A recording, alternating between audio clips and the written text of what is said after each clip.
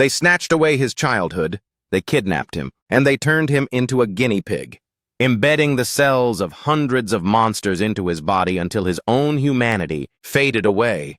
They forged him as a weapon without a will, a perfect shield to protect them, and when they finally broke him physically and mentally, they did the unthinkable. They discarded him like trash in the demon realm, abandoning him to die alone, but he did not die. Now, with his consciousness finally recovered, the memory of every atrocity returned to him. Looking around, he realized that his home was no longer with the humans who tortured him, but with the creatures of this new world. Humanity's perfect weapon has awakened and has decided to turn against them. I am Nira, and this is the healing journey of an S-rank hunter with monsters. Before starting, I would like to thank the channel members for their incredible support. Jose Osnar, Ariana Pasa, Eduardo, Rick Friends, and KFS. One day, without warning, a rift of crimson and black energy tore the sky. From it, destruction emerged. A portal opened, connecting our world with another that would later be known as the Demon Realm. From this realm, ferocious and cruel monsters emerged, descending upon the cities, sowing chaos and death. Nightmare beasts, from giant insects and reptilian creatures to tentacled horrors, razed everything in their path, leaving a trail of ruins and lost lives. In the midst of despair, humanity found a new hope. Certain chosen individuals awakened a latent power, manifesting mana and obtaining special abilities. The hunters were born. Thanks to them, humanity was finally able to fight back, facing the beasts with their own supernatural forces. As time passed, the cities were rebuilt, and although many problems persisted, a portion of the population was able to enjoy a normal life again. However, the threat of monsters incessantly emerging from the portals continued. To stop this constant flow of destruction, the number of hunters who awakened naturally was simply insufficient. Thus, humanity turned to a drastic solution: the creation of artificial life, the Chimera Hunter. These beings were not born, they were manufactured. Experimental materials included the bodies of death row inmates, animals, mana extracted from inside the portals, and most importantly, monster cells. Humanity's efforts to survive resulted in the mass production of these Chimera Hunters. This was hailed as an ideal combination between the scientific and hunter communities, an alliance that drastically reduced hunter mortality rates and saved countless lives. Decades later, on a starry night, the lights of an illegal Chimera research laboratory shone in the darkness. A researcher prepared to do a final check before heading home. He headed to high-grade Chimera storage B-18. Inside, along with his colleague, he shined a flashlight into a dark cell. He expressed concern about the state of specimen number 17, noting that his arm seemed to be rotting. His frightened partner asked him not to get any closer. The lead researcher, however, downplayed it, telling his scared colleague not to worry, that there was no danger, and assured him that the subject's brain was damaged so he wouldn't move without orders. Despite the reassurance, the colleague remained nervous. The lead researcher approached the cell to observe more closely, pointing out that number 17's right arm was completely destroyed, probably as a side effect of the experiments. He wondered why his partner was so afraid of a being he could barely see. In the end, he decided it was best to move on, since at that rate the specimen would be discarded anyway. They agreed that number 17 was already useless. Later, in the laboratory director's office, the two researchers informed him about the subject's condition. The director heard that his body was too damaged and that anyone else would have died already. When he asked how much time he had left, the answer was grim: 1 month at most. His partner agreed with the assessment, and the director made a decision. He ordered that number 17 be deployed in the next portal blockade operation. His function would be to protect the rear while the hunters retreated, and then he gave the final cruel order. They were not to input a return command for him. The scene changes to a frozen and rocky passage in the demon realm. Flying monsters with maws full of teeth dove down. Their target was the solitary hunter, Chimera number 17, who had already been deployed there. He was bombarded and attacked mercilessly, his body taking a brutal punishment. However, in an instant, he unleashed a devastating power. A burst of blue electrical energy emerged from his body, annihilating all the monsters in a single and massive attack. In the distance, 3 human hunters observed the scene. One of them commented in amazement at how the Chimera had annihilated so many monsters with one blow. Recognizing the expected power of an S-class Chimera hunter. On the other hand, with a tone of concern, another pointed out that there were no signs of the portal closing, and it was already the third day. The group leader told him not to worry too much. As long as they had that S-class Chimera, they could hold out indefinitely, and that in the meantime, they all had to deal with the stragglers that managed to get through. Suddenly, an alert confirmed that the signal from the red portal had disappeared. The moment had arrived. The leader gave the retreat order and urged everyone to exit through the portal. As they ran, one of the female hunters asked if they weren't going to take the Chimera with them.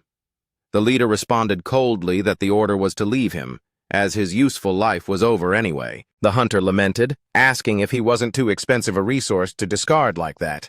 She admitted she felt a little bad for him, recognizing that if not for his help, the damage would have been immense. Her companion rebuked her, asking why she was worrying unnecessarily. He reminded her that those things were practically inorganic, monsters that only followed their master's orders. Abandoned and alone, Number 17 continued his mission. To secure the hunter's rear, he fought against the waves of monsters, his body suffering terrible damage. Finally, he achieved his objective. The retreat route was secured, complete. But for him, there was no return.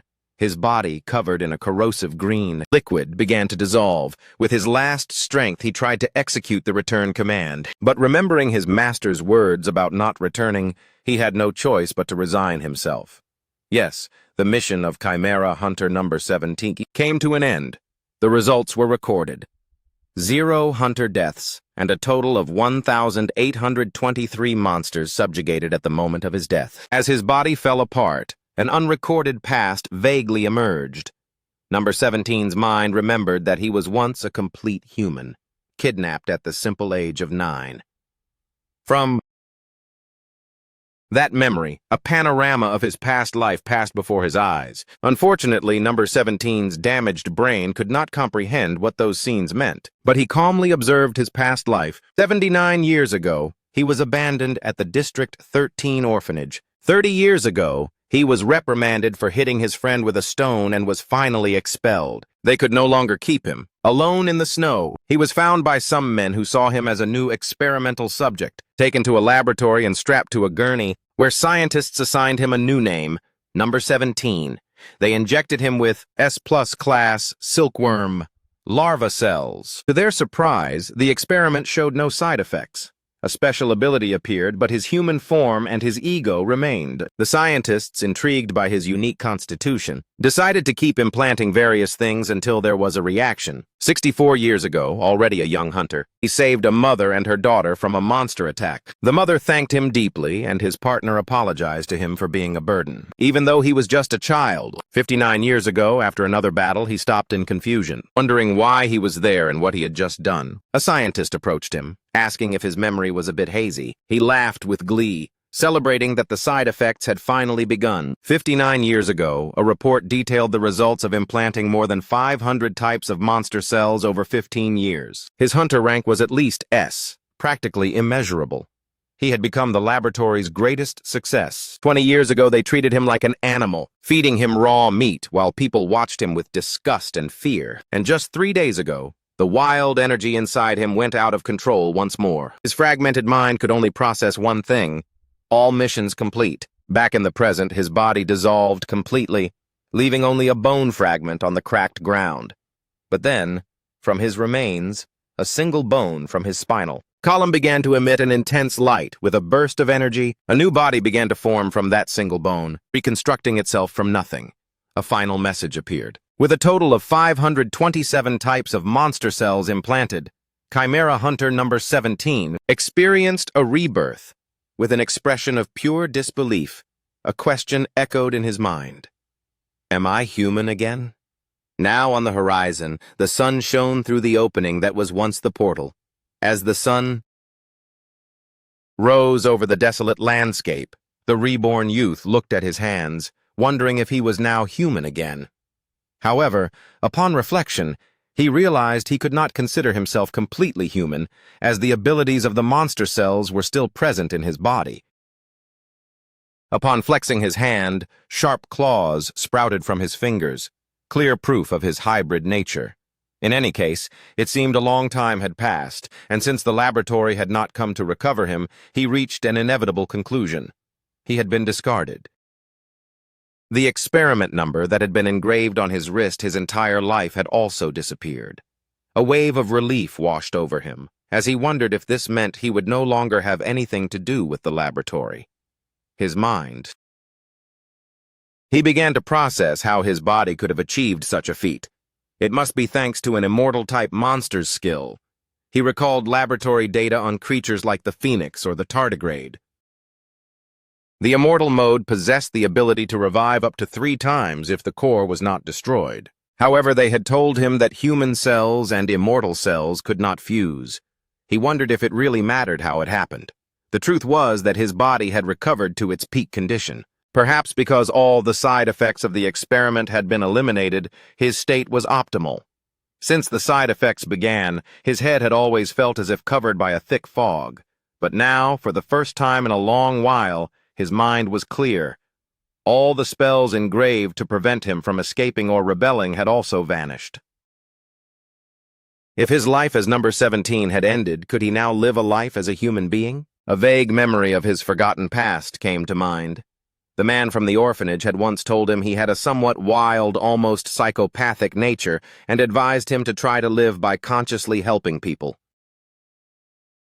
He had suggested a name for that purpose, Cheon-do-won, which meant helping 1,000 people. Back in the present, he let out a bitter laugh. It seemed like nonsense. He wondered how an orphan from the suburbs could help others, and it appeared meaningless. With a past behind him and an uncertain future ahead, he wondered what he should do now. The idea of revenge crossed his mind, but revenge needed a present target. And honestly, he felt his desire for vengeance no longer burned with the same intensity as before. Too much time had passed. Besides, there was no way to return to the human world at that moment. He figured if he lived long enough,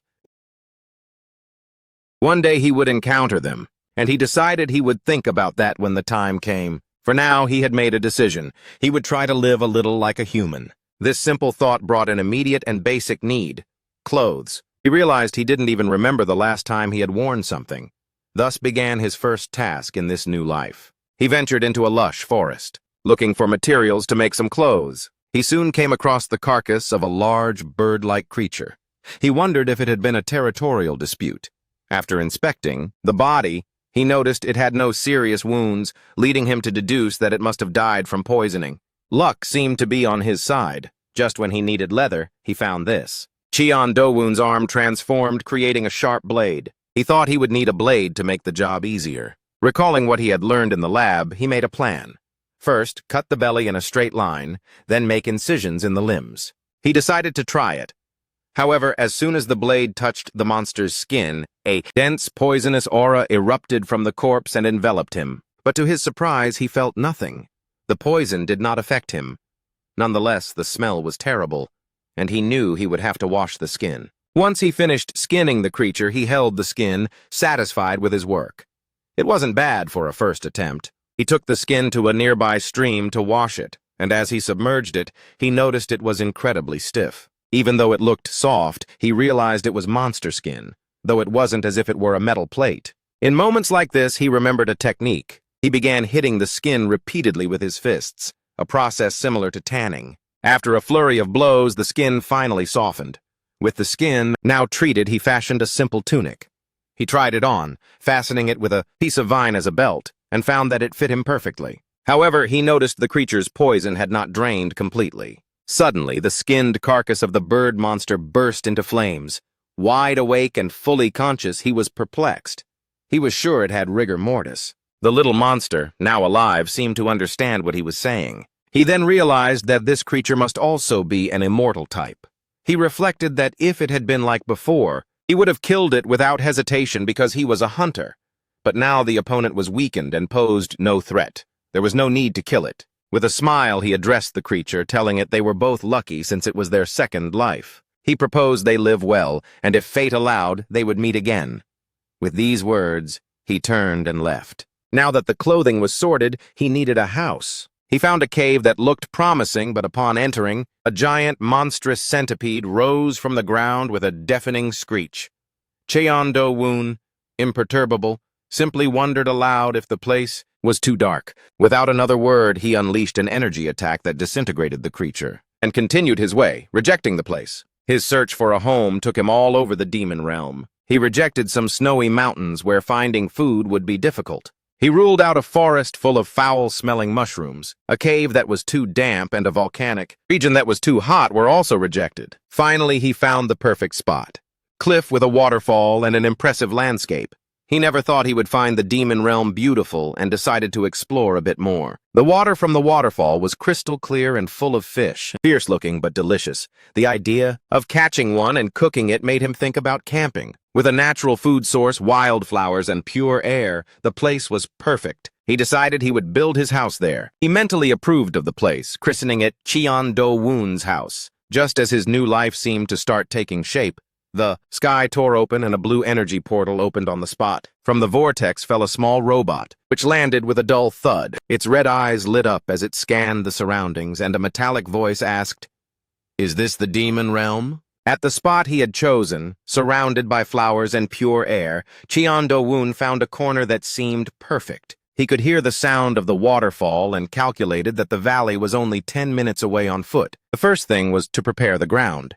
He extended his hand, and from it sprouted threads of golden energy that slid across the meadow, cleanly trimming the trees in the area. In an instant, a clearing was opened in the forest. He considered the space more than sufficient. Using his threads again, he gathered the logs in good condition, stacking them to one side. The ground, full of stumps and unevenness, was the next problem. With a simple gesture, a wave of power ran through the earth, ripping out the roots and flattening the surface until it was perfectly smooth. Sunlight bathed the clearing, and he felt a clarity that brought him satisfaction. As he worked, a new sensation invaded him, moving his hands and feet following the dictates of his own heart. He wondered if that was what they called free will. Whatever it was fun. Perhaps it was because it was the first time he was building his own house. With superhuman strength, he lifted the heavy logs as if they were nothing, and began to plant the pillars in each corner. Soon the basic structure took shape. Placing planks for the floor and raising the walls, he encountered a problem. He had no nails, but his mind, full of the knowledge acquired in the laboratory, found a solution. He would use the mucus from his snail-type monster. He remembered that once hardened, it would be as solid as rock, also serving as a perfect waterproofing agent. He applied the greenish, sticky substance to the log joints, securing the structure. For the final touch, he recalled another ability. From his hands sprouted fine silk threads, the same cocoon material of a silkworm larva, and he used them to wrap and reinforce the entire cabin. The final result was a cozy and robust wooden house. He liked it. However, contemplating his work, he felt something was missing. He tried to remember what a normal human house was like. In his memory appeared one of the selections from a video he saw in the laboratory. A happy family in a yard with grass, playing with their dog. He remembered that in educational videos, houses usually had something cultivated in the yard. He dismissed the idea of creating dogs from the human world in the demon realm, but the idea of plants stayed with him. He decided they had to be there. The question was what he could plant in a place like this. Suddenly, a brilliant idea came to mind. Remembering the snowy mountain he had seen nearby, he would plant mandrake. He headed to the snowy mountains, knowing that the mandrake's habitat was found on the deepest peaks. The intense snowfall brought back a bittersweet memory. The day he was kidnapped and taken to the laboratory, it was snowing with the same intensity.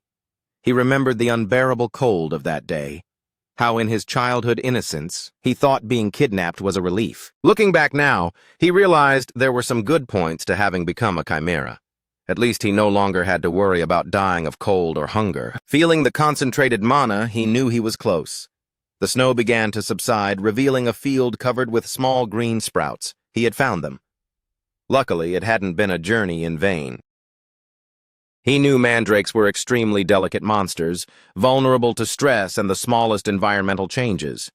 If he was going to transplant them, he thought it would be best to choose the youngest and most adaptable individuals. He decided to take only 3 roots. He knelt down, and as he pulled up the first one, he prepared for the infamous scream, regretting not having covered his ears, but instead of a shriek, the small tuber-shaped creature emitted a soft murmur and curled up in his hand. Confused, he pulled up another, and then a third, and both reacted the same way, with happy and sleepy sounds. The 3 mandrakes snuggled together in his hand, and he wondered if they were talking about their dreams. He then remembered what he had learned.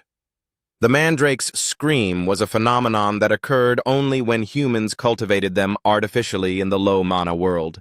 There, the stress was so extreme that when pulled up, they would scream and die. Here in the abundant mana of the demon realm, they were calm, but it was still strange that they didn't resist. The only explanation was that they recognized him as one of their own, since mandrake cells had also been implanted in his body. This worked out perfectly. It would be better for them if they were less stressed. He managed to tie them to his belt and began to fantasize about a future garden. Perhaps when they grew up,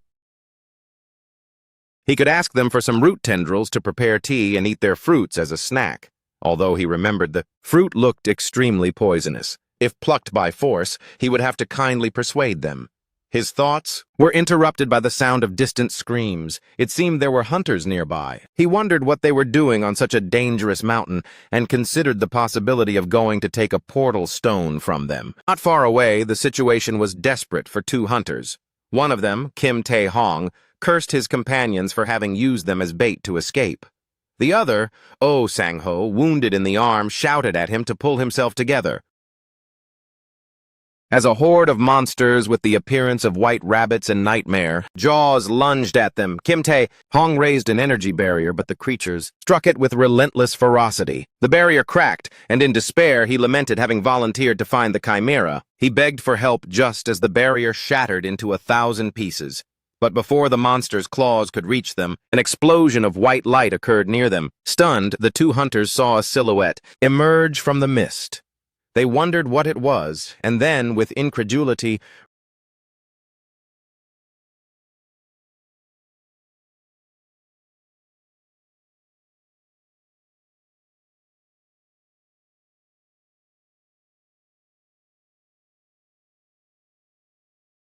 realized it was a person. Cheon Do-woon stood before them, identifying the creatures as snow rabbits.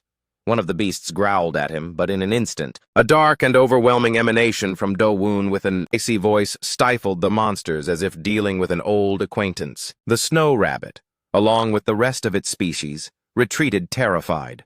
In their panic to flee, they trampled one of their own, disappearing into the blizzard. The hunters couldn't believe what they were seeing.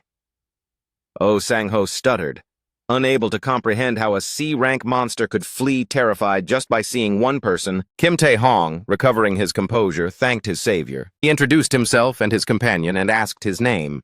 Cheon Do-woon, he replied. To Kim Tae-hong, the name didn't ring a bell. He observed Do-woon's strange clothing and wondered if he was a solo hunter. Cheon Do-woon asked who they were. Sang-ho thought it impossible that someone who appeared to be B-rank didn't know how dangerous the mountain was.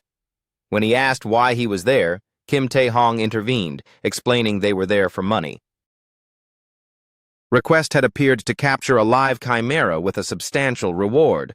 The word chimera caught Do-woon's attention.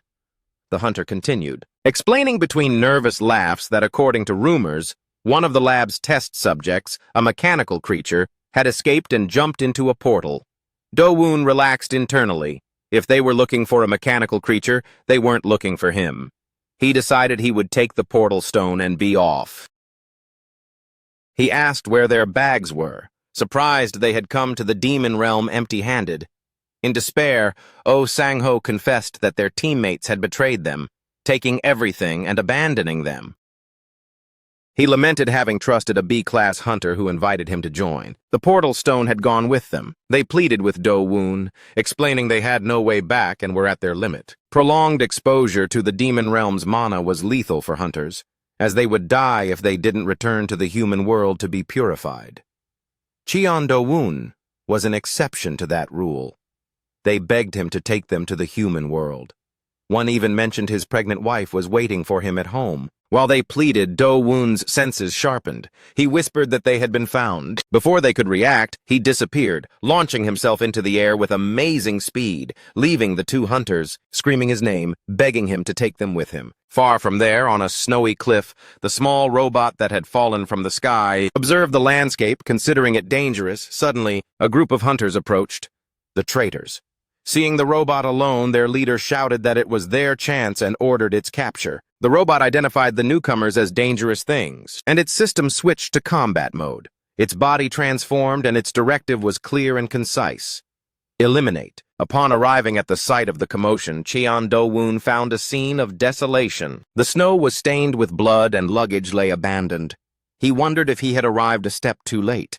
It seemed all the hunters had fled, leaving behind their belongings in their haste. While examining the scene, he noticed peculiar tracks, child and animal tracks mixed. He remembered the hunter's words about the experimental subject that had escaped from the lab, a mechanical creature made of liquid metal, capable of freely changing shape. He understood it must have fought by changing its form, making it look like a child or a large dog. A smile drew across his face, thinking of the small mechanical creature. It seemed quite impressive that it had been able to overwhelm 5 B-rank hunters on its own. Meanwhile, in another part of the snowy mountain, the situation of the two abandoned hunters was critical. Oh Sang-ho collapsed in Kim Tae-hong's arms, his body shaking violently. He stammered that he thought it was his end, that his whole body was contaminated by demonic energy. Kim Tae-hong desperately shouted at him not to talk nonsense, reminding him that his son would be born next month. With his last strength, Sang-ho asked his son, when he returned, to tell his wife he was sorry. Tae-hong, with tears in his eyes, begged him to hold on a little longer, clinging to the hope that miracles existed. Just at that moment of despair, a figure approached them. It was Cheon Do-woon, who had returned carrying the backpacks that the other hunters had abandoned. Upon seeing him, Kim Tae-hong, his face full of surprise and tears, shouted his name as if seeing a savior. The hunter ran toward him and knelt in the snow, begging him to save him. Cheon Do-woon calmly recalled that he had told them he didn't have a portal stone.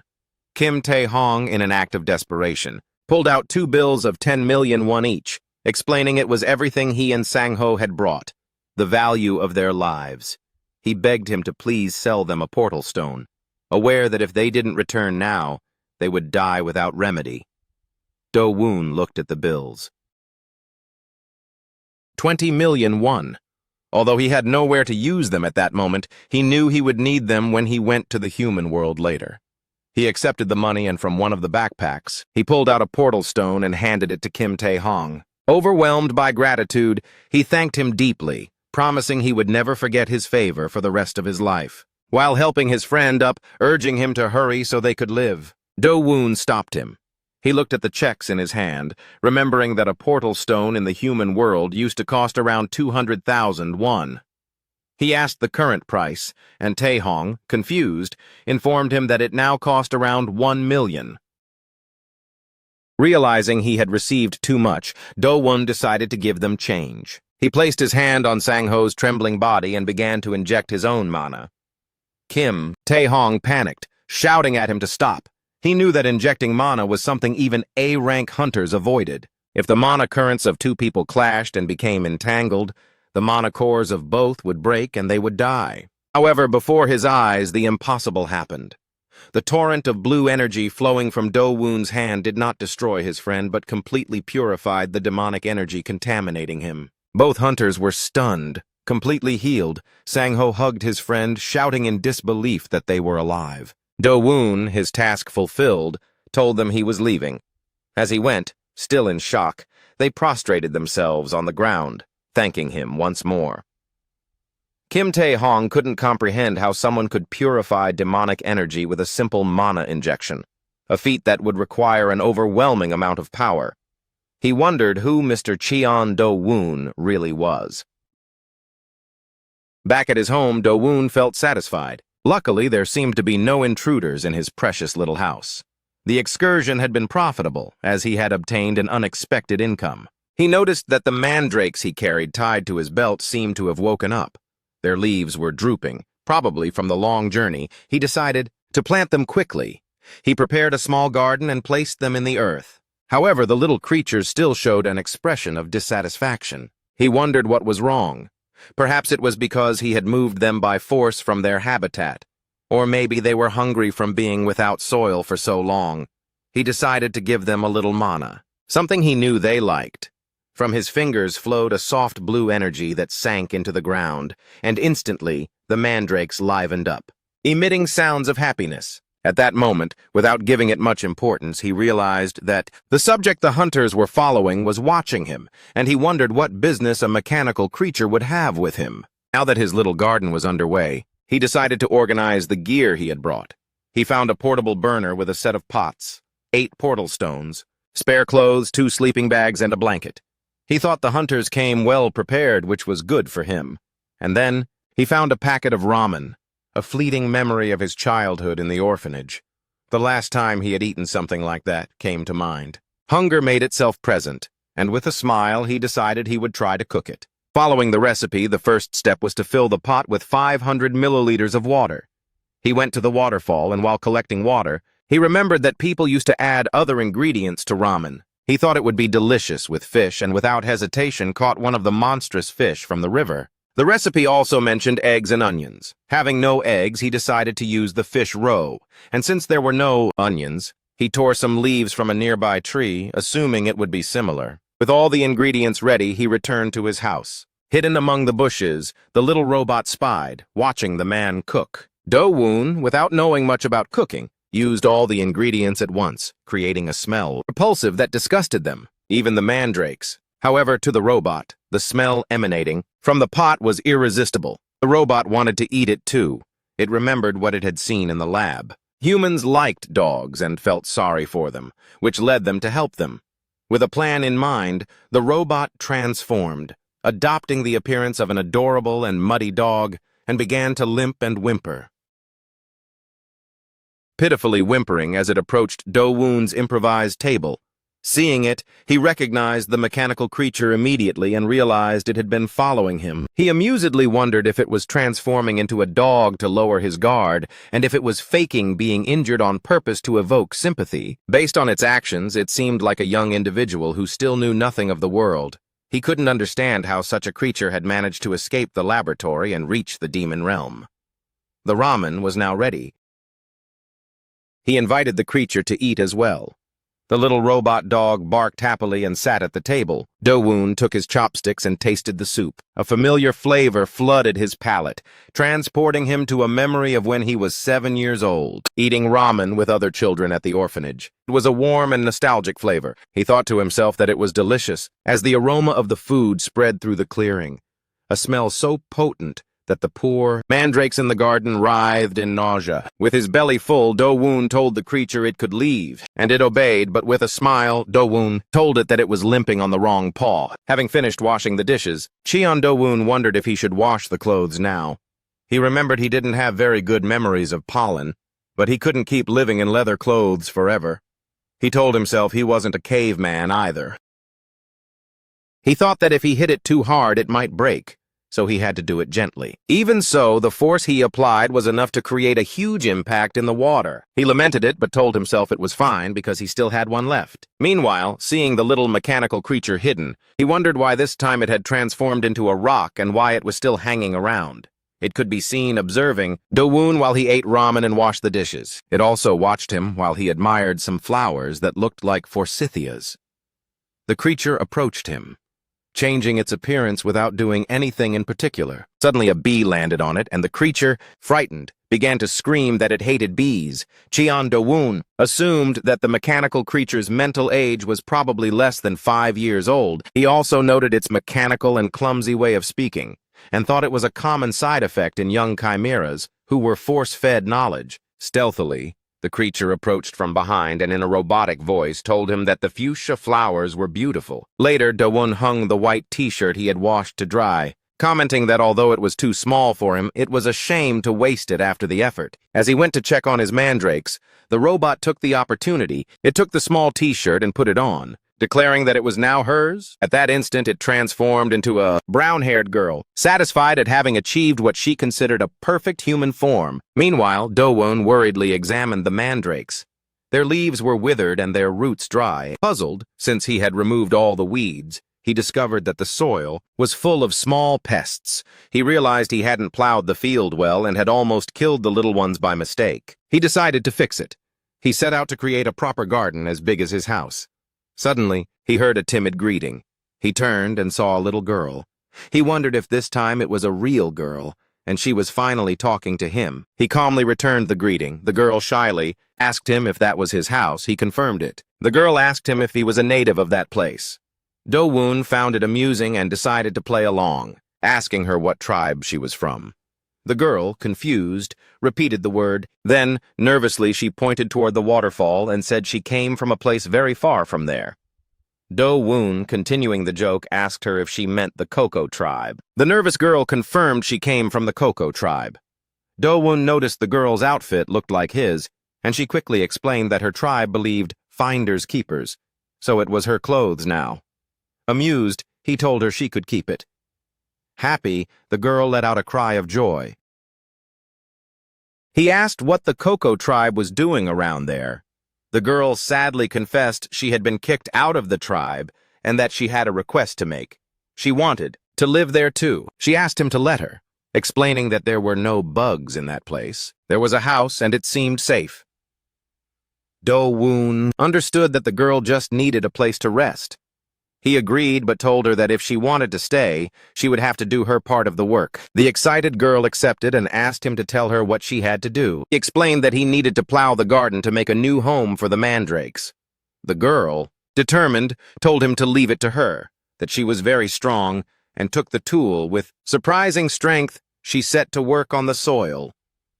Do-woon realized she had no intention of hiding her identity, or perhaps having lived only in the laboratory, she didn't know how a normal girl behaved. He introduced himself as Cheon Do-woon and asked her name. The surprised girl realized she didn't have a name and decided to take a new one at that moment. Inspired by the flowers she had seen, she decided to call herself Kim Nari. Do-woon asked if she meant Forsythia, but she corrected him, insisting her name was Kim Nari. In a short time, the garden was ready, with a stone fence that Do-woon himself had made. The mandrakes, happy in their new home, rejoiced. Do-woon thought he should have done it sooner. Suddenly he noticed that Nari was crying. He asked why she was crying, and she explained that seeing the mandrakes reminded her of her friends. Do-woon found it odd, thinking there couldn't be friends in the laboratory. At that moment, a loud sound interrupted the calm. He told her not to be afraid, that it was just monsters hunting each other, a common sound in that place. The terrified girl threw herself to the ground. She told him that before arriving there she had seen a chick-like monster, and it seemed several were attacking it. Do-woon confirmed that it seemed so, and that the creature appeared to be suffering. It had probably been bitten and would soon be devoured. Such is the demon realm. Then he asked Nari if she wanted to save that monster. The girl, struggling with an internal conflict, said she couldn't save monsters. Do-woon wondered if the effects of the brainwashing were still present. To avoid making it sound like an order, he suggested that if she helped, perhaps the monster would survive, and asked if she wanted to go take a look. The determined girl exclaimed she would be right back and shot up into the sky. Upon arriving at the spot, she saw a small monster being attacked by larger ones. She shouted at them not to torment it and launched an attack, declaring she would save it. She recalled a moment in the laboratory during a ranking battle where other children told her that if she kept coming in first place, they would use her for experiments, and at this failure rate, they cornered her, saying they wished she wasn't there. She had only done what they told her, but it hurt. She pleaded with them to stop. In the present, full of rage, she shouted that many people tormenting a single one was wrong and unleashed a powerful attack. Do-woon at his house was feeding the mandrakes, asking them if it was delicious. The girl with the monster in her arms ran toward him asking for help, saying the little one wasn't regaining consciousness. Do-woon told her to calm down and then looked at the creature. He realized it looked familiar, that he felt he had seen it somewhere before. With the small, unconscious monster in her arms, Nari ran desperately toward Do-woon and pleaded with her uncle for help, asking what they should do as she feared the little being was dying. Calmly, Do-woon told her to let him examine it, and observed the creature closely, noting that fortunately it didn't seem to have any fatal wounds. Do-woon recognized something familiar in the creature's magic, as each monster possesses a unique magic. Although its size had decreased and the color of its energy was fainter, he was sure it was the same immortal-type monster he encountered before. He wondered why it had shrunk so much and if its method of regeneration was different from his. Nari, still worried, asked if it was really dying. Do-woon reassured her, explaining it was simply malnourished.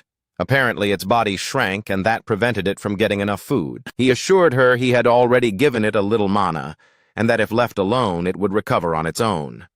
However, Nari observed the creature, reminding her of that moment in the laboratory when the other children accused her. She insisted that if they abandoned it, it would die. With a pleading look, she asked Do-woon if she could raise it, promising to train it properly and feed it well. Do-woon warned her with a smile that it could grow to be quite large, to which Nari quickly replied she would only give it a little to eat.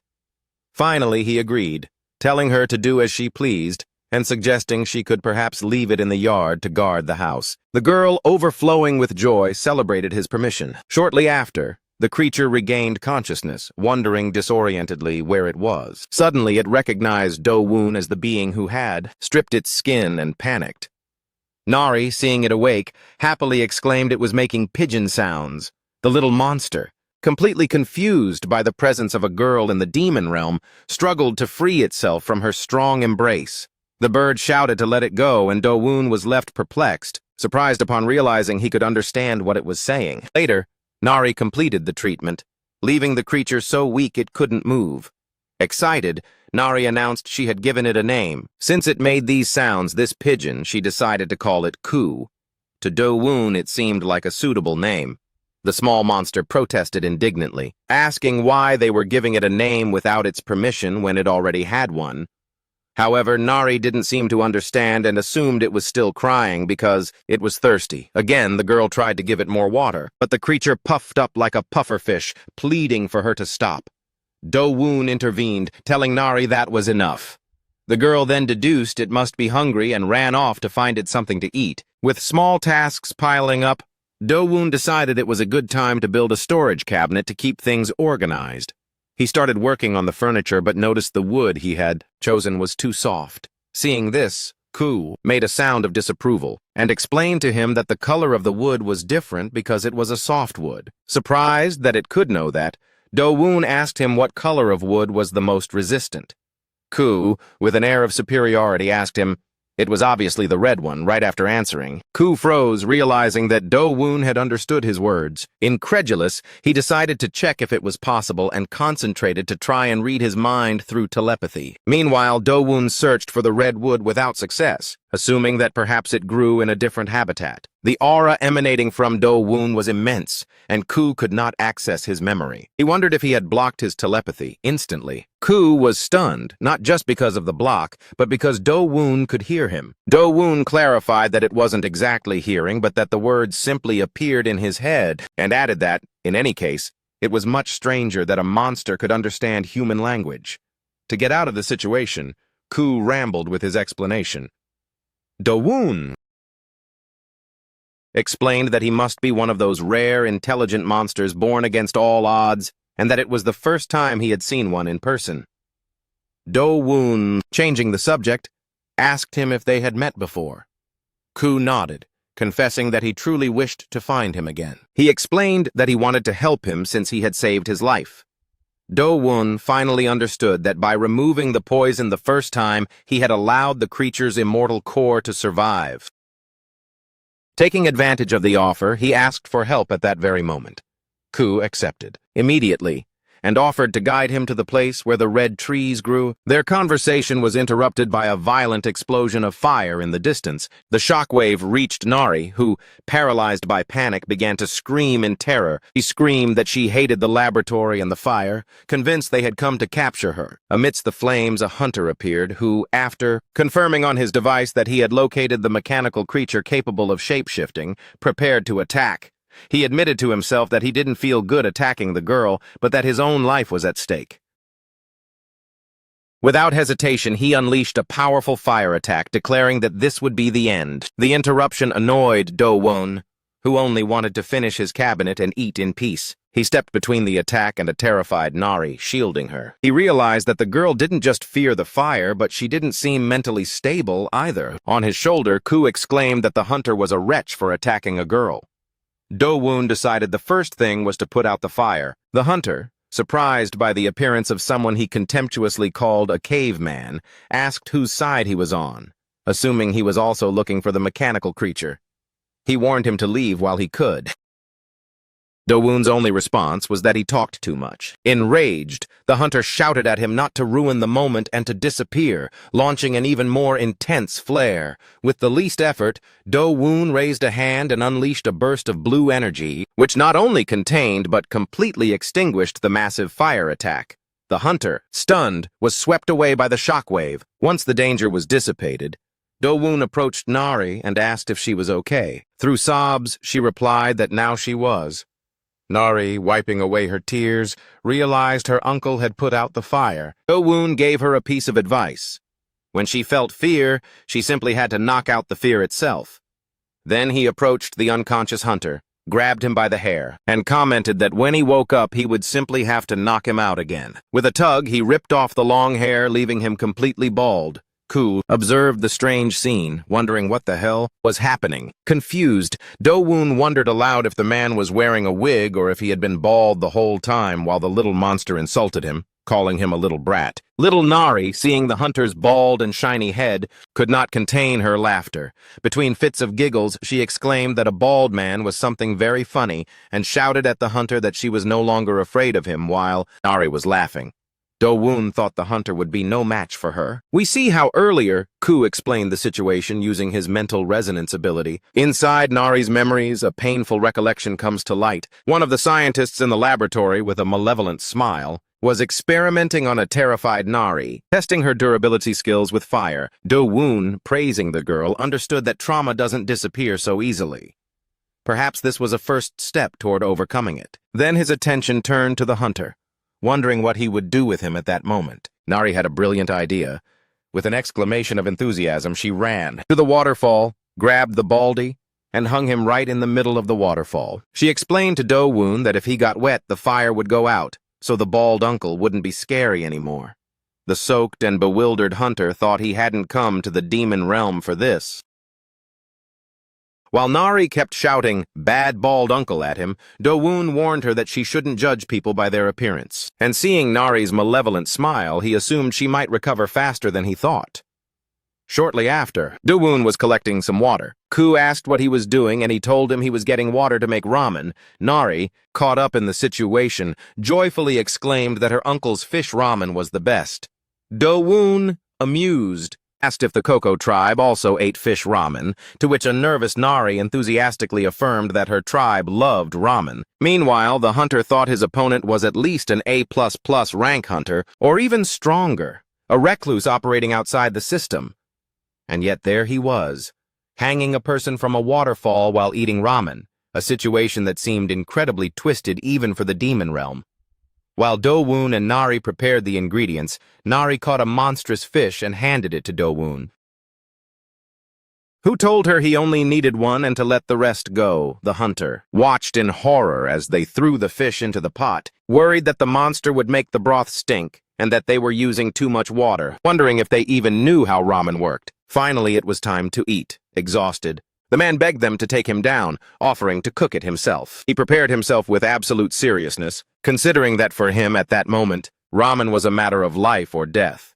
He declared that ramen must be made with sincerity. Following the basic concepts, he trusted his instinct for the amount of water and added the noodles and the soup base to the boiling water. His method was precise. cook it for exactly 4 minutes and 30 seconds, controlling the time with the beats of his own heart. After 270 beats and exactly at the perfect moment, he performed a crucial step, an air shower to expose the noodles to the air and give them a chewier texture. With his masterpiece finished, he lamented not having kimchi for it to be perfect. But he consoled himself thinking he had given his best in the demon world. Without regrets, the result was Sincerity Ramen by Nam Gi-sok, a meal with impressive stats. Nam Gi-sok invited everyone to try it. Everyone was a bit reluctant since it looked very different from how Do-woon prepared it. At the first bite, he, Nari, and Ku experienced a heavenly revelation.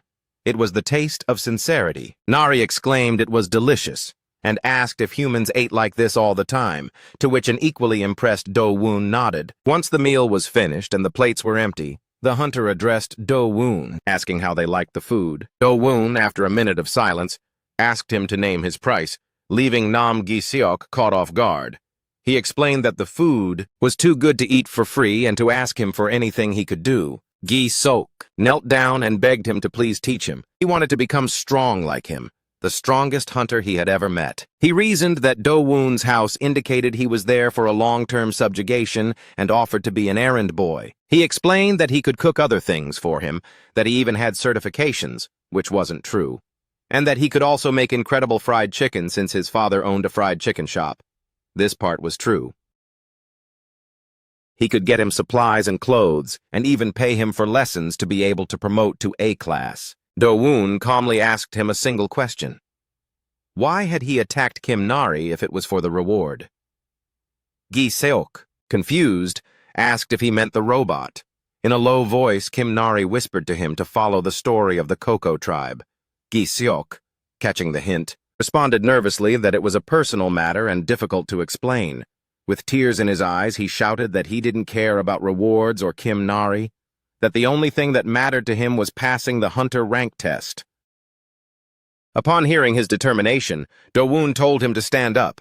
Surprised, Gi-seok asked why. Do-woon simply replied that after a good meal something like this was expected, and with a defiant smile, he invited him to a training match since the last time had ended too quickly. The hunter, with tears of gratitude, accepted, calling him Hyung, while Nari, with her mouth full of food, exclaimed that she also wanted to participate. Following her uncle's advice to knock out fear, Do-woon asked if she was sure. A determined Nari replied that she wanted to try to put out the fire herself. Gi-seok, laughing, reminded the girl that although her Hyung was strong, he wasn't exactly weak either.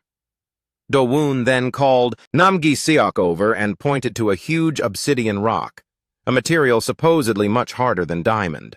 He asked him if he could break it, and Gi-seok, laughing nervously, replied that it was crazy, that it would take at least an A class. But before he could finish, Nari pulverized the obsidian with a single gesture, leaving the hunter speechless. Nari, with an aura of power, ordered the bald uncle to step out and prepare for combat. At that moment, the story presents Nam Gi-seok, a natural awakener who in his day was a very promising hunter. He awakened his powers at the early age of 8, an exceptionally rare case since most do so in their late teens. Adding effort to his natural talent, he grew at lightning speed and, before turning 20, he had already been promoted to a B-rank hunter. A meteoric rise followed by fame. He dreamed of becoming the best hunter, and for a while it seemed like he lacked nothing in life. However, he had a single weak point that manifested too soon: his hair. While showering, he noticed with horror how entire clumps were falling out. At the age when most people start to awaken their powers, he started going bald. The crown of his head started thinning at 20, and by his mid-20s, his hairline was receding into a pronounced M. The desperate Baldy screamed at the loss of his precious hair. He tried every treatment and visited every imaginable clinic, clinging to the hope that with money he could simply get another transplant. But the doctor's response was discouraging. The hair would just fall out again. It was better for him to give up. All his efforts were useless. With his striking looks and innate talent, he once shone brighter than anyone. But that light faded quickly. The loss of confidence affected his career, and his growth as a hunter stagnated. He was disqualified in an exam to promote to A rank, and his life took a nosedive. He sank into lethargy, living in an apartment full of trash, spending his days slumped on the sofa. One night while watching television, an interview caught his attention. Dr. Choi Myung-do from the Hanbit Institute was talking about an interesting incident in his research. He mentioned liquid metal, an extremely rare substance even in the demon realm, and told how someone accidentally spilled it on their head. Thanks to that, his hair had grown back, showing off, at 90 years old, a thick, silvery mane. Hearing this, Gi-seok, who had considered everything a sham, felt a spark of hope. The interviewer asked if they would then develop a cure for baldness, but the doctor diverted the subject, saying the experience reminded him how mysterious the demon realm was and that he planned to use the rest of the liquid metal to develop more mechanical beings at the service of humanity. Gi-seok was infuriated by that idea. He exploded, hit the table, and shouted desperately, "Why not just create a cure for baldness, something that would actually help humanity?" A few days later, a news report gave him the opportunity he craved. The Hanbit Institute's masterpiece, the mechanical creature, had fallen into the demon realm. In that lawless world, finders keepers. With fierce determination, Gi-seok swore to himself that he would find it and pour the liquid metal over his head. Back to the present, this same determination kept him on his feet. Even though he was buried in the ground after being defeated over and over by Nari, the little girl celebrated her victory while Do-woon, with an air of superiority, reproached Gi-seok for not being able to land a single clean hit. He warned him that if he continued like this, he wouldn't assign him any more errand missions. Gi-seok desperately begged to be allowed to continue, promising he would do better. Later, Do-woon finished building a robust redwood cabinet, thanking Koo for the advice on the material. The little monster assured him he could use it for a long time. In the distance, they watched Gi-seok, who, despite having been defeated all day, seemed full of renewed energy. He wondered if it was because he had finally taken off the wig. With a war cry, Gi-seok, enveloped in flames, challenged Nari to a new match. Koo commented that his skill with flames wasn't bad, but that he couldn't beat a little girl. To which Do-woon added that, well, Kim Nari was no ordinary girl. Gi-seok, convinced he would win this time, launched an attack. A calm Nari challenged him to come closer. The hunter unleashed a powerful attack, but Nari countered it with a surprising ability. The ground beneath his feet liquefied, trapping him. The liquid solidified into Nari again, and she launched him through the air, making him crash against the ground. A happy Nari exclaimed that she was no longer afraid of fire, all thanks to her uncle. And a bruised and defeated Gi-seok laughed bitterly, wondering if this was the ceiling for a lifelong B rank, though he felt he had no more techniques left to use. The man who doesn't know how to give up, Gi-seok, stood up once more, asking Nari for one last match. Suddenly he noticed his nose was bleeding. Do-woon approached him and asked how many days he had been in the demon realm. Gi-seok replied that it was the 9th day. Do-woon advised him to return, as at his level, staying there any longer could be fatal due to the demonic energy. Although Gi-seok wanted to stay longer, he understood it made sense. It was then that Do-woon gave him new hope. He told him he believed he had the potential to be A rank, and that he should give it his all. Gi-seok, incredulous, confessed he had failed the A rank exam for 6 years in a row, and that they said if you failed the same test for more than 3 years, you were a lost cause. But Do-woon contradicted him, explaining that from what he saw, he still had room to grow since his monocore wasn't fully developed. He asked him not to give up. With tears in his eyes, Gi-seok could barely articulate a word of thanks. Do-woon reminded him to make sure to properly purify the demonic energy upon returning. With renewed determination, Gi-seok thanked him and swore he would give it his all, asking him to watch him. Do-woon promised he would turn him into an A rank laborer. Shortly after, Gi-seok appeared through a portal, ready for his first mission as an errand boy. Gi-seok asked if he needed anything else, mentioning he had run out of ramen. Nari and Koo shouted the word ramen in unison, and a smiling Gi-seok assured them he would handle it. Nari asked him to be careful, and he replied that she should train well because next time he planned to win. Before leaving, he asked Do-woon if he had happened to see his wig. Do-woon indifferently replied no, while Koo looked away with a suspicious expression. When Gisok left, Ku asked Do-woon if he thought it was okay to let him go, worried that he might betray them and bring other hunters. Do-woon asked him what he thought, reminding him of his ability to read people's memories, and Ku confirmed that the man was sincere in his desire to become stronger, and that his baldness problem was also real. He concluded that at least he was honest. Do-woon liked this. He thought it might be worth investing in him. Nari then asked if he could really understand what Ku was saying. Do-woon, as if it were the most normal thing in the world, said yes, that he could understand the Ku language, and that he had even built the cabinet following his advice. Inspecting his work, he commented that the house looked much tidier, but Nari pointed out it was a bit dark. Without hesitation, Do-woon asked if she wanted him to make a window, and transforming his arm into a blade, he cut 2 openings into the wooden wall. Light flooded the cabin, and Nari, along with Ku, exclaimed that brightness was good. Satisfied, Do-woon reflected that if she liked light, they would need a light source for the night. An intrigued Nari asked him how they would get it. Do-woon told her about the glowing stones that shine in the dark. Ku skeptically asked if he knew where to find them, and Do-woon calmly replied that they could be found in volcanic zones. Ku explained with a murmur that that zone was among the most dangerous for hunters, and that, furthermore, he was from there. Nari, seeing the sad face of Ku, asked Do-woon what was wrong with him. Do-woon, seeing that the girl was very perceptive, explained that he believed Ku was worried about going to the volcanic zone and decided he would go alone. Nari flatly refused. She declared she was no longer afraid of fire and wanted to go with him. Do-woon, surprised by the speed with which she had overcome her fear, turned to Ku.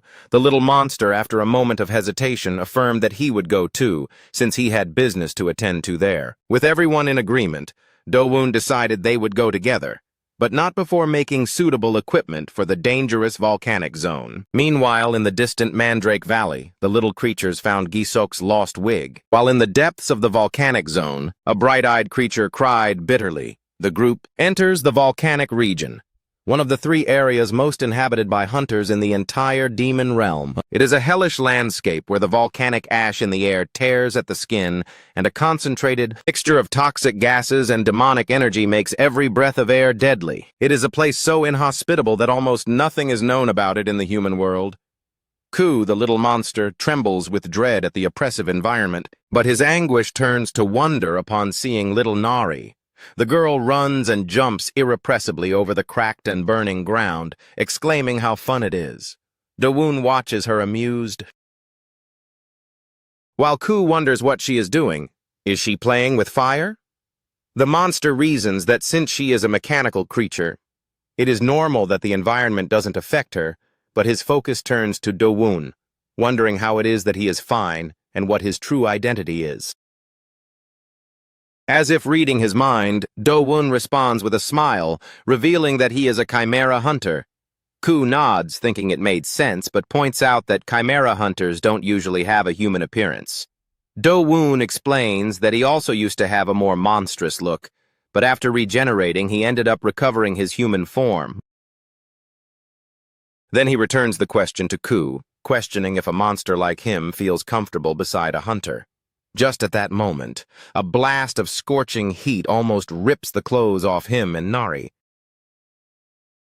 Ku, ignoring the danger, admits it's not bad. In fact, he finds it fun to be able to talk to someone, and adds that neither Do-woon nor Nari seem like bad people. His words are a relief to Do-woon. Seeing them conversing, Nari runs over, asking if her master is talking to Ku again. Wanting a light-hearted conversation, Do-woon says he previously wanted to know who he really was. Then Nari, with a radiant smile, proudly declares that Do-woon is a native of the demon world and she is too. In his internal fire, Ku calls her an insolent girl, thinking that the true native there is him. Following Ku's directions that the glowing stones are found near where lava erupts, they head toward the volcano's crater. Upon reaching the top, Nari celebrates with enthusiasm. Down in the heart of the volcano, they see their goal, countless glowing stones shining among the rivers of magma. However, their path is blocked by a gigantic fire toad that, to their surprise, seems to be crying. Nari and Ku alert Do-woon, pointing out that there is another toad further ahead. Do-woon analyzes the scene and sees the second toad. The female lies lifeless with a clutch of eggs on her back. Q explains that female fire toads carry their eggs after laying them, and that due to her death, all the eggs will also perish, unable to survive the extreme temperatures of the crater on their own. Nari observes the lonely toad, understanding that his sadness is due to the loss of his partner. After brief silence, Do-woon asks Nari to wait and, before her bewildered gaze, jumps toward the bottom of the crater, heading directly toward the grieving monster. A terrified Ku screams for him to come back. Feeling Do-woon's presence, the fire toad roars, preparing to attack. Do-woon warns Ku not to approach, as the creature is extremely sensitive. The toad unleashes a massive torrent of fire. Nari screams Do-woon's name, but he takes the attack head-on without flinching. With astonishing calm, he asks the creature to wait and stay still. From his fingers, he produces a drop of paralyzing toxin from the cobra anaconda. Although Ku knows that fire toads are immune to that venom, Do-woon throws it, and the creature is instantly immobilized.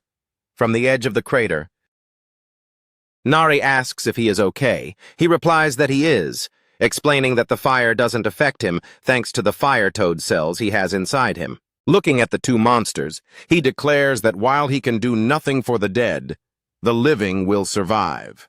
With his golden energy threads, he delicately lifts the eggs from the deceased female's back and secures them onto the paralyzed male's back, tying them tightly so they hold until he recovers.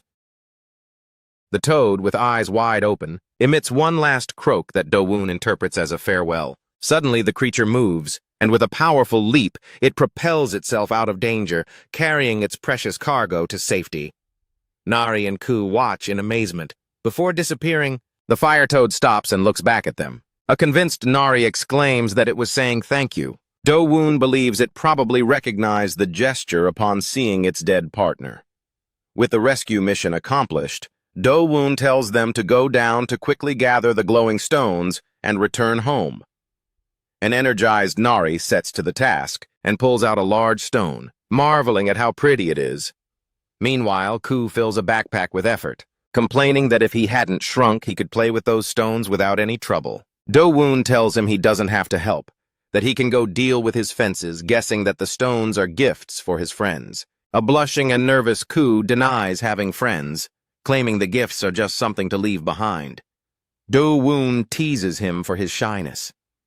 The little monster ends up confessing that it's not that he misses them, but rather he regrets not being able to say goodbye. He remembers that despite the advantages of acquiring intelligence, there were also bad things.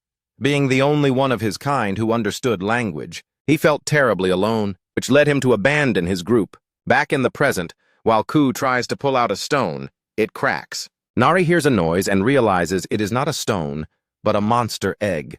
Do-woon approaches and sees a small crack, assuming Ku caused it by dropping another stone. He explains that the hatchling must break the shell by itself to grow healthy. Nari, worried that the egg will be lonely if left there, proposes taking it with them. Ku flatly opposes, fearing what might come out of it. After thinking it over, Do-woon, moved by curiosity and knowing a perfect place for a nest, decides they will take it. Nari offers to carry it while Ku continues to protest, blaming her for dropping the stone. Worried about the girl's safety, Ku expresses his doubts, but Do-woon confidently assures him that he will make sure everything is okay. Already back at their home, they are greeted by Nam Gi-sok, who asks where they have been.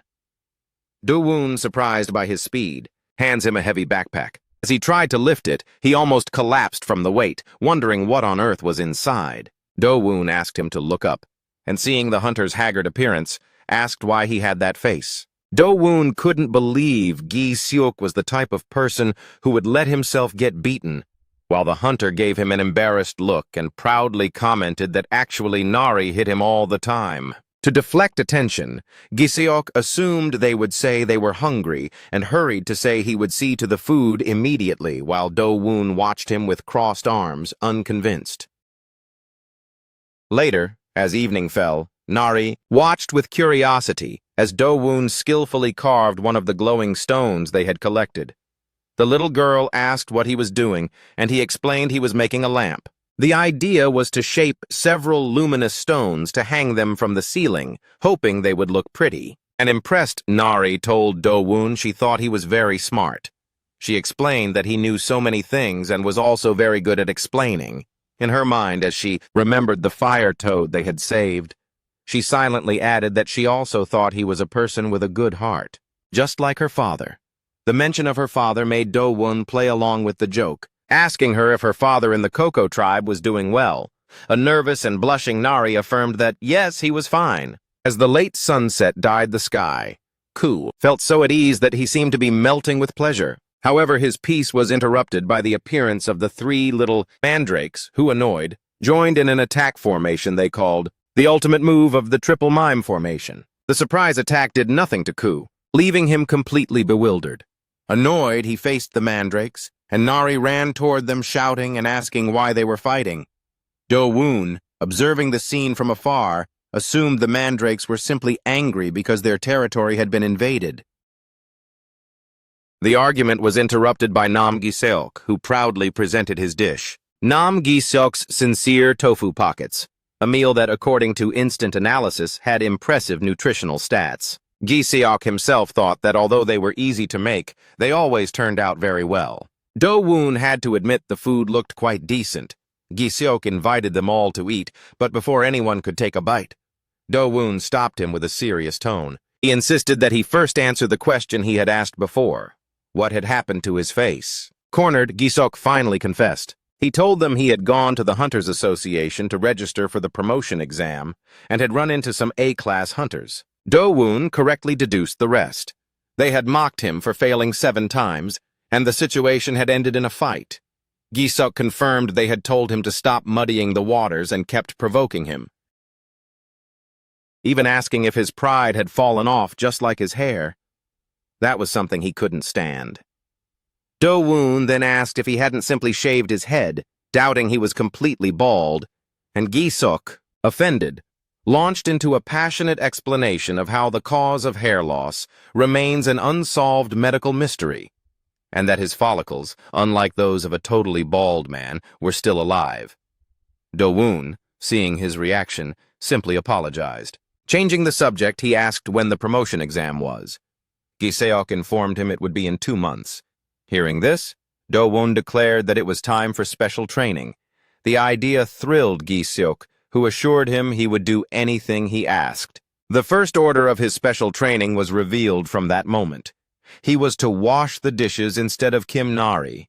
The disappointment was evident on Gi-seok's face while Nari and Ku looked at their empty plates sadly. But that wasn't all. Do-woon pointed to the glowing stones that were still dirty with volcanic ash and ordered him to wash all of those too. Incredulous, he asked if he had to wash them all, protesting that it didn't seem like special training. Calmly, Do-woon told him that if he didn't want to do it, he was free to remain a B-class hunter for the rest of his life. Having said this, he invited Nari to go fishing to help with digestion, and the girl happily accepted. Left alone with the tasks ahead, Gi-seok pulled himself together. He understood that his master must have a good reason for all of that. A fire ignited inside him as he reminded himself that he was not a born genius. He is a man who is going to reach B-class through pure effort and perseverance. A man who, once he believes in something, trusts until the end and is capable of standing up and trying a 7th time. With new determination, he ran after Do-woon and Nari, shouting that he was coming with them, while thinking of all the qualities he admired in his master. Later, on the riverbank, Nari complained, sleepily, that the fish weren't biting her hook and that they were all going toward Do-woon's. Meanwhile, Gi-seok was being attacked by a multitude of monstrous fish, shouting that aquatic-type monsters were his worst enemy and begging for help. Do-woon sighed, thinking about the amount of supervision that man needed. He shouted at him to use mana to create a shield, but Gi-seok admitted that although he practiced it, he wasn't very good at it. Despite the difficulty, Do-woon decided to intervene. He handed him one of the glowing stones and asked him to hold it. Confused, Gi-seok obeyed. Instantly, a dark and heavy demonic energy flowed from the stone into his arm, weakening him completely. Do-woon explained that some of those stones contained condensed demonic energy in its purest state. To be able to use his own power correctly, he first had to use refined mana to expel that impure energy. He assured Giseok that he already possessed a large amount of mana in his body, but lacked the skill to control it. Touching his chest, Do-woon told him that a path should have opened inside him, and instructed him to follow it to channel his mana through him. Giseok concentrated, and a soft white aura enveloped his hands. Following the instructions, he focused his mana and tried to lift the stone again. With a shout of strength, he fought against the demonic energy and finally managed to heave the heavy rock over his head.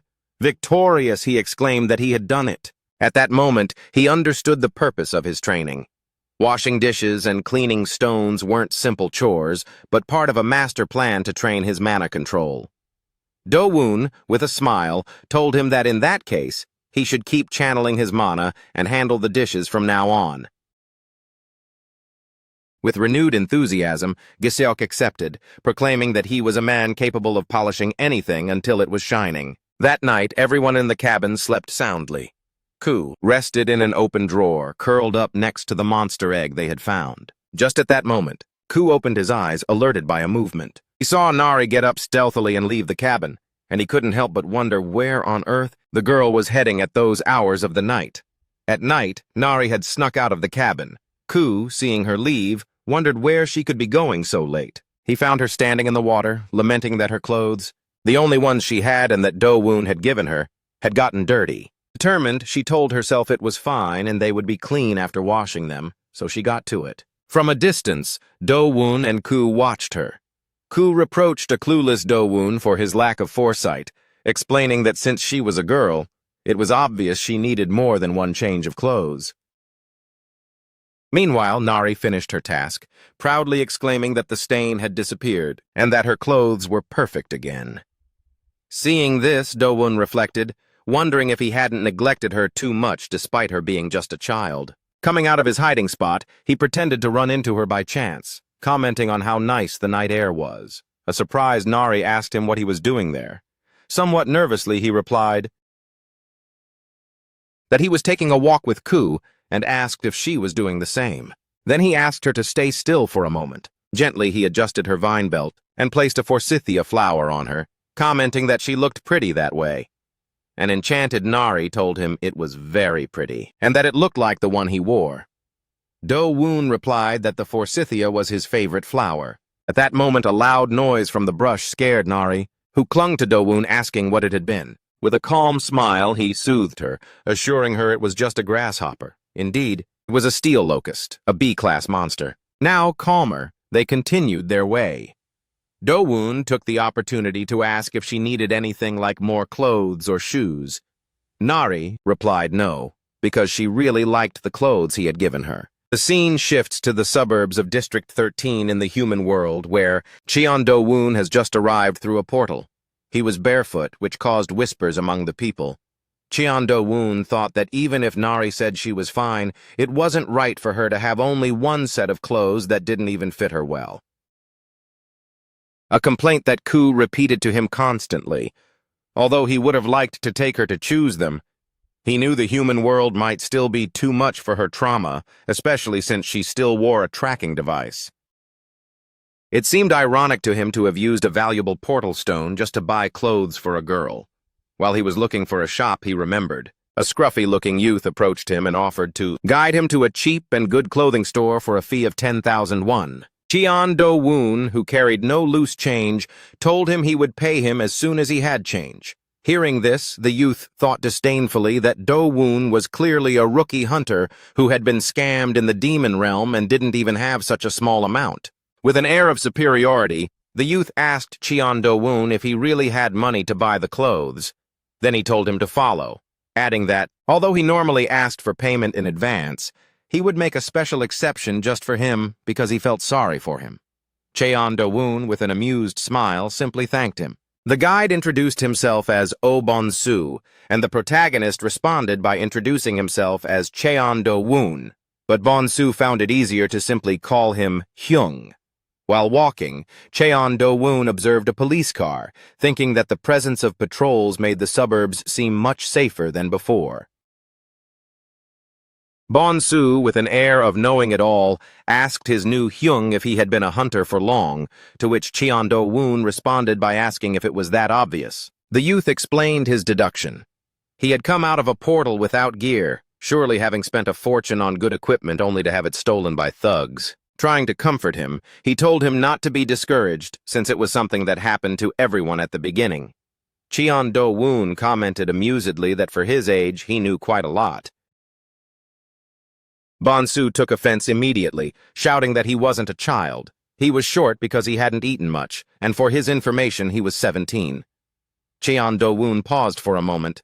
Bonsu took the opportunity to point out a group of thugs and advised him to avoid District 13 now, as it was a dangerous area where the Space Gang had expanded their territory and the police almost never intervened anymore.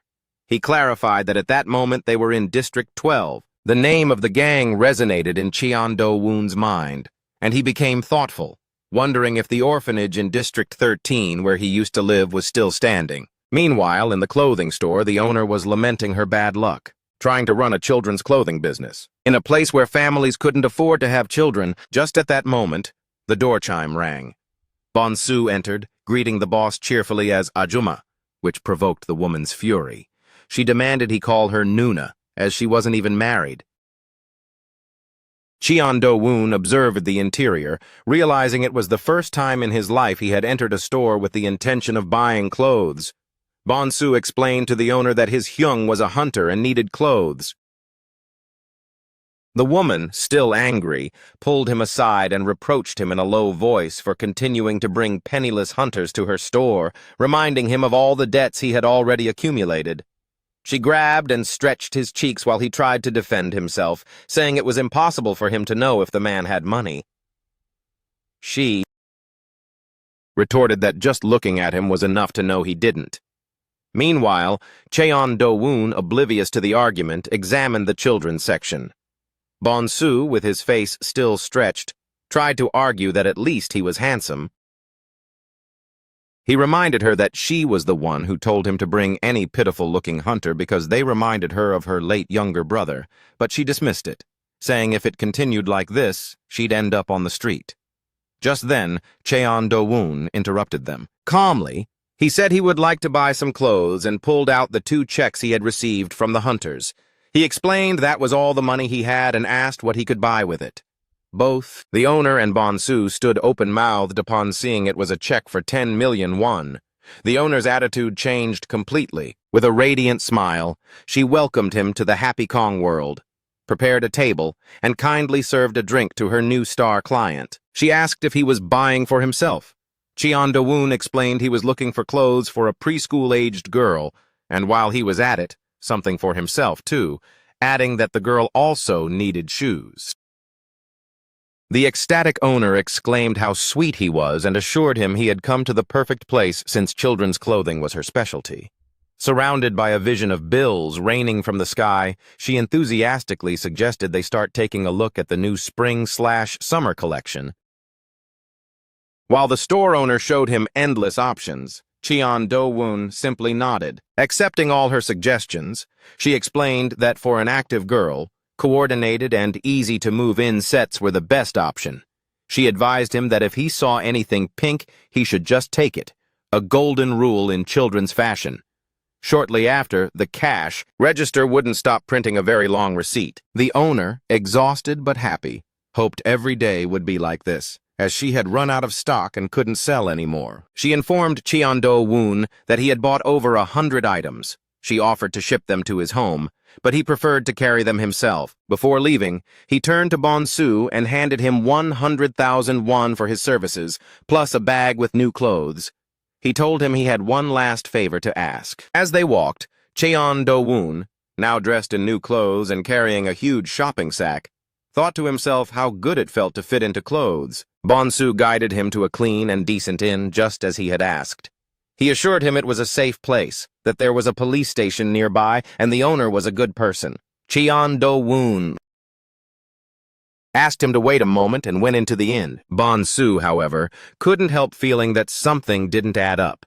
He wondered why such a wealthy man would pay a street kid like him such a high fee, and also buy him clothes. Remembering rumors about people who lured street kids with money only to take them away, he debated between running or trusting that his Hyung was a good person like the store owner. Just at that moment, Cheon Do-woon came out of the inn.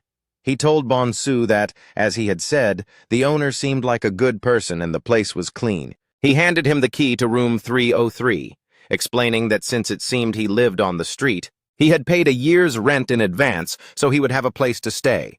He had also paid for his meals, so he asked him to make sure to eat well. Having said this, he said goodbye. Bonsu, completely stunned, stopped him. With a trembling voice, he asked if, in the event he entered the inn, he would be taken somewhere. A confused Cheon Do-woon reminded him that he was the one who introduced them, and asked what his true objective would be, if not that. With tears in his eyes, Bonsu asked why, since they had just met. He had paid his fee, bought him clothes, and now even got him a room. He wanted to know why he had been so good to him. Cheon Do-woon, with a melancholy smile, replied that he simply reminded him of how things were before. He confessed that a long, long time ago he too had lived like him. With those words, he said goodbye, wishing to see him again, and disappeared into a portal. Back in the demon realm, he announced his return. Nam Gi-seok, who had stayed behind guarding the place, and Nari ran to greet him. A worried Nari asked where he had gone without saying anything. Cheon Do-woon replied with a smile that he had gone to buy her a gift. The word gift filled the girl with excitement. Koo, seeing the huge bag, wondered how much clothing he had bought. Cheon Do-woon, wrapped in a towel, timidly asked if there was nothing for him, to which Koo replied that he already knew the answer. Nari, rummaging through the bag, joyfully exclaimed that the clothes were beautiful. Cheon Do-woon told her that if she found something she liked, she should go in and try it on. Excited, she ran into the cabin to do so. Meanwhile, inside, the monster egg they had found in the volcano began to move and crack. After his trip to the human world, Cheon Do-woon found himself in a moment of quiet concentration. With an almost therapeutic calm, he dedicated himself to folding the large amount of new clothes he had bought for Nari. He discovered that for some reason, the methodical task of folding each garment was incredibly relaxing. But his peace was interrupted by an excited little voice asking him to look at her. Next to him, little Koo observed the scene with his usual expression of indifference. Then she appeared. Nari had put on a beautiful yellow and white dress, complemented by a matching hat. With some shyness, she presented herself before him, thinking to herself that the dress was really pretty. Do-woon looked at her with a kind smile, confirming that it was indeed very pretty, and asked if that was her favorite. Nari was pensive for a moment, but quickly decided she wanted to try on a few more. And so began a fun fashion show. First, she struggled with a pair of pants, completely confused about how she was supposed to put them on. Then she covered herself completely with a white shirt that was too big for her, playing at being a ghost while exclaiming with childish joy. Do-woon couldn't help but think with some amusement that that was actually his own shirt. Full of joy, Nari celebrated the incredible amount of new and cool clothes she now had. Seeing her so happy, Do-woon smiled to himself, thinking how adorable she looked. Finally, Nari announced she had made a decision. She presented herself in her ultimate outfit. A white sweatshirt with a chick drawing, tan shorts, and new shoes. With eyes shining with excitement, she exclaimed that the chick on the sweatshirt looked like Koo, and that was why she loved it. Do-woon praised her good choice and suggested that if she wanted, she could try folding the rest of the clothes herself. Nari accepted the challenge with devouring enthusiasm.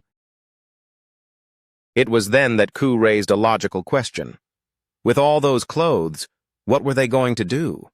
There wasn't enough space in the house to store them all. Do-woon, without losing his cool, replied that he had already been thinking about that. His plan was ambitious. He intended to expand the house to build a walk-in closet with a built-in wardrobe. Koo processed the idea and pointed out the inevitable consequence. That would mean they would have to cut down more trees, but he reassured him, explaining that he shouldn't worry since they had someone else to handle the wood cutting. With that, he turned and called Nam Gi-seok, asking if he was ready for a special training. With a crash, Nam Gi-seok landed spectacularly before them. With burning determination, he declared that he, Nam Gi-seok, was always prepared for special training. Bowing respectfully to Do-woon, whom he called his older brother, He told him he had also taken very good care of his training gear, showing him a bundle of frayed leather covered in fur. Do-woon looked at him confused, asking him what training gear he was talking about.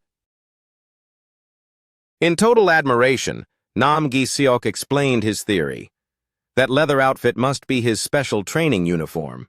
He told him it was permeated with a poison so incredibly potent that he had almost lost his life just by touching it without thinking. With eyes full of fervor, he concluded that this must be his master's unique training method to become stronger, a way to push his body to the absolute limit even in his daily life. Full of respect, he swore to follow in his footsteps and dedicate himself even more to his own training. While Nam Gi-seok went on with his praise, Do-woon thought to himself that the simple truth was actually that he had been too lazy to wash it properly. Setting aside his thoughts, Do-woon looked at the enthusiastic hunter and with total seriousness told him that in that case, he could keep it. Nam Gi-seok froze. Do-woon continued, explaining that since he was already finished with his training, now Nam Gi-seok could use the uniform to go cut some firewood. Koo even offered to choose the trees for him. Panic seized Nam Gi-seok, who began to sweat profusely. "I'm dying," he protested, saying he could die if he put that on, and asked why he suddenly had to start cutting wood. Just at that moment, Nari interrupted, running and shouting Do-woon's name urgently. She exclaimed that something was wrong with the egg. The group's attention shifted immediately. Inside the cabin, the monster egg they had brought from the volcano was moving violently, and its shell was beginning to crack. Do-woon observed the scene and determined that its movements were becoming more violent. It seemed it was about to hatch. Everyone gathered around it. Nari asked expectantly if that was what was happening, while a terrified Nam Gi-seok watched it trembling. He asked Do-woon if there was a possibility it was a disaster-type monster. Nari, full of optimism, retorted that there was no way, that she was sure an adorable monster would be born. Nam Gi-seok whispered that you never know, to which Nari shouted back with conviction that it was possible. The tension in the cabin was palpable. The egg, wrapped in an aura of power, began to crack violently. Through one of the cracks, a bright and menacing smoke peeked out, observing the world for the first time. Terrified, Nam Gi-seok cried out that the egg was hatching. Nari, for her part, watched with overwhelming emotion, repeating joyfully that the moment had arrived. With a loud final snap, the shell shattered. From within the remains emerged a paw with sharp claws, followed by a golden tail covered in thick scales. Nam Gi-seok's imagination ran wild, visualizing a terrifying monster. The lethal claws, the impenetrable scales, and a bifid tongue moving with fury.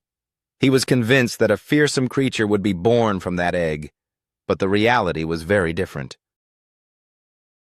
Peeking shyly over the edge of the broken shell, the head of a small being appeared. It was a yellow creature with large, adorable black eyes that emitted a soft chirp. Nam Gi-seok was completely perplexed, wondering what kind of species that was, a chick or a snake. But Nari had no doubts. With her heart softened, she exclaimed how incredibly adorable it was. Suddenly, the newborn creature took a powerful leap, propelling itself directly toward Nari. Everyone froze in surprise, but the small being didn't stop at her. It flew past and landed with its small, bird-like feet directly on the face of a horrified Nam Gi-seok, who was paralyzed by the impact. Some time later, life went on. Now dressed in Do-woon's frayed leather clothes, he was in the middle of training, cutting wood. Above his head, Koo urged him to hurry, reminding him they had a mountain of work ahead. As he struggled, Nam Gi-seok couldn't help but feel that the little monster was scolding him, though he wondered if it was just his imagination. The poison from the outfit made it hard for him to breathe, and he marveled at how his older brother could stand wearing something like that. Meanwhile, Do-woon had finished folding all the clothes, stacking them in neat piles. He stretched, satisfied with his work, and commented that it had been a long time since he had last folded clothes, but that it had actually been quite fun. His moment of calm was interrupted by Nari's voice, warning him that the new creature was eating the bread. He turned to see Nari holding the little being, which was happily nibbling on a piece of food. Nari commented on how obedient and gentle it seemed, and Do-woon assumed it must be because it recognized that she had saved it. Then the inevitable question arose. What name should they give it? While they thought about it, Do-woon suggested that since it was part snake, they could call it Sasa. The instant the name Sasa was heard, it shot off like an arrow. A surprised Nari shouted for it to come back as she ran after it. Do-woon watched them with a smile, commenting to Koo that they seemed to play very well together and that Nari seemed very happy with the new family member. Koo, however, was more interested in another matter. He asked Do-woon if that creature was a rare species, as he had never seen one like it.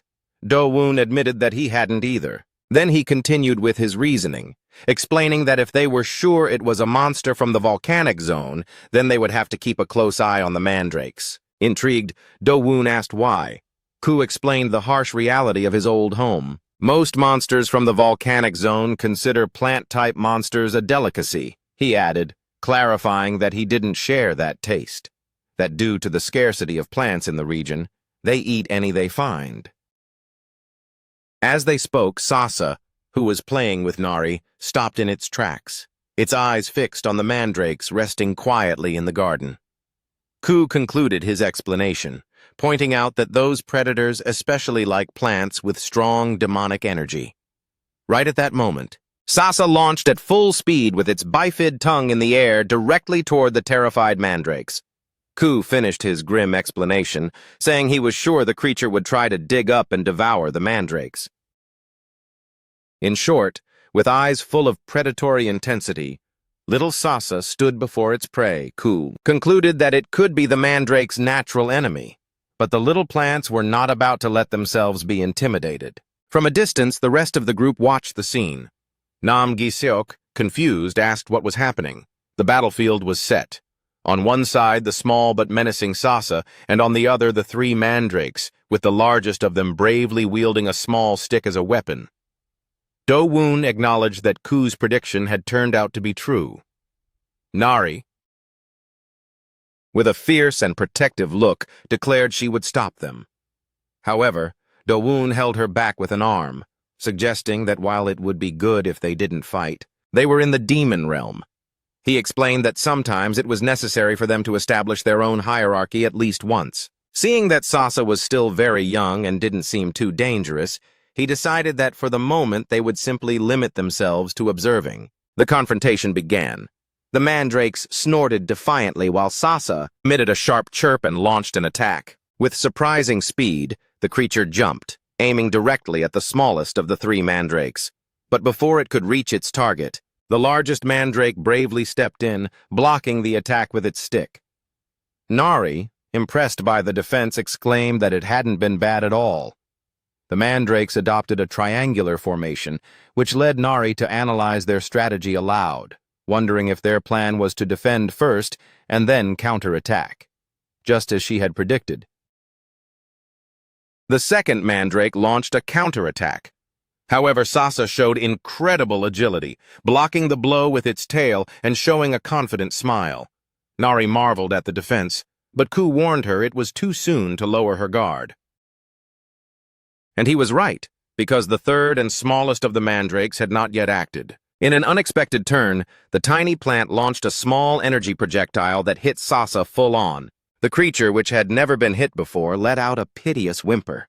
Its eyes filled with tears and, to everyone's surprise, it broke into inconsolable crying. Nam Gi-seok couldn't believe what he was seeing, wondering if it was really crying. Nari assumed it was simply in shock from being hit for the first time in its short life. She immediately ran to the little crying monster, asking it to calm down. Do-woon watched the scene with a smile. The mandrakes stood victorious. He commented that for today, victory was theirs. Nam Gi-seok, still processing what he had just witnessed, admitted the battle had been strangely epic, and Koo nodded in agreement that it had been a good show. With the fight over, Do-woon declared the show was finished, and it was time to get back to work. Immediately, Koo flew onto Nam Gi-seok's head and ordered him to get up and continue with his training. The poor hunter, still suffering the effects of the outfit's poison, could only wonder if Do-woon was even human. The scene shifts abruptly to a distant place over a vast ocean. Under a clear sky, the water began to churn. An imposing figure emerged from the heavens. A being with several monster characteristics, just like a chimera, rose toward the sun with a serene and powerful gaze. A new and mysterious power had just revealed itself in the demon realm. The work at Cheon Do-woon's place continued without rest. Nam Gisok, pushing himself to the limit, carried a heavy log for the new expansion over his head. Little Ku urged him on, demanding he go faster and put more strength into the task. Meanwhile, Nari and the new creature, Sasa, had fun applying a protective paste to the wood. Little Nari, very enthusiastic, encouraged Sasa to apply a large amount, finding the task most amusing. Inside the house, calm reigned. Cheon Do-woon, with a serene expression, dedicated himself to organizing the newly bought clothes, stacking them neatly on a shelf. Time passed, and with it the project advanced. Finally, after a titanic effort, Giseok dropped the leather training rag. With a cry of pure relief, he celebrated finally being finished. In his thoughts, he remembered the last 48 hours without sleep, an experience that had been truly hellish. But now he was finally guaranteed some rest time. He knelt exhausted in front of the new structure he had built, feeling satisfied for having made it exactly as he had been ordered, even though a part of him still harbored doubts. Do-woon went to inspect the work. And with a smile of approval, he told Gisok that the result was even better than he had imagined. The relieved hunter was happy to hear he had done a good job. At that moment, little Nari noticed a pleasant fragrance in the air, commenting that the new clothes room smelled like flowers. A surprised Gisok asked if it really smelled like flowers. Relaxing on the floor, Gisok himself admitted that now that he thought about it, the aroma reminded him of lavender, a fragrance that conveyed a deep sense of peace. Nari, however, remained confused, wondering why it smelled that way. Do-woon explained the reason. Ku had specially chosen an aromatic wood for the construction. The little monster proudly added that this way, the clothes would also smell good. The atmosphere was one of absolute tranquility. The mandrakes swayed happily in their garden, and little Sasa slept peacefully, also enjoying the aroma. Nari told Giseok it was her uncle who had proposed the name Sasa for the new family member. Do-woon commented that they could change it if anyone thought of a better name. With a big smile, Gisok suggested calling it Serpichik, a combination of serpent and chick. Do-woon's expression made it clear that his naming sense was terrible. Nari, for her part, proposed the name Peep Peep, to which Do-woon wondered if it sounded too much like the noise Ku makes. It was then that Ku, with an air of immense solemnity, prepared to give his own suggestion, which was promptly ignored. Do-woon asked him his original name, and Ku declared his true name was Rocky Mountain Horseshoe, a name that, according to him, expressed his identity. Hearing this, Do-woon thought to himself that Ku's case was also beyond help. Finally, he decided the best thing was to stick with his original idea. The name would remain Sasa, a decision that both Giseok and Nari celebrated, agreeing it was a good name. With the house expansion finished, Ku asked Do-woon what the next plan was. Do-woon replied that he had been reflecting on something during his visit to the human world. He explained that at first, when he was alone, he hadn't needed to think about it. But now that things were different, his new idea was to build a sturdy fence around the house. That way, if he had to step away for a moment, no one could enter without permission. A skeptical Giseok muttered that he didn't think anyone would want to go near that house anyway. Do-woon explained that you never know what dangers might appear, whether they were S-rank monsters or even other hunters in search of something. Faced with this possibility, Ku intervened, suggesting they would need materials with dense magical energy that were also very resistant. He then proposed they go to the coastal zone. There, he explained, they would find something even harder than black jade stone, a yellow glowing quartz that rested in the ocean depths. Do-woon loved the idea. He imagined the finished fence adorned with the glowing stones at the base, creating a cozy atmosphere almost like camping at night. Determined, Do-woon announced they would depart for the coastal zone immediately. The news filled Nari with excitement as she joyfully celebrated the idea of going to the beach. However, Nam Giseok's reaction was one of absolute panic. Terrified, he asked if they were aware of the place they intended to go, a place he seemed to have a terrible memory of. For him, this interruption was a perfect opportunity. With a nervous smile, he told his older brother that he needed to return right at that moment to purify his magical energy. Dowoon accepted, asking him that if they were delayed, he should take good care of the mandrakes. Giseok nodded but insisted that even though he was his superior, he must be very careful in the coastal zone. A puzzled Dowoon asked the reason for such concern. The hunter explained that place was extremely dangerous, a zone practically forbidden for anyone below A rank. And most importantly, he revealed that it was said 2 disaster-level monsters ruled that area. With total calm, he explained that they were 2 chimera hunters who had escaped from a research center long ago. He described how only their faces resembled birds, while their bodies maintained a human form. Meanwhile, in another location, a group of hunters observed the sky. Suddenly, their leader spotted one of the winged figures and shouted with euphoria that they had finally appeared, ordering his men to prepare the tracker. One of his subordinates activated a device and launched an energy projectile that hit its target full-on. Into one of the flying beings, the creature, after receiving the impact, took flight to escape. The subordinate wondered aloud if it was already running away, assuming that the rumors about its disaster-level power were just that, rumors. The leader, however, ordered them not to pursue. He explained that since there were 2, it was best to wait for it to hide in its refuge. Since the tracker had hit the mark, there was no rush. Another hunter questioned the situation, wondering why after 60 years they were still alive and with human bodies, instead of having perished or transformed completely into monsters. The leader responded coldly, considering them simply a failed product. With unshakable conviction, he stated that regardless of what anyone said, the creation of chimera hunters was humanity's greatest achievement, and they couldn't allow those failures to tarnish said achievement. He firmly declared that today they would erase that mistake. But suddenly, one of the lookouts observing with binoculars became alarmed. The leader, puzzled, asked what was happening. The terrified lookout shouted that they weren't running away. It was heading directly toward them.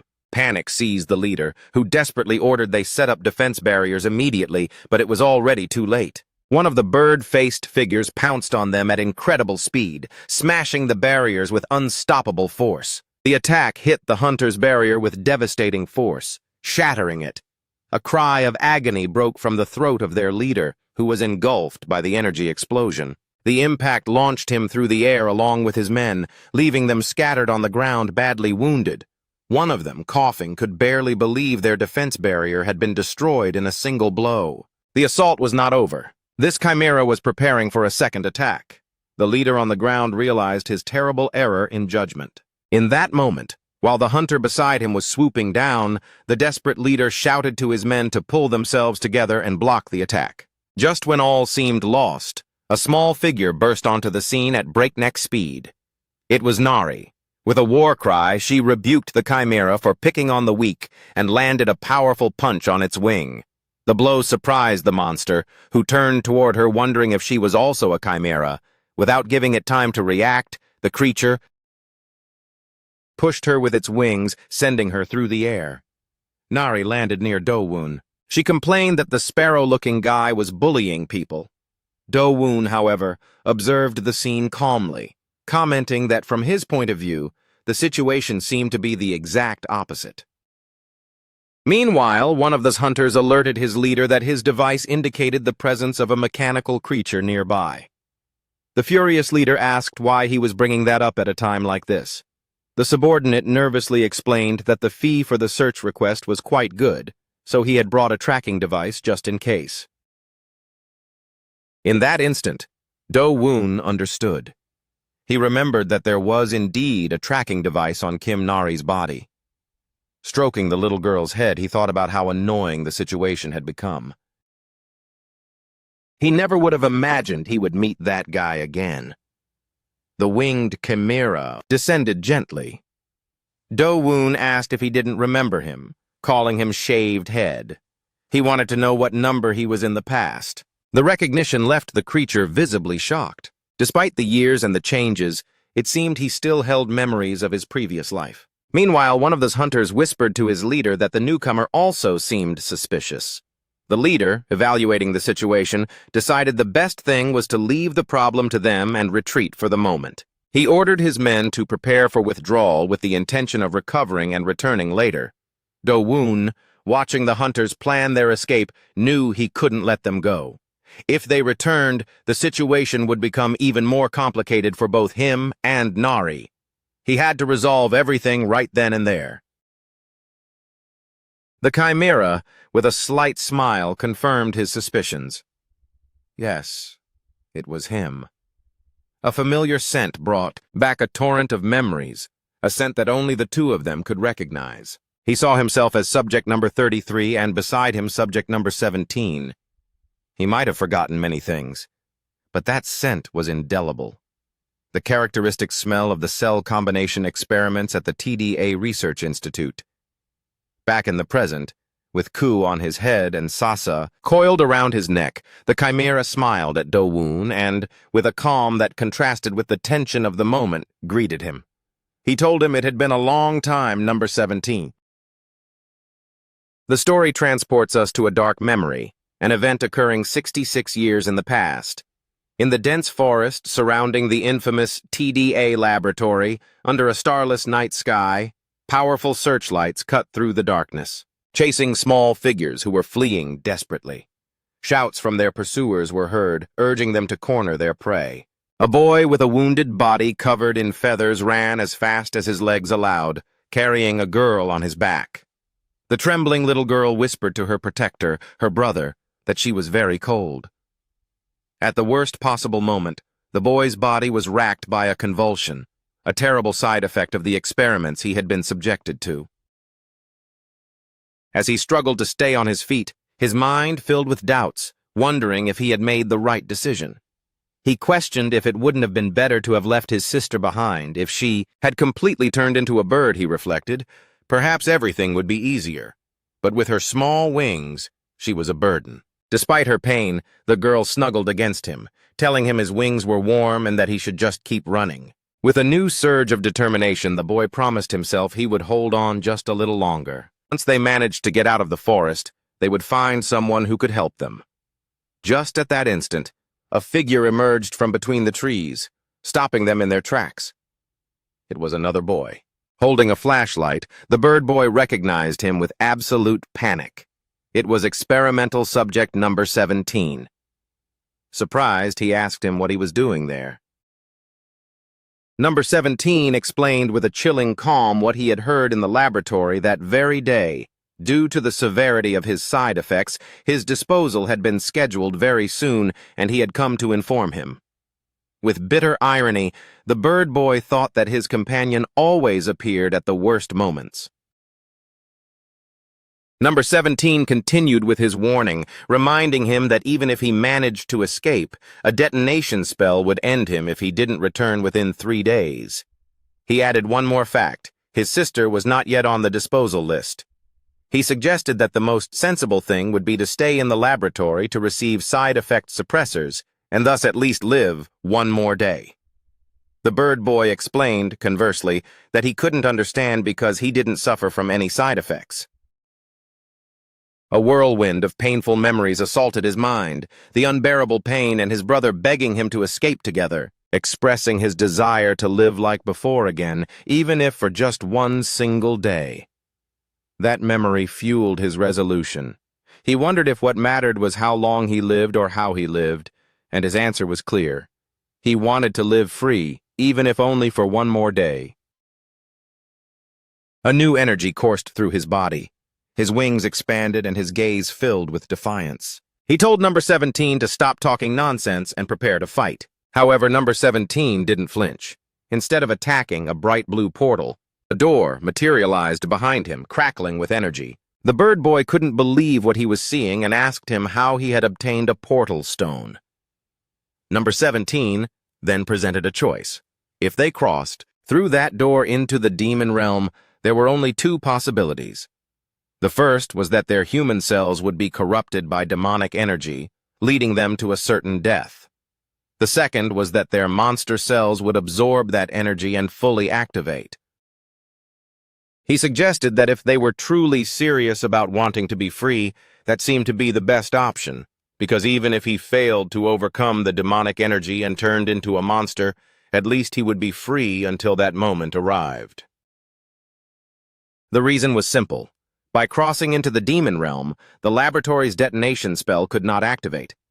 With one last doubt, he asked if there was any way to survive in the demon realm while being human. Number 17 explained that it would theoretically be possible if he managed to accumulate enough mana to protect his body and mind from the influence of demonic energy. He admitted that with his current abilities it wouldn't be easy at all, but the future was uncertain. The bird boy, without fully understanding why he was being helped, made a decision. He saw that the door was wide open and knew it was his only chance. Just as the bird boy made his decision, the voices of their pursuers resonated in the forest, shouting that they had found them. Without losing a second, number 33 announced he was leaving. Turning around, he stopped for a moment. He spoke to his companion, commenting on the strange situation they were in. Despite having been roommates for 4 long years, they didn't even know each other's names. With a slight smile, he introduced himself. His name was Yu Bion, and he asked the protagonist what his was. The scene fades and returns to the present on a vast field under a bright sky. The group of hunters watched in awe as a man surrounded by a golden aura revealed his identity. The revelation leaves one of the hunters completely lost, staring blankly. Do-woon asks them what their own names are, and they confess they don't know at all. They have no idea why they have come to that place. At that moment, he opens a dark portal and orders the disoriented hunters to enter and forget everything that just happened. The scene shows us Yu Bion's point of view, who in his chimera form perceives a familiar scent and understands what is occurring. He realizes that his memory was erased back then using amnesia powder and some type of hypnosis.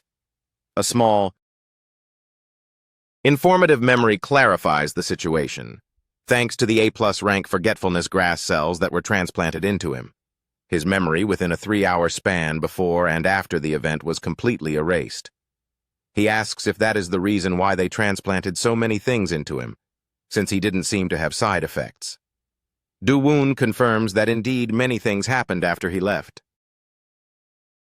Back at the coast in the present, Do-woon addresses his old acquaintance, identifying him as subject number 33, and asks if his name was Yu Bion.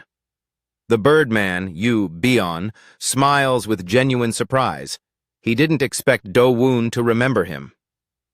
In that instant, little Nari pulls on Do-woon's shirt, asking with curiosity if he and the sparrow uncle are really friends.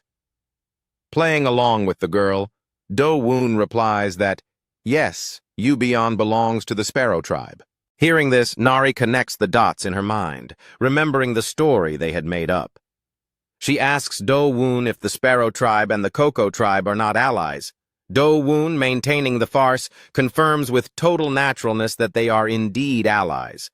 Convinced, Nari bows, in a deep curtsy before a completely bewildered Yu Bion, and sincerely apologizes for having thought he was a bad person. Yu Bion understands absolutely nothing of what they are talking about. After the apology, Nari complains that she is hungry.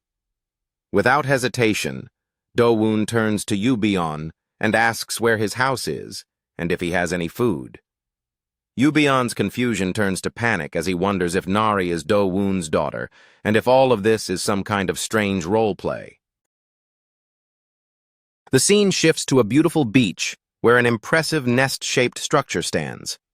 Nari, amazed, asks if that is the sparrow uncle's house, exclaiming that it looks like a real nest. Do-woon praises Yu Bion, telling him he has done a good job with the construction. Yu Bion then offers them some food he has prepared, though he's not sure how it will taste. He presents a dish of grilled clams seasoned with a demon realm plant called uranut, which tastes like butter, and this plant called red moss, with a flavor similar to samjang. Nari marvels at the enormous size of the clams, and Do-woon admits the dish has a fairly decent appearance. Koo is the first to try it, and his reaction is pure ecstasy. Sasa asks if he just swallowed the ocean or if the ocean is going to swallow him. Sasa, the little creature, chirps with joy while Nari, with her mouth full, exclaims that the clam seems to dance with every bite. Do-woon tries a piece with the red moss and is pleasantly surprised. Yu-bion, with a satisfied smile, is glad they like it. However, just as he was about to ask them to eat more slowly, his face contorts in a grimace of pain, stifling a cry. Do-woon observes him impassively while something seems to be going terribly wrong. With a full stomach and spirits through the roof, little Nari demanded the man she called Sparrow Uncle give her more of that delicious food. Yu-bion let out a nervous smile, explaining that he had run out of ingredients for the day and didn't know what to do. Undeterred, Nari asked if he would prepare more if she went to fish for some clams herself. Her face lit up with overwhelming excitement, an idea that seemed acceptable to Yu-bion, though he warned her it might be a little dangerous for a girl to go fishing alone. But Nari was not intimidated. With fierce determination, she assured him it was fine and that she would bring him 10 of them. With that promise, she ran off across the beach full of energy, accompanied by little Sasa and a Koo resting on her head. Cheon Do-woon commented that he too would need that amount to be satisfied. Then his tone became more sincere. He addressed Yu-bion, mentioning how incredible it was that he had come back to life thanks to his immortality cells, and recognized that his existence was truly something out of the ordinary. Yu-bion then asked him if he planned to take revenge on the TDA laboratory. Do-woon admitted that sometimes when he thought about it, he felt the desire to do so. However, his life at that moment was not so bad, so he planned to take his time deciding. In that instant, while Nari played happily with the water, Do-woon returned the question to Yu-bion, wanting to know if he desired revenge. He reminded him that although Do-woon's spells had disappeared upon coming back to life, both he and Jia still had the detonation spell in their bodies. It would explode the very instant they returned to the human world. Do-woon changed the subject, observing that Yu-bion seemed to be able to control his wings now, but he was curious to know if his head would ever return to normal. Yu-bion confessed that he could change it, but he wouldn't. He explained that Jia's face had changed and that she felt bad if he were the only one who had a normal appearance. Do-woon understood his reasoning and, with a serious look, told him he had one last question. He already knew that at most he had 1 month left to live. Without being surprised, Yu-bion admitted he had realized it. That situation brought back memories of when he first arrived in the demon realm. He remembered how hard the beginning was, foraging desperately just to survive. Over time, he felt his mana and demonic energy reach a balance, which allowed him to live in peace for a long time alongside Jia. But that peace was broken. He explained that, some time ago, Jia's mana had gone out of control for some reason, and her demonic energy began to unleash uncontrollably. In his attempt to force open her mana, he ended up damaging his own in the process. Although he was somehow managing to endure it, the damage was severe. Do-woon then understood Jia's situation. She had been feeding on fruits with sleeping poison to induce a comatose state and thus slow down the advance of the demonic energy. Then, when Do-woon thought of the solution, the mandrake explained to the birdman that when a mana hole is damaged, a potion can be created with mandrake that heals it instantly. With a nearly reproachful tone, he asked how it was possible that a bird brain like him didn't know something so basic. Meanwhile, deep in a cave, Jia herself suffered from a tormenting silence, fighting against the dark energy that was consuming her. Upon hearing the astonishing revelation, Yu-bion could not contain his shock, wondering aloud if that meant he and Jia could really live. He jumped up in complete disbelief and asked Do-woon how such a thing was possible. Calmly, Do-woon explained that he had learned about pharmacology at the research institute since he was 15. Seeing the confusion on Yu-bion's face, he detailed the solution. They only needed to drink purified water from the manhwa hall mixed with fine mandrake roots. He described how this plant-type monster, known for screaming when pulled from the earth, possessed some roots that, despite their insignificant appearance, had the incredible ability to absorb magical energy from the subsoil. These roots, he explained, were the very source of life force. And that's why purified water made with them showed excellent effects in the regeneration of the manhwa hall. Do-woon smiled to himself, thinking that although he didn't expect things to take this turn, it had been an excellent decision to cultivate those mandrakes. With new determination, he assured Yubion that he himself would get everything necessary. Hope flooded Yubion, who joyfully exclaimed that Do-woon would get it for him. However, he quickly remembered the obstacles. To create purified water, he needed to find an alchemist, and he cannot travel to the human world due to the detonation spell weighing on his body.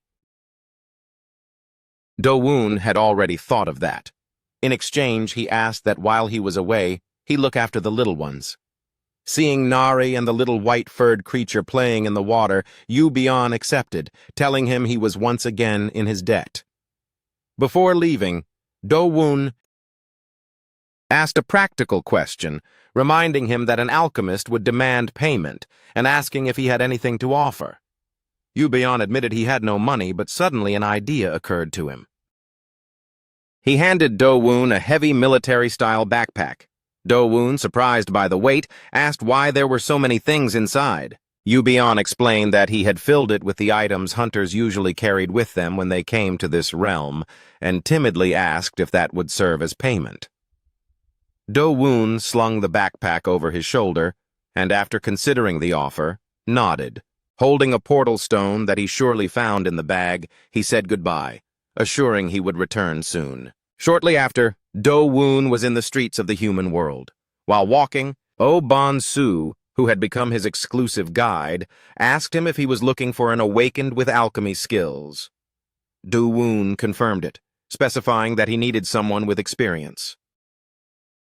Bon-su told Do-woon to trust him, explaining that a branch of the Alchemy Association had opened in the suburbs last year and that he would surely find something there. While walking, Do-woon noticed that the youth was wearing weights on his wrists and ankles. He asked for the reason, and Bon-su replied that he was training his endurance. With sincere admiration, he added that he wanted to become as strong as Do-woon. Do-woon was surprised by the comment. Bon-su, with eyes full of respect, told him it was incredible, someone capable of entering the demon realm without weapons, which meant he had to be an incredibly powerful hunter. With an approving nod, he assured him that he was also pushing himself, eating a lot and exercising to be like him. Do-woon observed him, thinking to himself that the youth seemed to have grown a bit, perhaps because he was in the middle of puberty. Finally, they reached their destination, in front of a brick building with a sign indicating the Alchemy Association.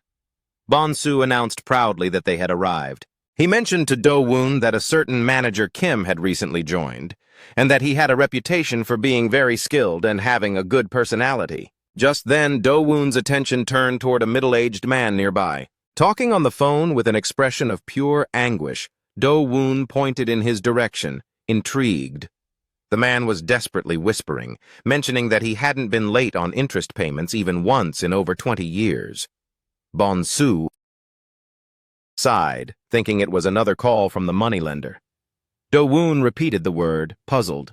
Bon-su, with a resigned gesture, explained that loans were a common thing in this neighborhood, and that man had actually worked at the Gold City branch for 2 decades. While the man himself continued pleading over the phone on the verge of tears, Bon-su continued his explanation, adding that he wasn't just demoted and transferred, but his salary had also taken a considerable cut. Hearing this, Do-woon assumed logically that if he had been demoted, the man must have committed some serious error. However, Bon-su shook his head, clarifying that he didn't think that was the case. According to the rumors he had heard, the story was very different. When manager Kim worked in Gold City, a high-ranking supervisor, a certain director An, continually embezzled funds intended to help the gurus. Apparently, This director was already known for his corrupt practices like stealing credit for the achievements of his subordinates. Manager Kim, being an upright man, reported the corruption, which inevitably put him in the director's crosshairs. As a consequence, he was removed from his post and sent to this remote branch. Just as Bonsu was finishing his story, Manager Kim himself appeared walking down the street with an expression of pure dejection, but his discouragement was interrupted by a cheerful shout. It was Bonsu, who greeted him enthusiastically, calling him Uncle Manager Kim. Kim's face lit up upon recognizing the youth. He returned the greeting and asked what brought him there. Commenting with a smile that he seemed to have grown a bit, Bonsu, with his usual energy, explained that he wasn't alone and introduced Do-woon, saying that his older brother was looking for an alchemist. Meanwhile, Do-woon evaluated the situation in silence, aware that high-ranking alchemists were extremely rare. He commented that he didn't know there were people like that in the neighborhood. Manager Kim, for his part, ruffled Bonsu's hair with affection, thinking to himself how admirable it was to see the boy striving so hard. Bonsu quickly said goodbye, saying he had to go exercise.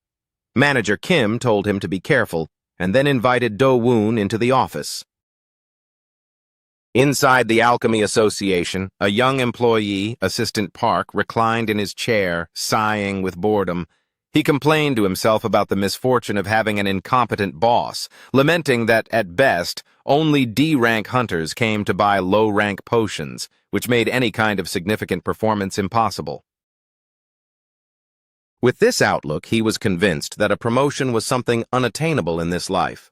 At that moment, the door chime rang and Assistant Park jumped up. Seeing his boss enter, he asked the manager nervously if he was there. Manager Kim started to offer him something to drink, but Do-woon intervened calmly. He told him he had no time to waste and wanted to get straight to the point. Looking at him fixedly, he asked if it was true he was an A+ rank alchemist. Next, he made a request. Could he manufacture monohol purified water with mandrake? He needed 2 bottles. Manager Kim was left speechless. He stammered that getting mandrake in the suburbs was nonsense, and also demanded to know how he knew his rank. Despite his nervousness, he admitted that although he had the skill to do it, they didn't have such an incredibly valuable material in that branch. As his only response, Do-woon took a cloth-wrapped package from his backpack and placed it on the desk, asking if that would serve. Manager Kim took it, and instantly his eyes went wide. A dense and powerful magical energy emanated from the contents. Stammering from the shock, he exclaimed that it was undoubtedly fine mandrake roots. He had never seen any in such perfect condition, with a freshness that suggested they had just been harvested. Do-woon added that he would pay the manufacturing fee with specialties from the coastal zone and asked him to appraise everything in the backpack. Next, he emptied the contents onto the table. The manager's and his assistant's incredulity turned into absolute shock. Before them were 3 S-grade black pearls, a treasure that even the central headquarters hadn't seen, giant demon realm clams. To their amazement, they were still alive and red moss, the main ingredient for high-grade potions, an ultra-rare item that had been discovered very recently. With the most natural air in the world, Do-woon asked if that was enough to cover the manufacturing fee. Manager Kim, practically shouting, replied to forget the fee. What he had brought was enough to buy an entire building. Totally overwhelmed, he told Assistant Park that he needed to go to the laboratory for the appraisal device. Park nodded, agreeing that for such expensive items, using appraisal equipment was standard procedure. While the assistant hurried out, the gaze of Do-woon settled on a jar on a shelf containing a withered mandrake plant suspended in liquid. With curiosity, he asked the manager why he had said he had no mandrake when there was clearly one right there. The manager brushed it off, explaining that one had been dead for about 10 years and had lost all its medicinal effects. He admitted that in his day, he had a great interest in them. However, Do-woon interrupted him, asserting that contrary to what he thought, that particular mandrake was still alive. The manager, completely confused, asked him what he meant. Without saying another word, Do-woon took the jar, and concentrating, He infused a small amount of mana into the container. Instantly, a soft blue aura enveloped the withered creature. To Kim's astonishment, the mandrake moved slightly, reacting to the energy. Dawoon reiterated calmly that it was alive and responding to mana. The shock was total. Manager Kim shouted with his face contorted by surprise. He explained that its magical energy had been depleted, so it was barely clinging to life in a comatose state, and that it needed more mana to recover. Still in shock, he protested, claiming that was impossible since he himself had given it plenty of mana without getting any response. But his protest was abruptly interrupted. The office door swung wide open, revealing an imposing, sinister figure. It was Director An, flanked by two identical-looking assistants. With a mocking smile, he greeted Manager Kim, asking how he had been. The manager could only stammer the title of his former superior, petrified by surprise. Director An entered with an air of superiority, looking around with disdain. He commented that, as expected of the suburbs, the office looked terrible. A nervous Kim asked what brought him there. The director ignored him, and his gaze landed on the various objects on the table. With a smile of greed, he exclaimed that he had received a tip that some amazing items had arrived in this area. Manager Kim, seeing the director's gaze, understood the situation. He thought to himself if Assistant Park had contacted him. The director turned to him, congratulating him on his speed, and boasting that, unlike Kim, he did have excellent subordinates. He revealed that his two assistants were awakened twins with the teleportation ability, which doubled their movement speed. Then his attention focused on Dawoon. He asked if he was the one who had brought those items. An unshakable Dawoon responded with a simple, "And what?" With an air of false kindness, the man introduced himself as Director An Ji-young of the Gold City branch of the Alchemy Association. He made Dawoon an offer to go with him to Gold City, promising that there he would be treated as he deserved. But Dawoon was not fooled. With cutting coldness, he replied that he was in the middle of a good conversation with Manager Kim and that his interruption was quite annoying. The director, with a forced smile, insisted, saying that in a cramped place like that he wouldn't be able to get a fair price for his treasures, and promised that if he signed an exclusivity contract with him, he would handle not only the signing bonus but also the taxes. Dawoon interrupted him again, but this time his tone was different. With a barely perceptible smile, he asked him if the bump he had next to his nose was a wart. The director, bewildered by the sudden change of subject, exploded in loud, mocking laughter. Dawoon's next question left him frozen. He asked what his relationship was to a certain Ondeok. The mention of that name completely surprised him, and he exclaimed, asking if he knew his grandfather, the proud winner of the Golden Peace Prize. But for Dawoon, the name Ondeok evoked not peace, but a past full of dark and painful memories. An image of a hellish laboratory flooded his mind. Himself as a child, kneeling on a blood-stained floor, surrounded by the bodies of other children, victims of the same experiments. The memory of Ondeok with a sadistic smile echoed in his head. He heard him mocking their terrible genes. Wondering where those bastards were, neither human nor anything, who were looking for their mom. He remembered him threatening to open a portal and throw them all into the demon realm. Back in the present, Dawoon's contained fury exploded. A powerful aura of blue energy erupted from his body, striking the director, and throwing him to the ground. The director, writhing in pain, could barely articulate a groan. Dawoon loomed over him, his eyes glowing with a cold and dangerous light. He asked him if he was the same kind of person as his grandfather, if he also crushed people with his power and took what he wanted, driven by greed. The terrified director stammered, not knowing what to say. With a voice thick with threats, Dawoon warned him that he had better answer his next question well. The tension in the room was almost unbearable. Then he formulated the question that burned in the depths of his being. Does the TDA Research Institute still exist? Terrified, Director An could barely process the question, stumbling over the name of that forgotten organization he thought was buried in the past. He insisted he had never heard of TDA, but Do-woon, standing before him and wrapped in an overwhelming aura of power, was not fooled. He pressed him, asking if he truly didn't know. The illegal Chimera Research Institute where his own grandfather had worked as lead researcher. The revelation left Manager Kim, who was watching from a distance, completely stunned, unable to believe his ears. The acclaimed Ahn Deok, winner of the Golden Peace Prize, had been involved in an illegal research center? Here I'm lost, because chimeras are supposed to be something accepted in that world. I'd assume the public doesn't know and would reject those experiments because they think they're just monsters and not people. Trembling with rage and fear, the director demanded Do-woon not insult the deceased. With fervor, he defended his grandfather's legacy, claiming he had dedicated his life to research and training future generations at the university. He told how after his retirement, he donated his entire fortune to the families of portal victims, an act of generosity that, according to him, earned him the prestigious Golden Peace Prize. Do-woon responded with a frozen smile full of cynicism.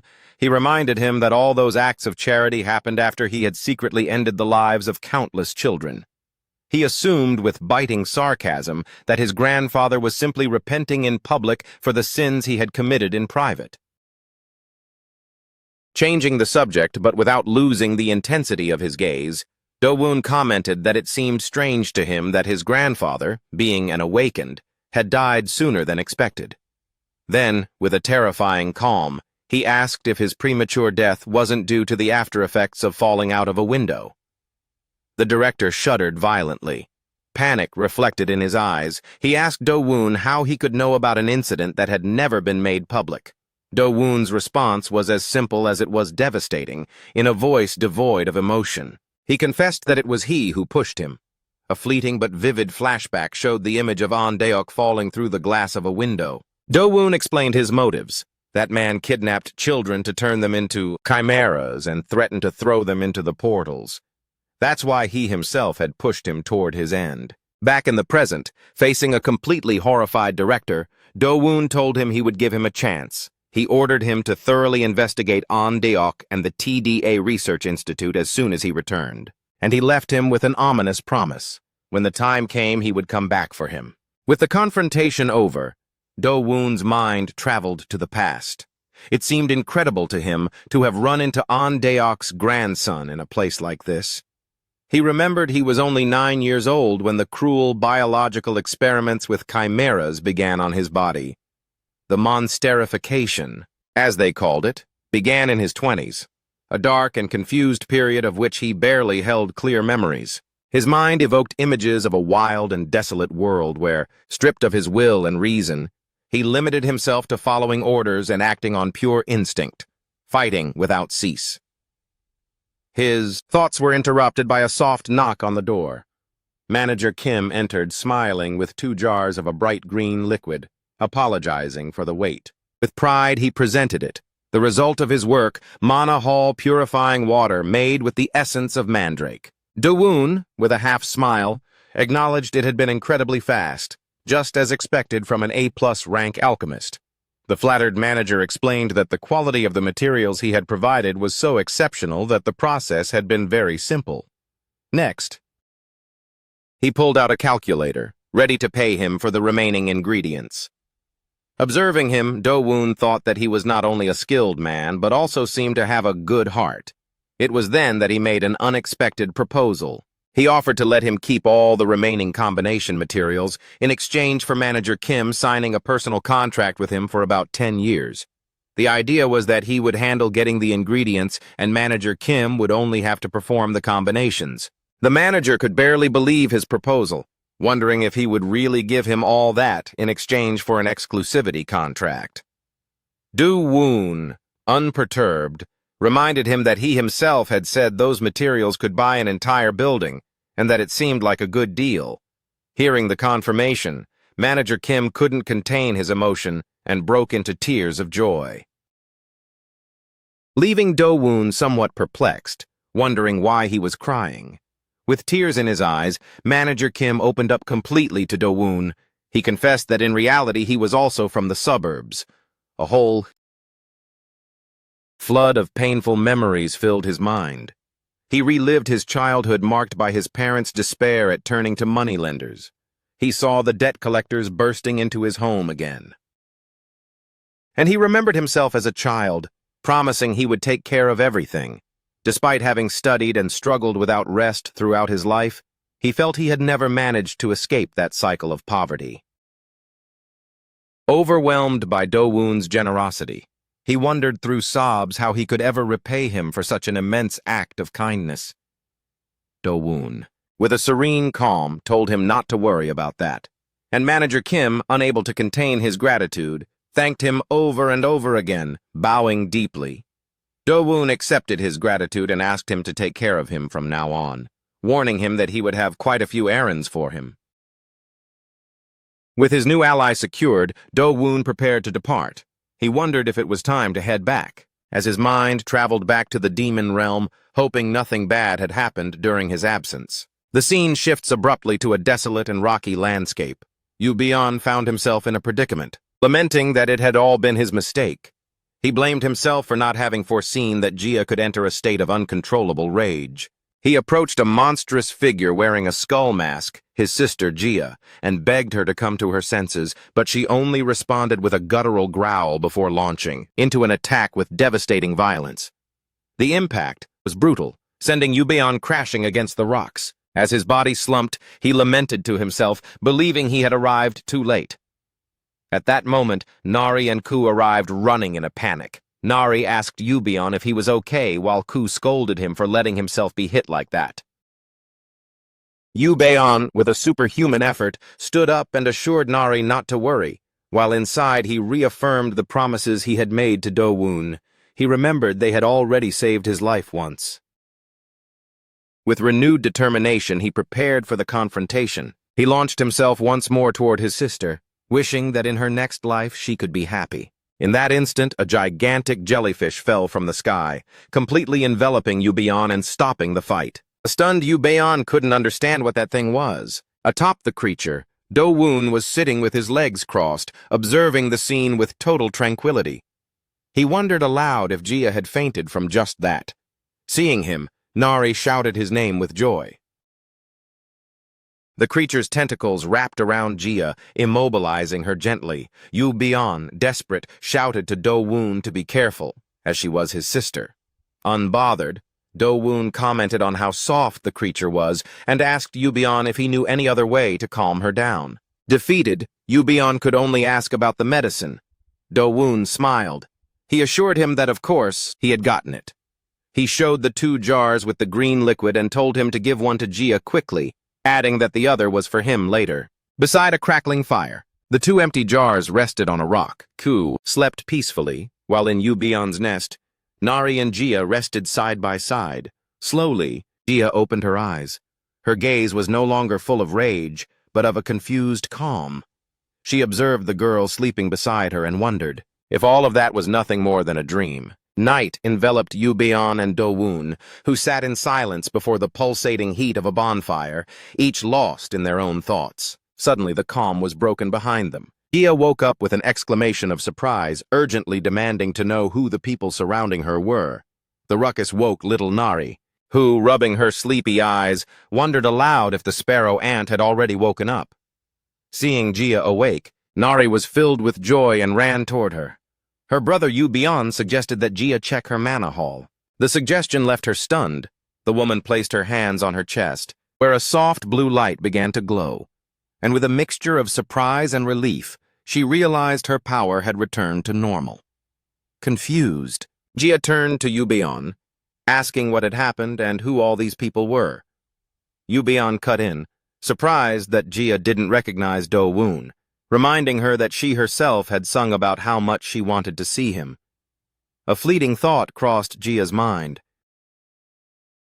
who, with a hint of recognition, asked if he was perhaps number 17. From the other side of the bonfire, Yu-bion confirmed that was who he was. Deep down, he thought to himself that this man had saved them once again. However, the ever-practical Do-woon interrupted the reunion to ask if there was any red moss left. Gia, with a sigh, commented that the former number 17 truly had no empathy at all. At that moment, Gia took off the skull mask, revealing a smiling face full of gratitude. With starlight reflected in her eyes, she thanked Do-woon for saving them. The group's attention was diverted by Nari, who pointed in wonder toward the sea. Something was glowing intensely in the distance, catching everyone's gaze. Gia explained that it was a sea fairy. She clarified that although they gave it that nickname, it was actually a seahorse-shaped monster that lived in the depths. It received that name because when it rose to the surface to play, during the night, its appearance was as magical as that of a fairy. Gia added that those creatures returned to their home at dawn, and if someone followed them, they could find glowing yellow quartz. The word quartz resonated in Do-woon's mind, as he suddenly remembered that had been his original purpose for coming to the coast. With new determination, he asked how much time was left until dawn. Yubion estimated it wouldn't be long. A smile formed on Do-woon's face as he commented that after a long time, he would finally swim in the sea again. Far from there, in a modern and dark boardroom, a silver-haired man known as Director An, yes, someone else with the same surname as the bastard from before, asked about the whereabouts of a mechanical creature. A subordinate informed him that 10 B-rank hunters had spotted it in the forest but had failed to capture it, and that it currently seemed to be hiding in the coastal zone. Another employee added an alarming fact. Recently, the A-rank hunters who had gone to that same coastal zone had returned with a strange memory loss, although the tracking devices still held the creature's location. Just at that moment, Director An's phone began to ring. Answering it, he greeted the caller, the other Director An, confirming it had been some time. The director told him he had something to ask, but the man on the other end of the line cut in with a question of his own, one that heightened the atmosphere. He wanted to know if Director An knew of the TDA Research Institute. The man, visibly agitated, flatly denied it, stating that his Hanbi Institute was not that kind of place. Sounding defensive, he stood up for his mentor's honor, explaining that Professor An Deok had always taught him to be an upright and honest researcher. The man, revealed as Han Myung-deok, remained lost in his thoughts. He couldn't understand how the name of an illegal and unregistered laboratory had come out of his own master's grandson's mouth. His thoughts were interrupted by a knock at the door. An assistant entered with a briefcase, exclaiming euphorically that the experiment had been a success. Following the director's instructions, they had managed to create something new, a combination of liquid metal and mandrake. Upon opening the briefcase, a small creature contained in a tube was revealed, a fusion of both elements that was breathing softly. Han Myung-deok observed it with fascination. He commented to himself that the combination seemed to have gone well. He knew that mandrakes possessed an exceptionally strong sense of kinship, and that liquid metal had a powerful cohesive property. Therefore, a chimera that combined both elements would be able to find the mechanical creature much faster than any tracking device. With a new and frenzied determination, he ordered the reward to be doubled and a notice issued to recruit A-class elite hunters. He was determined to find his masterpiece, no matter the cost. Meanwhile, on the coast of the Demon Realm, Yubion remembered the conversation from the previous day. Under a starry sky, they were sitting in silence before the heat of a bonfire.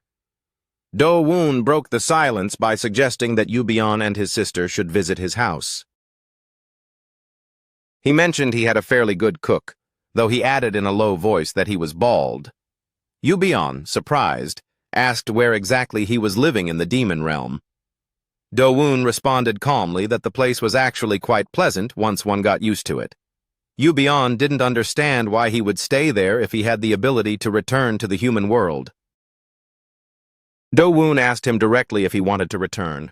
With his gaze lost in the flames, it was Yubion who responded, explaining that he didn't hold particularly good memories of that place.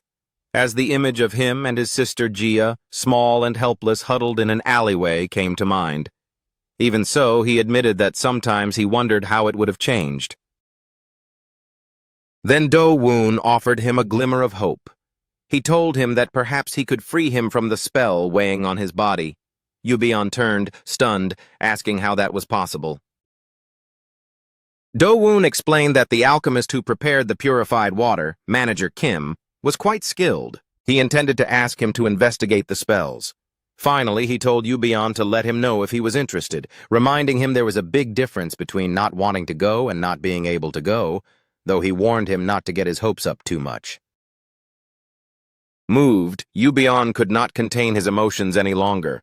With a cracking voice, he asked Do-woon why. He wanted to understand why he always helped them when they had never done anything for him. Do-woon took a moment before responding, his gaze lost in the crackling flames of the bonfire. He explained that, in reality, it was simply that observing the two siblings had made him ask himself some things. It made him question if there really existed something in this world more important than simple survival. He confessed he had thought that by helping them, he might find the answer to that question. The conversation hung in the air, and the scene shifted with the light of day. On the seashore, Yubion noticed something in the waters, announcing that something was about to surface. Suddenly, Gia shot out of the water, soaring into the air with her wings. She shouted to her brother to get ready to catch what she was about to throw. With a precise movement, she tossed a rope of golden energy to Yubion. He caught it, but was surprised by the force of the tug. Gia shouted from the sky for him to pull with all his might. Yubion strained, wondering why it was so incredibly heavy. With a final great effort, he managed to pull a gigantic net out of the water, filled to the brim with glowing yellow quartz. Yubion was left speechless seeing the result and asked if he had pulled all that out alone. Meanwhile, Do-woon and Nari enjoyed a refreshing dip in the sea. Do-woon commented on how fun it had been, admitting it had been a long time since the last time they swam. Nari, splashing happily, replied that she had a great time too. Below the surface, they followed the sea fairies. They guided them through a dreamlike underwater landscape. Nari watched in wonder, thinking that the creature's home looked like a real yellow palace. Back on the beach, Nari expressed her desire to do it again another time. Do-woon agreed but indicated it was time to leave. However, they encountered a logistical problem. Yubion, looking at the immense mountain of quartz, asked Do-woon how he planned to move all that to the top of the forest. Do-woon admitted that was something he'd have to start thinking about. Suddenly, his attention was captured by a figure in the sky. A majestic parrot-beaked bird with blue and purple plumage was soaring through the air. Do-woon recognized it immediately, surprised to see a creature that normally lives in flocks flying completely alone. Nari and Sasa also saw it, and the girl exclaimed how pretty it was. But Yubion, with a serious tone, warned her it only looked pretty from a distance. He explained that if she got close, she'd change her mind, as that creature measured more than 4 meters long and had an extremely violent temperament. He concluded his warning by explaining that due to their ferocity, even they tried not to mess with those creatures. Yubion looked at Do-woon with an expression of panic, begging with his eyes not to say he was thinking of doing what he thought.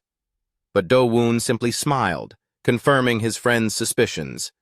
He calmly commented that he was just thinking he needed a truck and that this situation was perfect.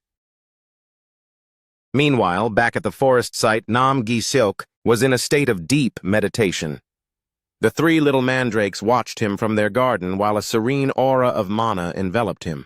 Gi-seok could clearly feel how his mana core had expanded. With a huge smile of satisfaction, he thought that at this rate, becoming an A-class hunter might stop being just a dream. However, the calm made him wonder when his older brother would return. His concentration was interrupted by a metallic sound. A strange creature, the metallic mandrake from before, landed clumsily in the clearing. Gi-seok was perplexed, wondering exactly what that thing was. Before he could react, a group of 3 men dressed in dark tactical gear appeared in the forest.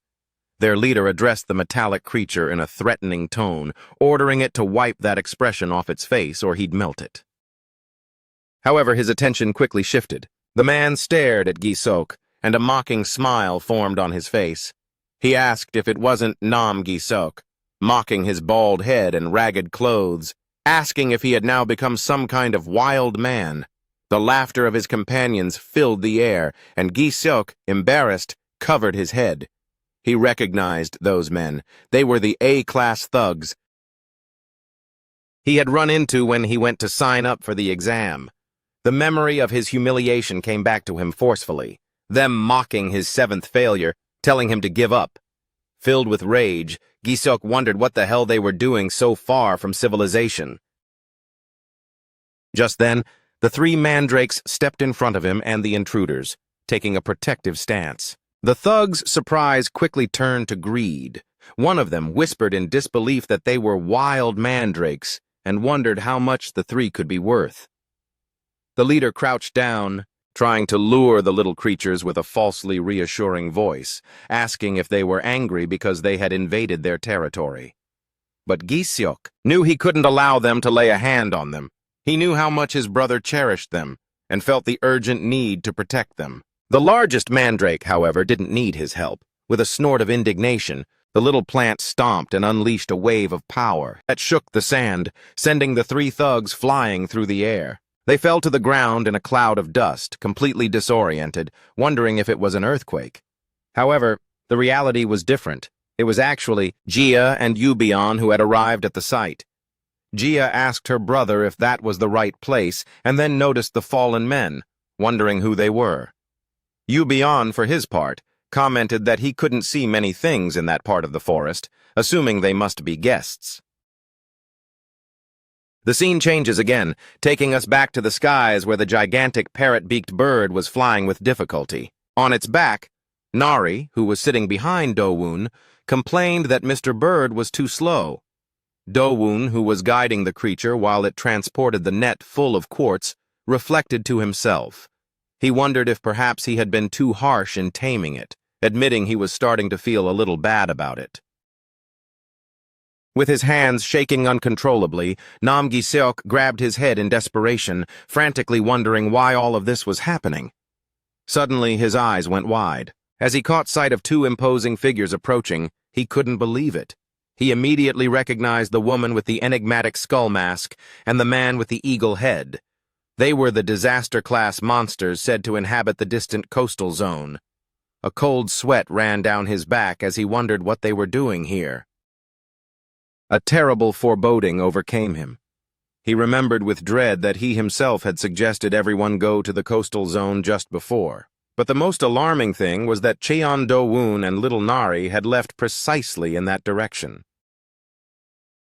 Panic seized him, thinking that something bad might have happened to them. If that were the case, he told himself, he would have no choice but to swallow his pride and ally with those thugs to face the threat. However, just as he finished formulating his plan, all the thugs were violently sent flying through the air as Jia passed by. She leaned over the terrified Gi-seok and, with a curious voice, asked if he was Cheon Do-woon's cook. She rubbed his shiny bald head, commenting that judging by the hair, or rather the lack of it, she assumed he was. Gi-seok let out a gasp and recoiled completely, bewildered, not only by the strange gesture, but because he couldn't believe the monster could talk. After the initial shock, his mind began to process the question. He stopped dead, repeating the creature's words to himself. He asked if she happened to know his brother. It was then that the eagle man Yubion intervened calmly, confirming that Cheon Do-woon was indeed his friend. The revelation left Gi-seok speechless. A disaster-class monster. A friend of his great brother? He wondered what kind of incredible life Do-woon had led to forge such alliances. Yubion's attention shifted toward the unconscious men on the ground, commenting that they didn't look like guests. Gi-seok stammered for an instant as a brilliant and malicious idea suddenly crossed his mind. A sly smile formed on his face as he saw the perfect opportunity to look good. With feigned conviction, he declared that those guys were nothing more than thieves who had tried to steal Do-woon's valuable mandrakes, an accusation that filled the wrongdoers with panic upon waking up. An hour later, the scene changed completely. From the sky, Do-woon and Nari were descending at full speed. Transported by the gigantic bluebird, they landed gently in the clearing, and Do-woon sighed with relief, exclaiming that there was nothing like being home. The enormous bird, exhausted, collapsed on the ground, murmuring that the trip had left it without strength. Do-woon wondered aloud if the quartz it was carrying had been that heavy. He approached the creature and gave it a few pats on the head, telling it that it had worked hard and could rest now. A short distance away, Yubion and Jia observed the scene. Jia expressed her amazement, marveling that Do-woon had actually managed to tame the creature. Yubion, however, commented that it was to be expected since, after all, it was Cheon Do-woon. Meanwhile, Ku was wobbling on the bird's back, complaining of motion sickness and how much time had passed since the last time he had flown so high. He was left breathless. Below in the clearing, the three thugs who had tried to rob the mandrakes were now tied to a large tree with vines, completely immobilized. The little being couldn't help but scream in surprise. Do-woon also noticed the scene, wondering what was happening and why 3 A-class hunters were in that situation. Yubion supposed that they had probably tried to steal the mandrake, but Do-woon, with a furrowed brow, felt that something in that whole story was very suspicious. Yubion. And Jia stepped up, preparing to tell him the truth. However, so as not to worry little Nari, Jia approached her and asked if she could give her a tour of her house, mentioning she had heard the nearby valley was especially beautiful. Nari, delighted, accepted immediately, adding that there was also a lovely waterfall and that she could teach her how to fish. While the two walked away hand in hand, Yubion explained to Do-woon that those men had been hired by the Hanbit Research Institute and that they were apparently still looking for Kim Nari. The name Hanbit resonated in Do-woon's mind, as he immediately remembered that was the same laboratory from which Nam Gi-seok had obtained the location tracker some time ago. We see Nam Gi-seok's past encounter, who was observing a tracking device with a disturbing face. Cheon Do-woon thought to himself that he already expected more hunters to arrive. The device showed a clear signal confirming his suspicions. Kim Nari had a special tracking device implanted, one so advanced it worked even inside the demon realm. Bewildered by Yubion's revelation, he wondered how it was possible they had found them. He remembered that he and Nari had been in the coastal zone, very far from there. Yubion, with a guilty gesture, began to explain. He held in his hand a small creature of liquid metal like mandrake leaves, revealing that the blame probably lay with that little being. Do-woon instantly understood the implication. The Hanbit Institute had created a chimera by combining a mandrake with liquid metal for the sole purpose of tracking Nari. Yubion confirmed it, explaining that the liquid metals of the chimeras were designed to attract each other. Thus, the small metallic creature had reached the forest area in its search, but instead of finding Nari, it was attracted by its closest relatives. The mandrakes Do-woon grew in his garden. That way, it ended up at his house by chance. Yubion added a worrying fact. The Institute's hunters knew their next target was the coastal zone, which proved they wouldn't give up so easily on their mission to capture Nari. Do-woon sighed, annoyed by the situation. It was clear he needed to think of a countermeasure. However, his thoughts were interrupted by the indignant grunts of his 3 mandrakes. He turned to see what was wrong with them and found them with angry expressions, as if they were demanding something. A diverted smile formed on his face as he understood what they wanted.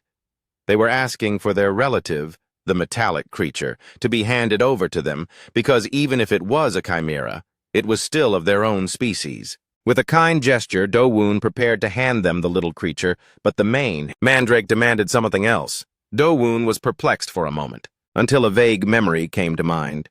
He searched his pocket and pulled out the other one the chubby manager had given him, much more withered and sad than the first. He wondered how it was possible the mandrakes knew he had it stored away. Yubion observed the 2 creatures, commenting on how pitiful their state was, and asked Do-woon where he had gotten the second one. A brief memory crossed Do-woon's mind. He saw himself at the Alchemists' Association, receiving the withered mandrake from Manager Kim, who explained that the creature had been raised by an alchemist and that he had agreed to look after it, thinking it would be best for it. As a sincere request, he had tearfully asked Do-woon to take good care of it, to which he had promised he would. Back in the present, the mandrakes set to work immediately, digging 2 new holes in their garden for their new companions. The 2 creatures, looking desolate, let themselves drop into their new homes. Then the withered mandrake began to sprout intensely, and in an instant, its body began to regenerate. Both snuggled into the earth, overflowing with happiness. Yubion, moved, exclaimed that the love they felt for their own kind was truly amazing. Do-woon added that fortunately, there would be no territorial disputes, and they would adapt quickly. With that matter resolved, he realized something. He asked Yubion if he had seen Nam Gi-seok, commenting that he should have returned by now. Just at that instant, a deafening cry echoed from the sky. It was Gi-seok, shouting his great brother's name with all his might. Do-woon looked up in surprise and saw Jia flying toward them. The winged woman carried an amused Nari under one arm and a desperate Gi-seok held by his clothes with the other hand. Gi-seok landed and ran toward Do-woon with tears in his eyes, shouting how worried he had been. Do-woon, with an expression of indifference, stopped him in his tracks with a hand on his face, asking about his deplorable appearance. Jia then explained that she had found him alone in the water, being pathetically nibbled on by some fish. Gi-seok, through nervous laughter, tried to justify himself, saying he was just trying to get some food for his brother's friends. He added enthusiastically that the sparrow ant had saved him with great style. Recovered from the fright, Gi-seok composed himself. And with his usual cook's energy, he announced that if they waited a bit, he would prepare something delicious for them. However, upon turning around, he came face to face with the gigantic blue bird resting in the clearing. Panic seized him and he let out a gasp, wondering what a cockatoo parrot was doing there. Do-woon, with his usual calm, told him he would explain later, and that for now the first thing was to eat. Gi-seok, disciplined as always, accepted immediately. At that moment, Nari's eyes shone with excitement as she observed the new tenants. She approached the small metallic mandrake. The girl observed it in silence without showing any particular emotion. With unexpected delicacy, she reached out and gently touched the creature's leaf, as if she were transmitting a silent message. With that gesture, an expression of concern appeared in Nari's eyes. Sometime later, a delicious aroma of food flooded the clearing. Yubion and Jia, with eyes shining from excitement, exclaimed in unison that dinner was finally ready. The sight of the dish left them breathless. Nam Gi-seok, chest swelling with pride, presented his masterpiece. A special curry rice and kimchi simmered for hours as if it were a bone broth. With the confidence of a consummate chef, Gi-seok explained his process. Although he had used instant curry and store-bought kimchi, he had put all his effort into the preparation. He generously cut the kimchi, the pork, and a variety of vegetables, and he stirred it non-stop for an entire hour to make sure it didn't burn. With everything ready, Do-woon commented that it smelled wonderful and invited everyone to try it.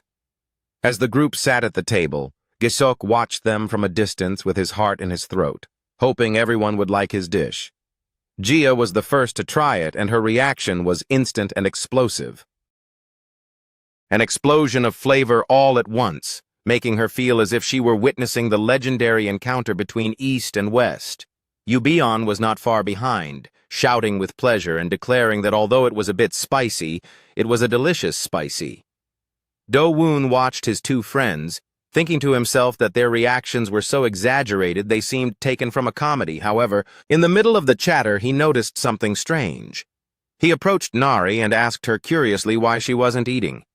The girl, with a distant look and an absent expression, responded that she had no appetite and preferred to go to sleep. She got up from the table and headed to the cabin without saying anything else. Do-woon watched her go, thinking that the presence of the metallic chimera must be worrying her. He wondered if he should give her some task to keep her mind busy. Later, under the light of the full moon, the two metallic mandrakes were dozing peacefully in the garden.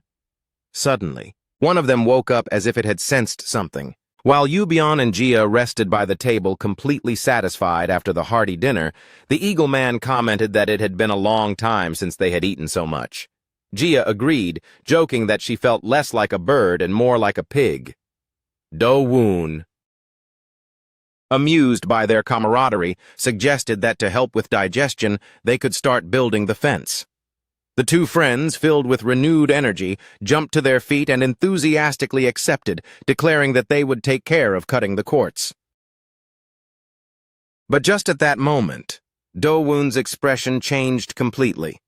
A strange blue energy began to emanate from inside the cabin. He turned sharply, his eyes wide with surprise and disbelief. It was a portal. Inside the cabin, Nari stood before a dark vortex swirling on the floor. The portal's energy enveloped her as she prepared to enter. She told herself that if she stayed there, her uncle would also be in danger, and that's why it was time to return to the place where she belonged. She took a step toward the portal. Outside, Do-woon, with panic reflected on his face, felt the girl moving away. He ran toward the cabin, desperately shouting her name. From the portal, Nari, with tears in her eyes, hugged the little metallic mandrake she carried in her arms. With a voice cracking with sadness, she said goodbye to her uncle, wishing him a final farewell before disappearing completely. But just as she was about to be consumed by the portal, a hand stopped her in her tracks. Do-woon had arrived just in time, asking her firmly where she thought she was going. He took her in his arms, declaring that this place was her home. Do-woon reflected on how fragile these situations were, and how children can disappear in an instant. With new determination, he promised himself that he would never let her out of his sight again. Shortly after, the crisis had passed. The scene shifted to a quiet night where the group gathered around a wooden table. A steaming bowl of ramen occupied the center of the table, and a smiling Nari devoured it with gusto. She exclaimed that this time it was even more delicious than the last. Beside her, the others commented that ramen was undoubtedly the best choice for a midnight snack. Gia, acting like an older sister, scolded the little girl for thinking about running away from home, warning her that if she tried it again, she would get a good scolding. Nari, embarrassed, admitted she was wrong. Suddenly, the spiciness of the ramen took effect, and she cried out how much it burned. Quickly, Nam Gi-seok offered her a yogurt drink, explaining that his mother always said it was the best thing to combat spiciness. The eagle-faced man recognized the drink, commenting that they sometimes gave it to them in the research laboratory. Gi-seok, smiling, then announced he would go clean the bowls and take care of the task his great brother had entrusted to him. As they left, Yubion suggested he would return to his task of cutting quartz, to which Gia replied that it seemed like a good idea. Later, in the calm of the night, Nari and her uncle sat alone in front of a luminous stone. The little girl apologized for having worried him. Do-woon reassured her kindly, assuring her she had done nothing wrong. He explained that the only ones to blame were the cruel people who had created her and had tried to use her. Taking advantage of the moment of calm, he asked her if she could tell him something about her friends from the Cocoon Atrium. Because when he went to take care of the Hanbit Research Laboratory, he had to make sure her friends wouldn't get hurt. Aloud, he simply reminded her that she had mentioned them before. Nari, somewhat hesitant, began to explain that she was close to 3 of them. Do-woon decided it wasn't necessary to ask what a laboratory status was, since Nam Gi-seok would surely know it. However, a doubt crossed his mind, wondering if his worker was carrying out the entrusted task correctly. Far from there, the scene shows us Nam Gi-seok, who with a malicious smile loomed over the 3 hunters who were now bound and gagged. He remembered his great brother's words. He had suppressed those guys' mana so they couldn't use it for a while. The leader of the hunters, desperate, begged Gi-seok to make a deal. Gi-seok wondered what kind of deal they could offer him. The hunter promised that if he let them go, they would pay him anything he asked, boasting they had enough money saved to buy a house in luxurious Gold City. Furthermore, he swore he wouldn't say a single word about what happened. Gi-seok replied that a contract requires both parties to be on the same level. The confused hunter didn't understand what he meant. Gi-seok continued, saying he wasn't the kind of person who would be influenced by such an insignificant sum, and then, as if it were a priority, he pulled out a black card and asked if he had ever heard of the black card. The hunter froze upon seeing it. It was an African Express. Stammering, he asked if it was truly the legendary black card only issued to the super elite, unable to understand how someone like him could possess such a thing. Nam Gi-seok, with a triumphant smile, dismissed the card's importance, asking if that was what really mattered at that moment.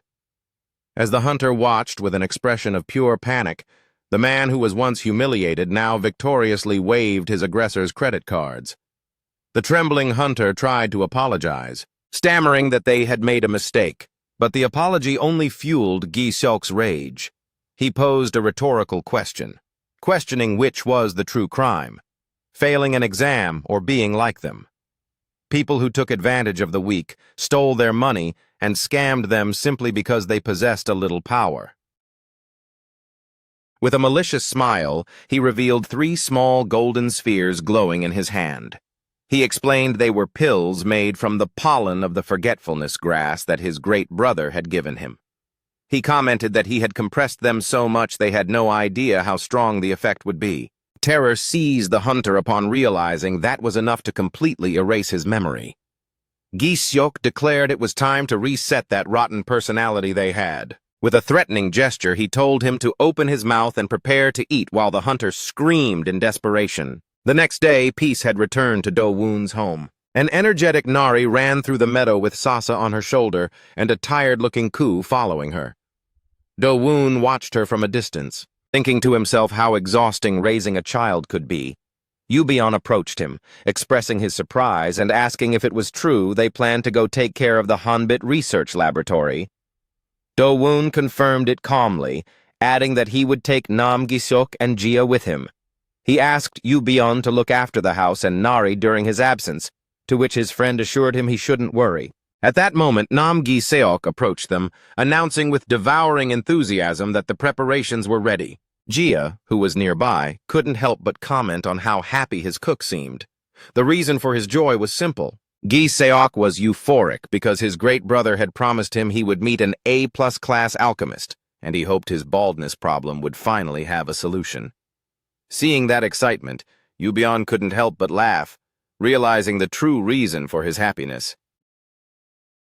Jia, in a practical tone, asked Do-woon if he planned to leave just as he was, suggesting he should at least wear a disguise. Do-woon agreed, thinking it would be for the best. Gi-seok, however, didn't understand why he would need a disguise just to meet an alchemist. Jia, taking off the mask she was wearing, told him he should at least use it since nothing good would come from his face being recognized. In a mocking tone, Jia commented that although his face was small, his head was surprisingly large. The comment infuriated Do-woon, and he shouted at her to repeat what she said. Seeing her, Gi-seok froze, and suddenly his heart began to beat at a breakneck speed under a celestial light. He wondered if that was love at first sight, but the reality was very different, and he was left. He fell to his knees before her, completely oblivious to the scene unfolding behind his back. Explaining that he was the type of person who acts as soon as he thinks of something, he asked her the most important question that occurred to him at that moment. What was her ideal type of man? Jia looked at him thoughtfully, repeating the question to herself. Yubion amusedly commented that he hadn't had this much fun in a long time. Do-woon recognized that Yubion's sister seemed to be taking the question very seriously. Yubion explained that she had always been like that she felt the need to answer any question she was asked. After a long pause, Jia began to describe her ideal type. First, she said as her wings unfurled majestically, they have to be flashy. She added that it would also be good if he were a good dancer. As she spoke, a majestic peacock appeared in her imagination. Nam Gi-seok, however, was left completely confused, repeating the word dance to himself. But Jia hadn't finished. With absolute seriousness, she concluded that, in her opinion, the more feathers he had, the better. The word feathers resonated in Gi-seok's mind like a devastating blow. All his hope vanished in an instant as he realized his precious and shiny baldness. Suddenly, a new, overwhelming determination took hold of him. Wrapped in an aura of fire, he shouted to his great brother that they should leave immediately, that he needed to meet that alchemist at that very moment.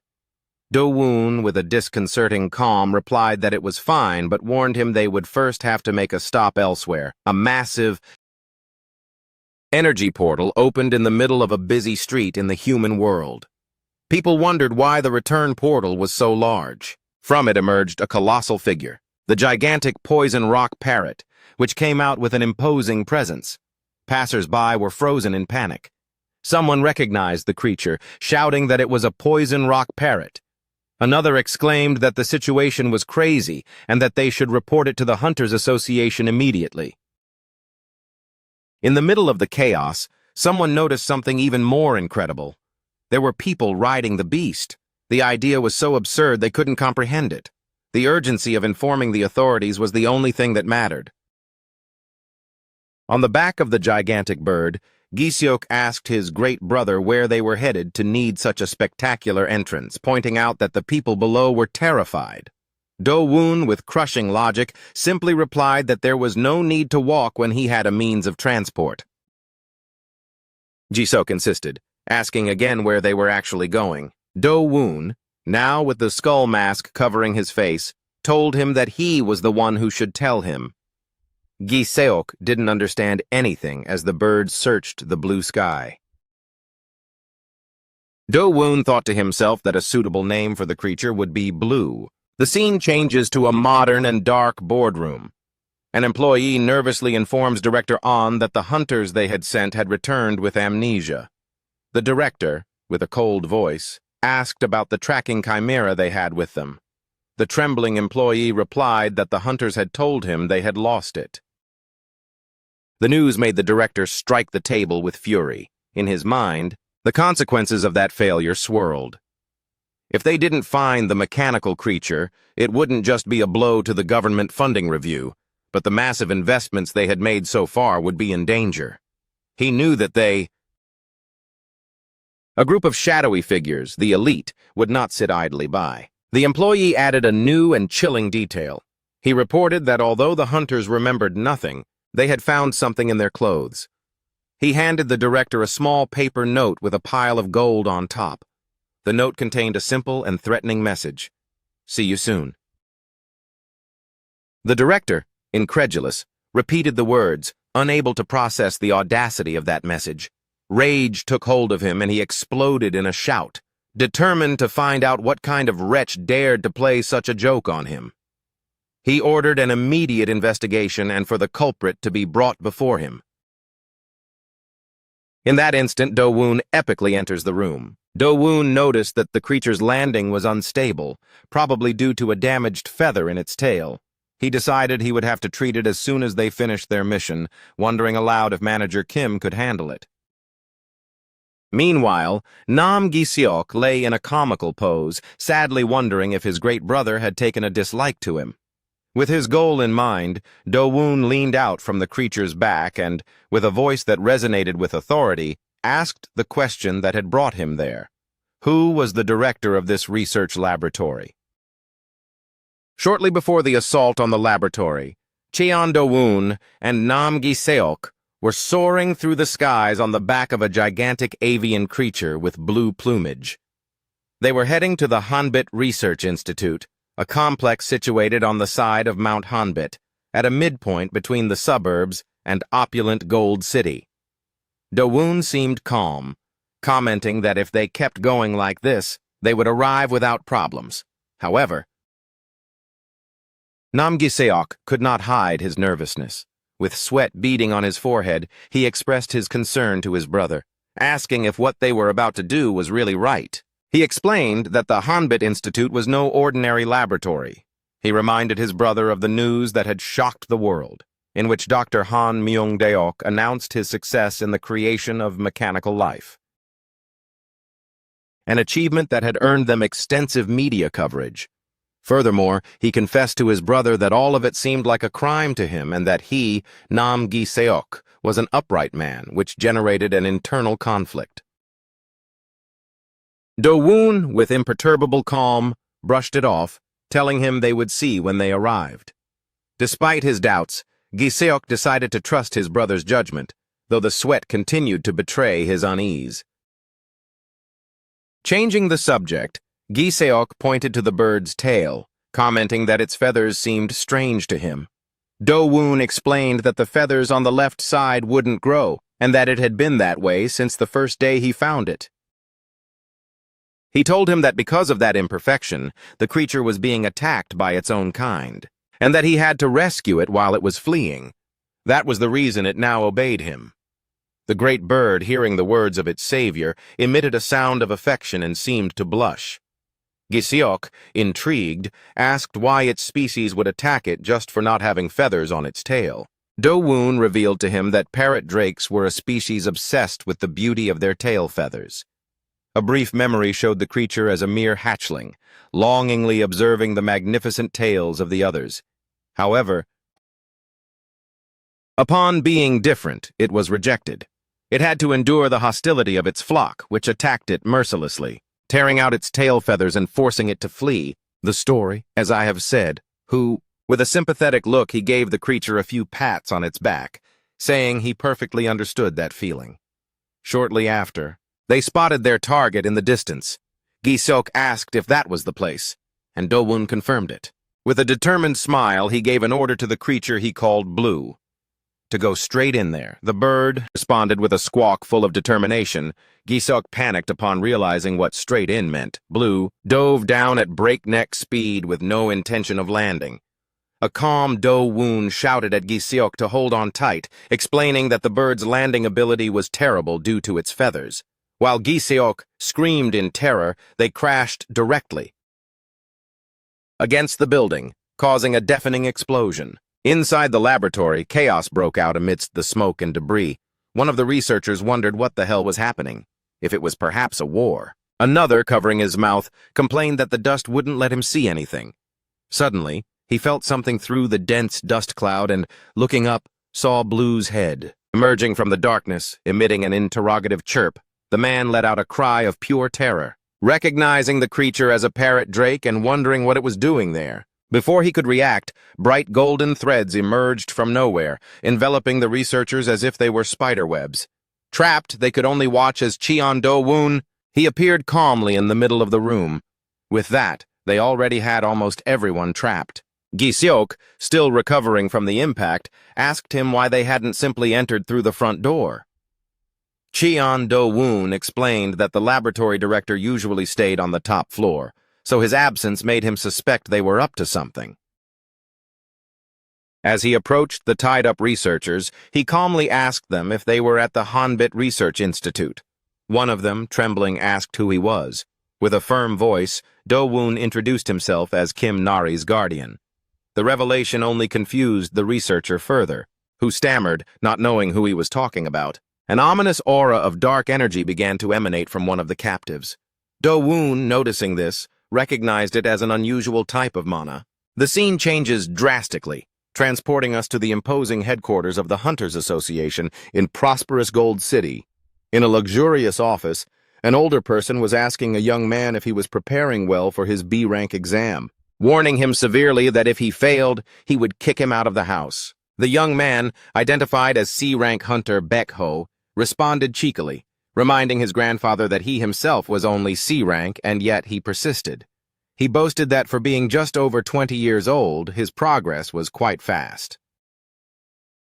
With total nonchalance, the young man asked his grandfather for some money since he hadn't stopped by the office in a while. The president of the association, Lee Won-soo, sighed with regret, lamenting having spoiled his only grandson. He reminded the boy that he was already 84 years old, and that it was high time for someone to take his place. Baek-ho complained, fed up with hearing the same story. His grandfather, gazing out at the city, remembered his youth when he joined the Awakened who risked their lives to save others. It was to help them that he founded the association, with the desire to contribute to protecting the world. He lamented that today's Awakened were different, that most didn't volunteer for truly dangerous missions and only sought lucrative jobs.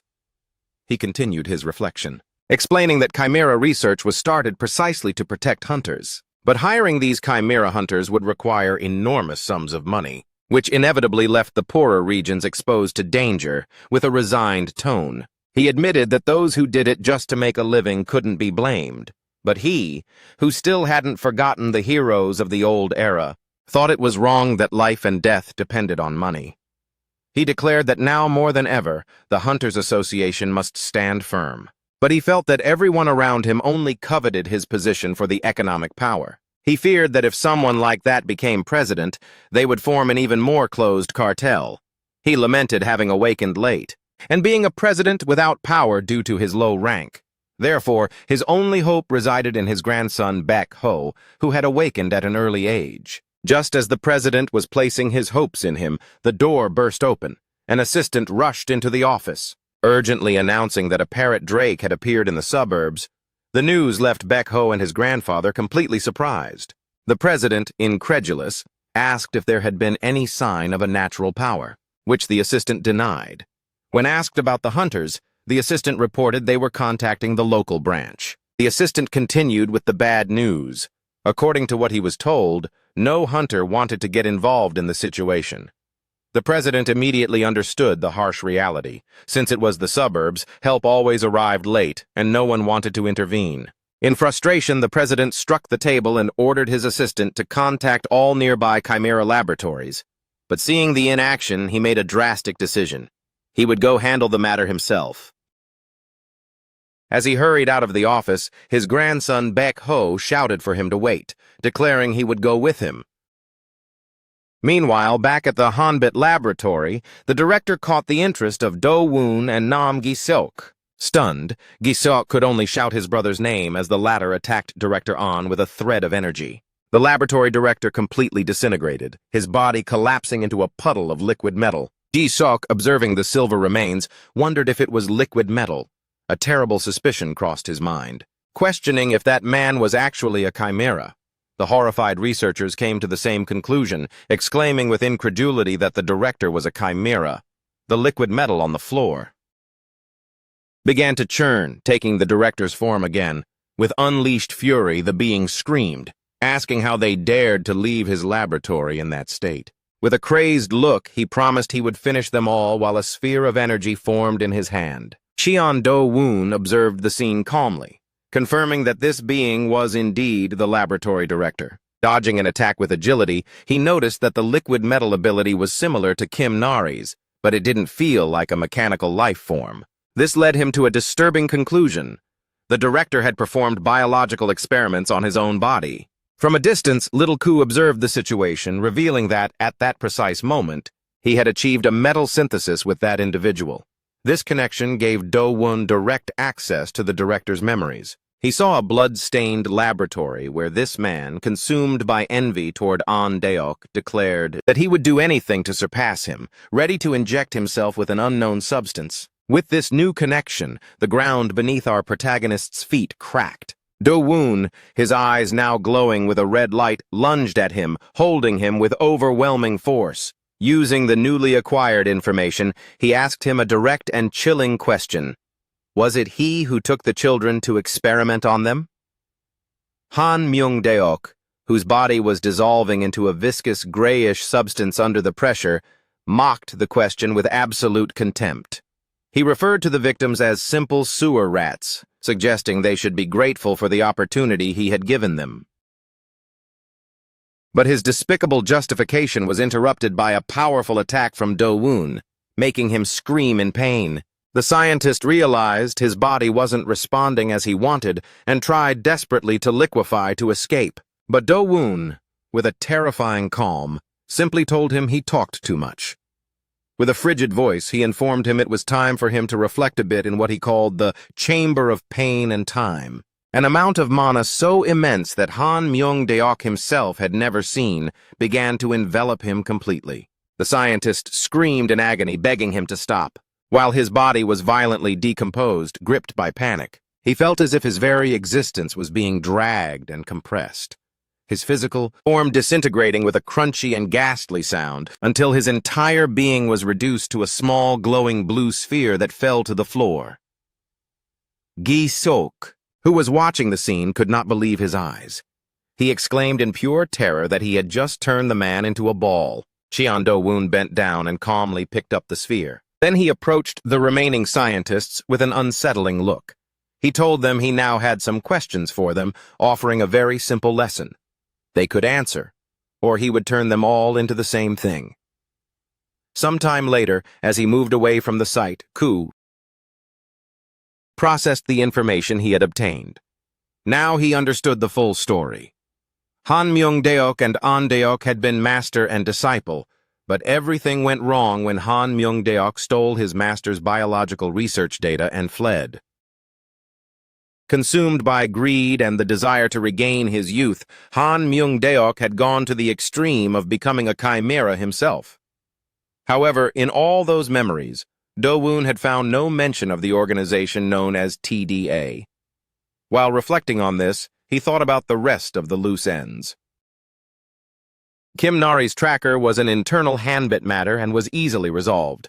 As for the cleanup of the place, he assumed Nam Gi-seok and Blue would handle it without problems. Now the only thing left to find was Han Myung-deok's legacy, the results of his terrible experiments.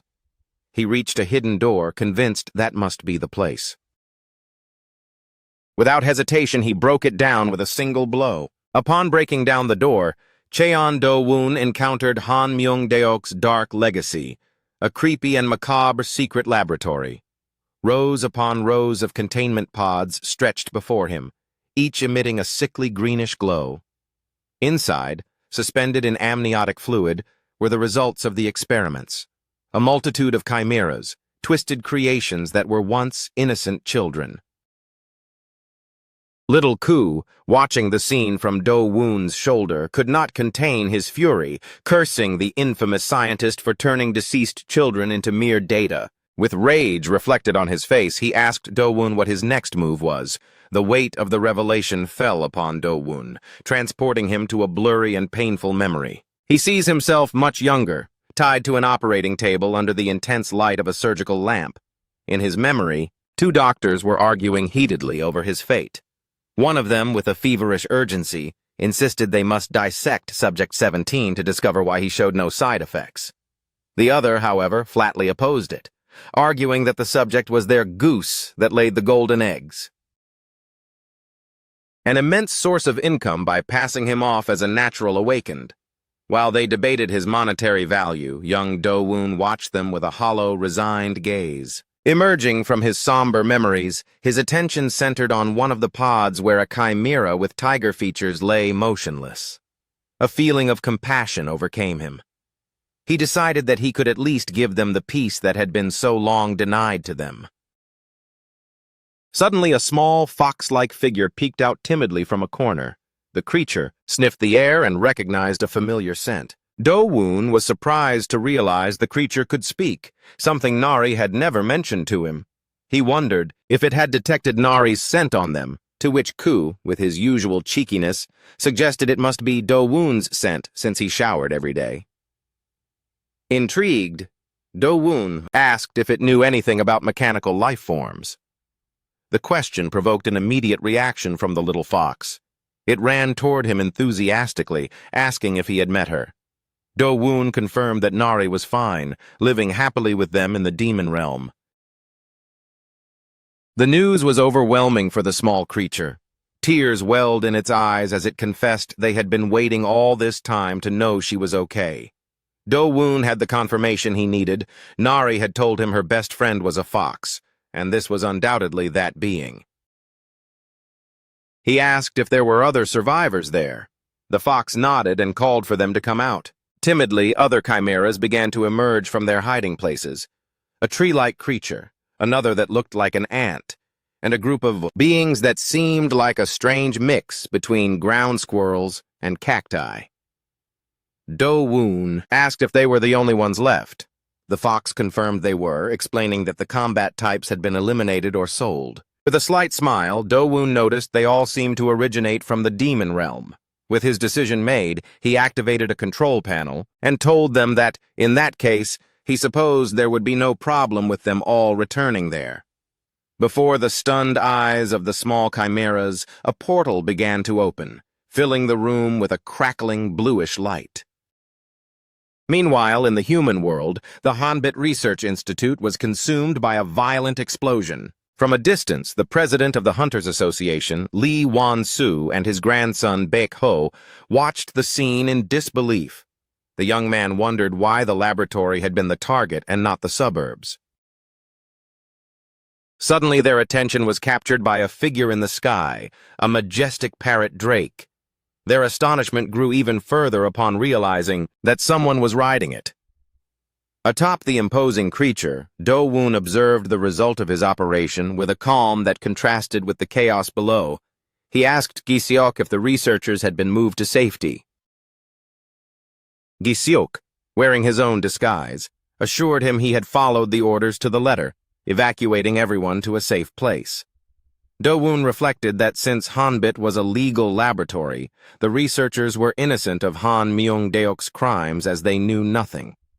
Gi-seok, however, wondered if they shouldn't have made them take a pill to erase their memories since they were now witnesses. But Do-woon, with a half-smile, explained that was precisely the reason why he hadn't done it. Turning his attention toward the two figures watching him from the ground, he asked Gi-seok if he knew who those people were. Nam Gi-seok watched the two figures with a mixture of panic and wonder, recognizing them immediately.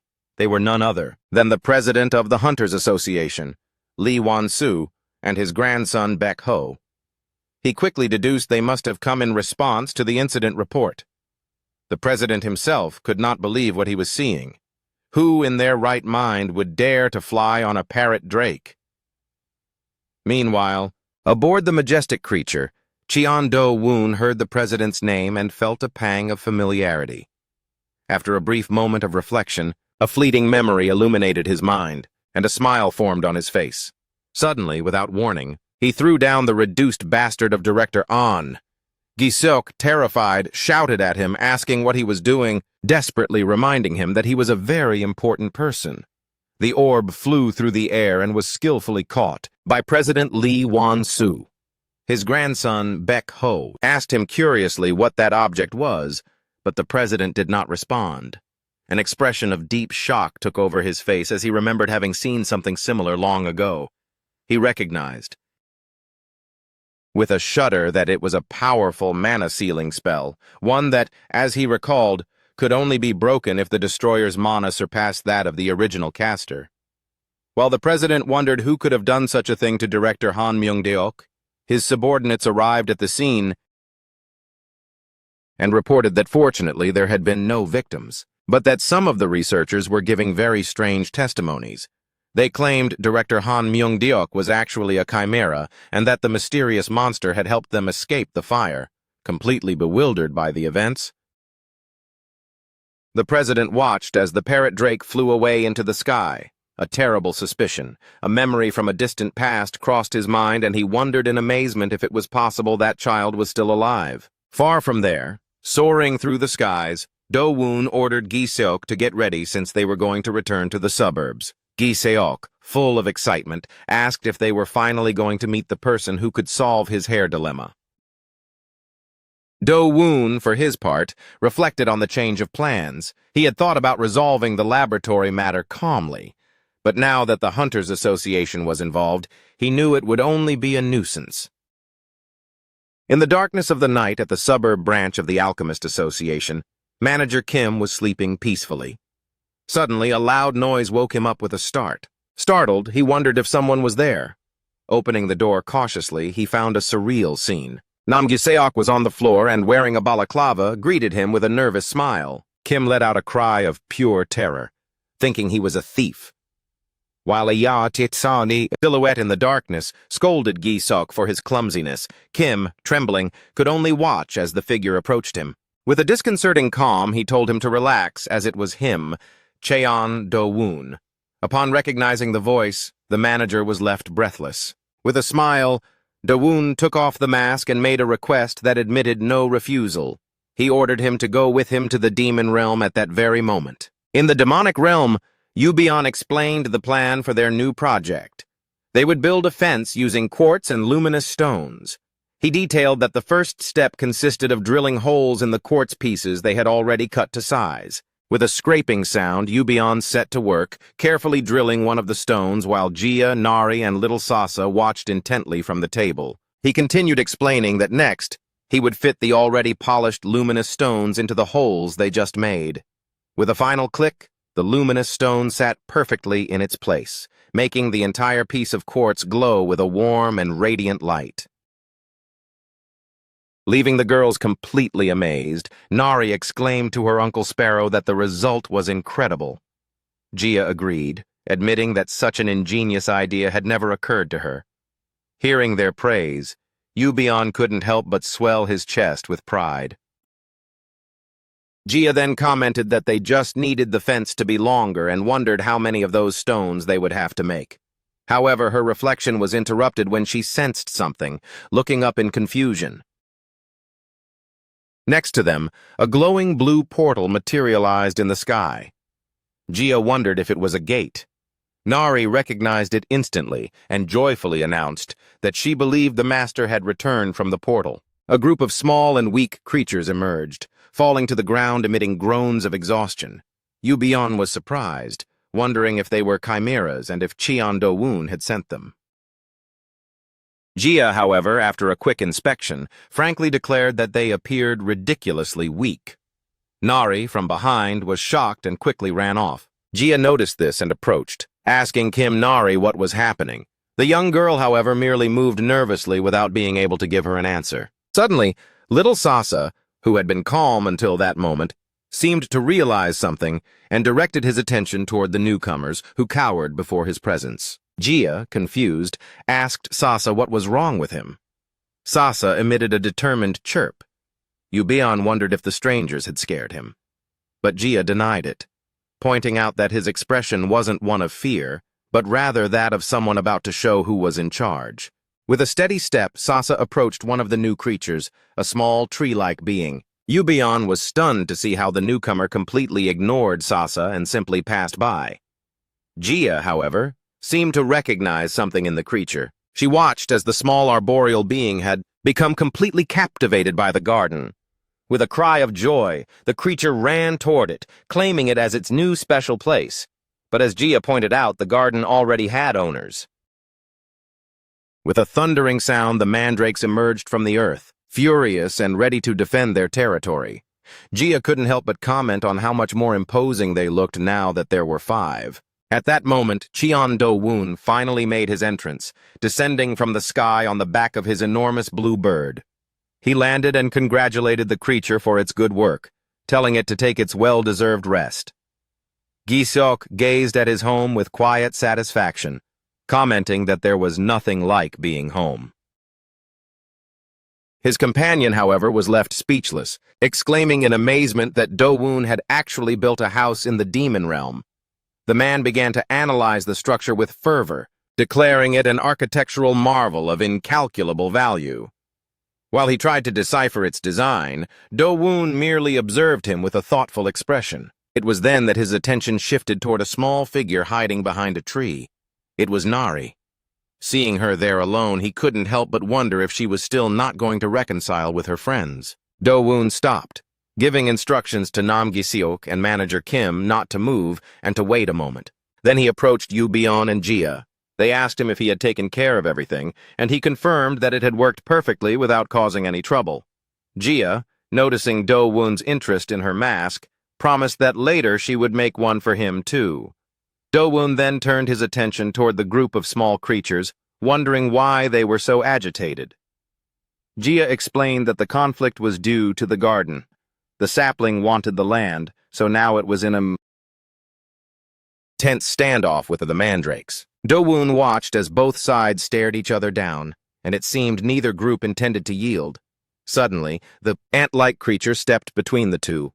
Yubion wondered if the ant was also going to join the fight. Gia noticed its tail lighting up, suggesting that perhaps it had sensed one of its allies was in danger. With surprising suddenness, the ant lunged not toward the mandrake, but toward the sapling, its own companion. Do-woon couldn't believe what he was seeing. For the small arboreal creature caught the ant in midair and, in a completely unexpected move, threw it with force as if it were a cannonball. The ant was going to impact one of the mandrakes directly, but the metallic mandrake stepped in the way, blocking its path. At this, the ant fell to the ground, completely out of the fight. After the impact, the ant let out a squeak while the other mandrakes observed the scene. Yubion commented, impressed, that the mandrake's teamwork had improved notably. Gia added that the sapling and the ant hadn't done poorly either. With the battle finished, the creatures dispersed. Do-woon sighed, declaring that with the welcoming ceremony concluded, only the matters of Kim Nari and the fox remained to be resolved. The small fox chimera sniffed the air, following a scent. The smell felt familiar to it. It was sure of it. Its eyes landed on Nari, who was hiding behind a tree, and it recognized her as the mechanical creature. While Nari burst into tears, the fox apologized. He told her he would wait there until she accepted his apology. The scene transports us to a memory of the past in a sterile, cold laboratory. Two scientists were discussing with frustration. Director An was nagging to know why she refused to participate in the qualifying matches. The other explained that although her training scores were the highest, lately she was defeated every time she entered a real match. They observed the robotic version of Nari sitting dejectedly on the floor. The scientist continued, revealing that she had even started ignoring orders as if the control spell weren't working correctly. He concluded that the problem seemed to lie in her personality, a combat model, but she had been born with a nature that was too gentle. A fleeting memory showed how others attacked her from behind while she simply endured the abuse. The scientist expressed his fear that if she continued like this, one of these days it would end badly. Meanwhile, the little robot could only think of the pain she felt. Her creator watched her with disdain, calling her a foolish creature. Director An, with a sinister look, intervened with a solution. If the personality was the problem, then they simply had to remodel her. His plan was to give the mechanical creature some roommates, weak beings who would get along with her and follow orders without protest. And so the little robotic Nari found her new companions for the first time. The fox, the sapling, the ant, and the other creatures that now lived in Do-woon's home. The memory transports us to the scientist's dark logic. He explained that once the mechanical creature grew fond of her new companions, he would give her the cruelest order of all. He would order her to betray them. A terrifying image showed the little fox transformed into a wild beast, brutally attacking the robotic Nari. The scientist exposed his twisted philosophy, convinced that nothing hurts more than being stabbed in the back by someone you trusted. Damn, this manga can be so pure and genuine, and at the same time so horrifying that it even makes me feel fear and rage, if I'm honest. And as such, it falls very, very short regarding revenge. I want to see blood, damn it. With absolute coldness, he asked the mistreated creature if she understood now. Friends didn't exist. He warned her that next time they would eliminate her. Therefore, if she didn't want that to happen, she had to finish them off first. But before he could finish his sadistic lesson, the robotic Nari's eyes lit up with a defiant red light. She seemed to launch into an attack, propelling herself with her rockets to ram the scientist who had snatched away her innocence. But the reality was that she was trying to escape. The surprised man shouted for the others to stop her, but the mechanical creature didn't stop, her mind divided by the conflict. They were her friends. She didn't want to hurt them. She didn't want to harm them, and if she continued down that path, she only had one option left, saying that the only thing she could do was run away. Teardrops fell to the forest floor. Young Nari stood in front of the tree with silent tears rolling down her cheeks. The little fox that had been watching her couldn't understand why she was crying, since he had been the one who bit her. With a cry that mixed relief and longing, she lunged at the creature, hugging it tightly. With a voice broken by emotion, she told him she had missed him, that she had missed them all, and she promised him that never again would she be separated from them. Observing the scene from a distance, Do-woon wondered if they should head back now. He realized that was the mechanical creature's true appearance. So as not to make her uncomfortable, he seriously decided to pretend he hadn't noticed anything. Shortly after, Do-woon walked back along with Yubion and Jia, commenting that he was glad they had reconciled so quickly. Approaching Nam Gi-seok, who remained motionless next to manager Kim, he asked his brother in a trembling voice if he could move now, and how much longer they had to stay still. Do-woon replied calmly that they could do it now, and that he had only asked them not to move so that Nari wouldn't be startled by the arrival of strangers. Yubion curiously asked who the person next to him was. Jia added amusingly that he was also wearing pajamas. Do-woon realized he had forgotten to introduce him. With a smile, he put an arm around his shoulders and told them he was an A-rank alchemist who would help them remove the spells weighing on them. The news left Yu-Bian and Jia speechless. The man, blushing and nervous, introduced himself as Manager Kim, and seeing the two feathered beings, he timidly asked if it wouldn't be too much trouble if he were allowed to pluck a few from them. The unusual request left Yu-Bian and Jia completely bewildered. Meanwhile, in the human world, Calm had returned to the clothing store. A completely exhausted Beom-su dramatically recounted the day's events to the store owner. He told her how a gigantic blue monster bird had suddenly appeared through a portal, and how the people from the Hunters Association had arrived in droves, unleashing absolute chaos. The owner, however, brushed it off, commenting that since she had been inside the whole time, she hadn't heard a thing. Changing the subject, Beom-su pointed out that the weather was turning quite cold. The owner agreed, assuming that winter was already on its way. At that moment, the woman placed a tray in front of him. Seeing the contents, Beom-su's eyes lit up. The owner smiled, telling him that there's nothing better than a hot roasted sweet potato on a cold day like this. She recommended he eat it with the sour kimchi she had prepared for him so he wouldn't choke. Delighted, he assured her he would enjoy it very much. He carefully blew to cool the steaming treat and took a big bite. The comforting heat spread through his body as he savored the sweet mouthful. The owner watched him with a smile, encouraging him to eat since there was plenty more where that came from. With his mouth full, Beom-su asked her why he was the only one eating. She replied calmly that she had already eaten earlier. However, her expression turned serious upon noticing that the young man didn't seem altogether well. She asked if perhaps he had a cold. Beom-su laughed, trying to downplay the matter. He told her it was surely just muscle aches and that he had probably hurt himself during his training lately. She noted the boy's symptoms with concern. The chills didn't go away even with medication, and he had been like that for 10 days. The owner wondered if it might be a precursor symptom of his awakening. She reminded him that the fever, dizziness, and body aches he had been suffering for 10 days were common symptoms. Confirming that he was 17 years old, she explained that the age was perfect, since awakenings usually occurred at the end of adolescence. Beom-su laughed at the idea, doubting that someone like him could be an awakened, but she rebuked him energetically, asking if he thought awakenings cared about one's origin, and reminded him that he had even grown quite a bit lately. Despite her encouragement, Beom-su asked her not to give him false hopes. For it would be of no use if he awakened as a low rank. Fed up with his pessimism, the woman hit him on the chest and handed him a wad of bills. Beom-su was left speechless upon seeing the money. She told him that since he didn't have money for the bus, to use that to go to the Hunters Association branch in Silver City.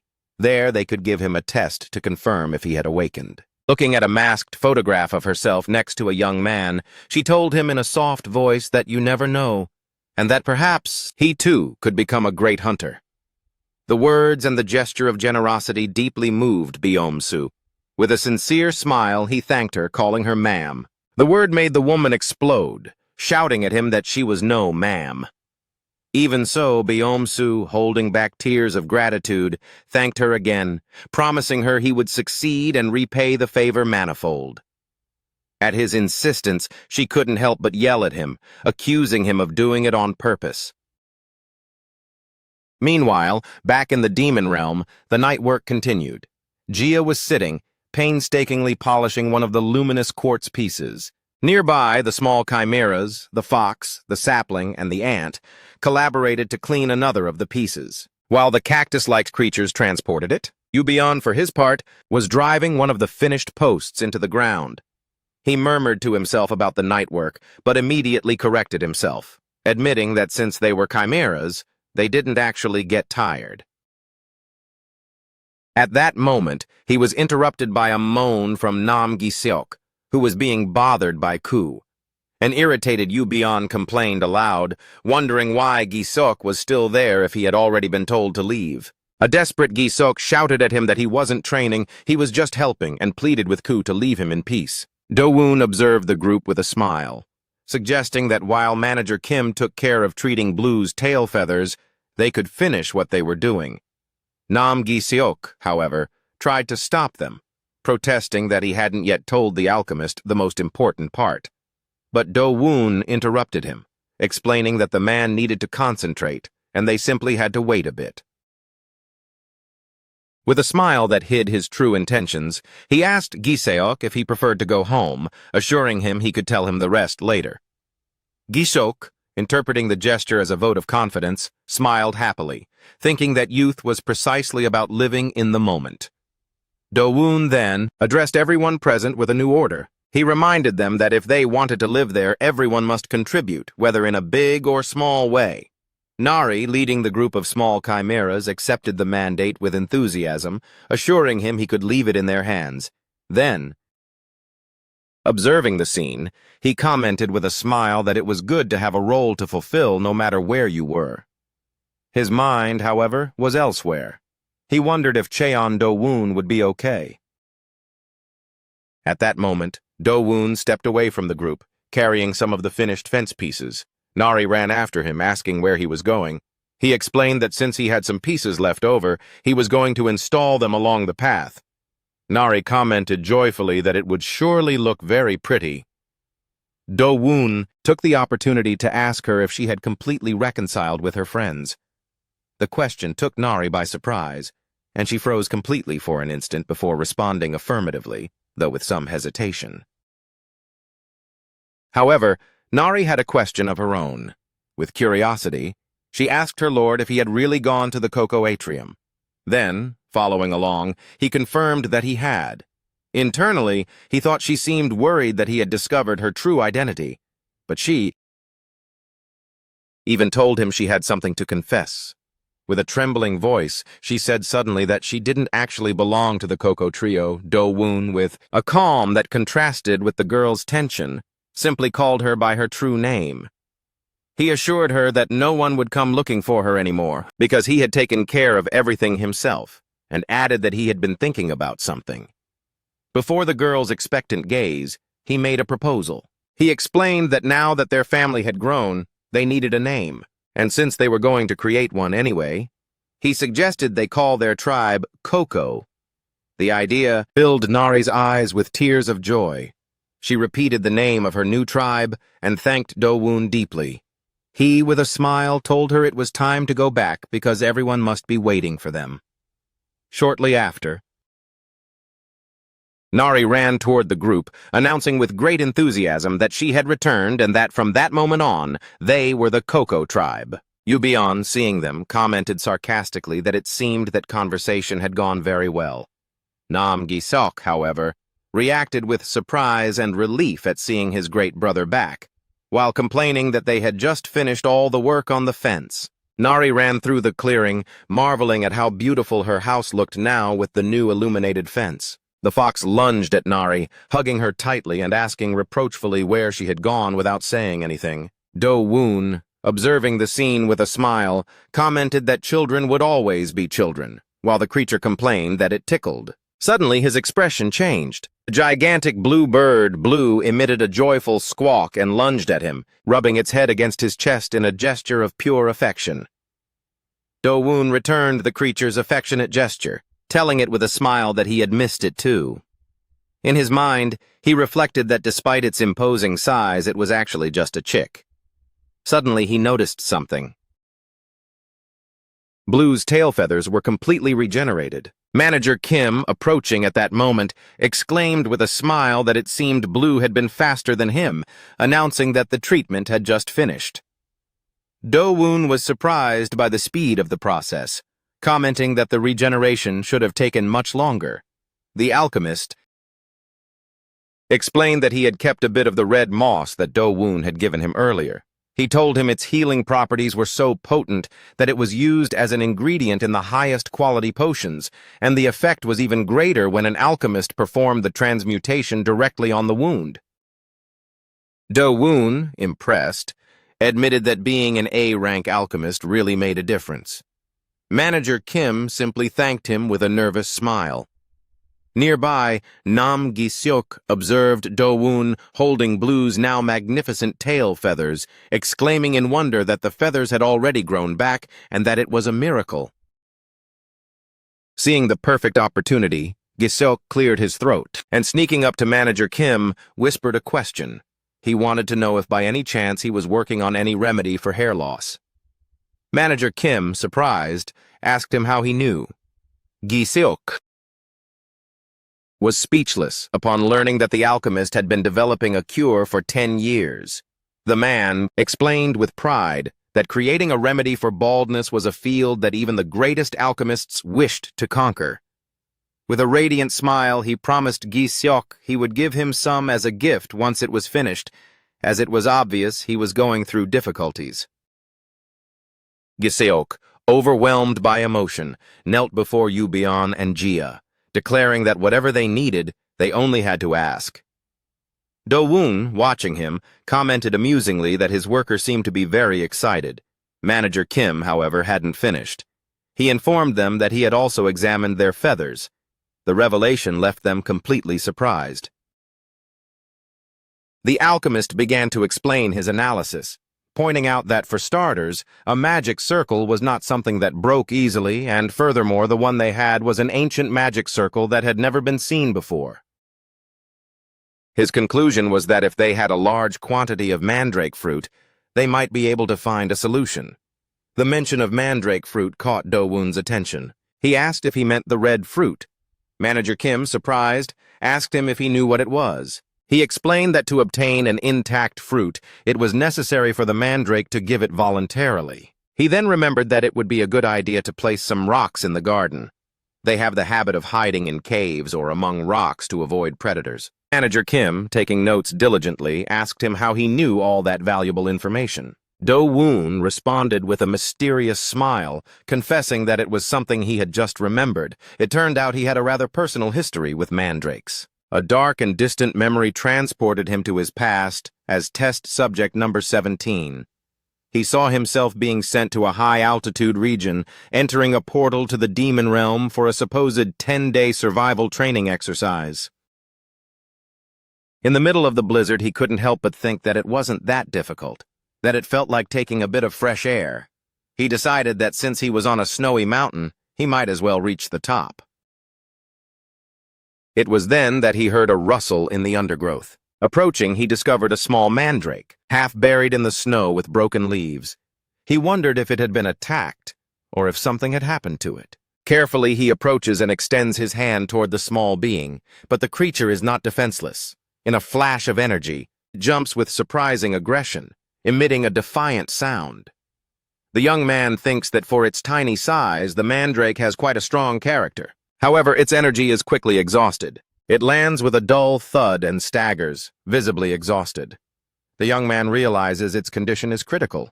It looks like it could collapse at any moment. A strange sensation invades him. He stops, wondering what is happening to him. It couldn't be that he was feeling pity for a simple creature. He tries to remind himself that, after all, it's still just a monster. But despite his doubts, he decides to help. Kneeling in the snow, he channels a stream of mana toward the mandrake. He explains to himself that being so exhausted, the energy infusion is making it fall into a deep sleep. As he watches it sleep peacefully, a new idea crosses his mind. Perhaps he should take care of it for a few days. That same night, he continues his journey through the wintry landscape. The little mandrake, now tucked into a box hanging from his backpack, seems to have recovered completely and is emitting its characteristic sounds. Upon spotting the entrance to a cave, he decides it is the perfect place to spend the night. Inside the cave, by the warmth of a bonfire, he is surprised by the energy the mandrake is showing. He thinks that feeding on his mana has done it a lot of good.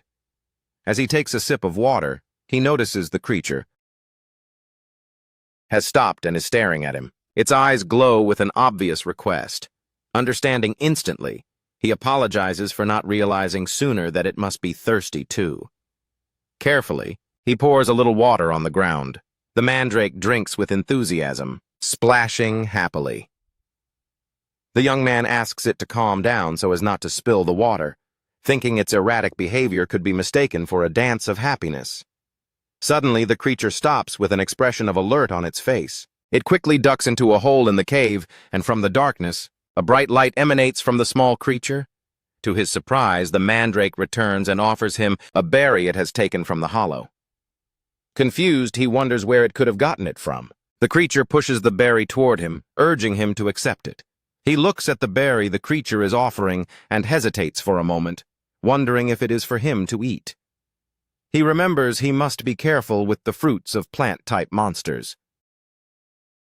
However, seeing the sincerity in the little mandrake's gesture and trusting his own resistance to toxins, he decides to accept it. As soon as he tastes the berry, an explosion of flavor floods his senses. It is sweet, fragrant, and surprisingly refreshing. But the surprise doesn't end there. A warm sensation of mana begins to flow through his body, filling his core with energy. He touches his chest in amazement, wondering if it is possible for such a small berry to contain such an amount of mana. While he processes what happened, he observes the mandrake trembling with visible effort. With a series of flashes, the creature produces a new cluster of berries on its head. He cannot believe his eyes. The mandrake seems to be generating the fruits continuously. The quantity increases with each pulse of light. 5, then 6 berries appear, and the clearly exhausted creature offers him the new cluster with a faint whimper.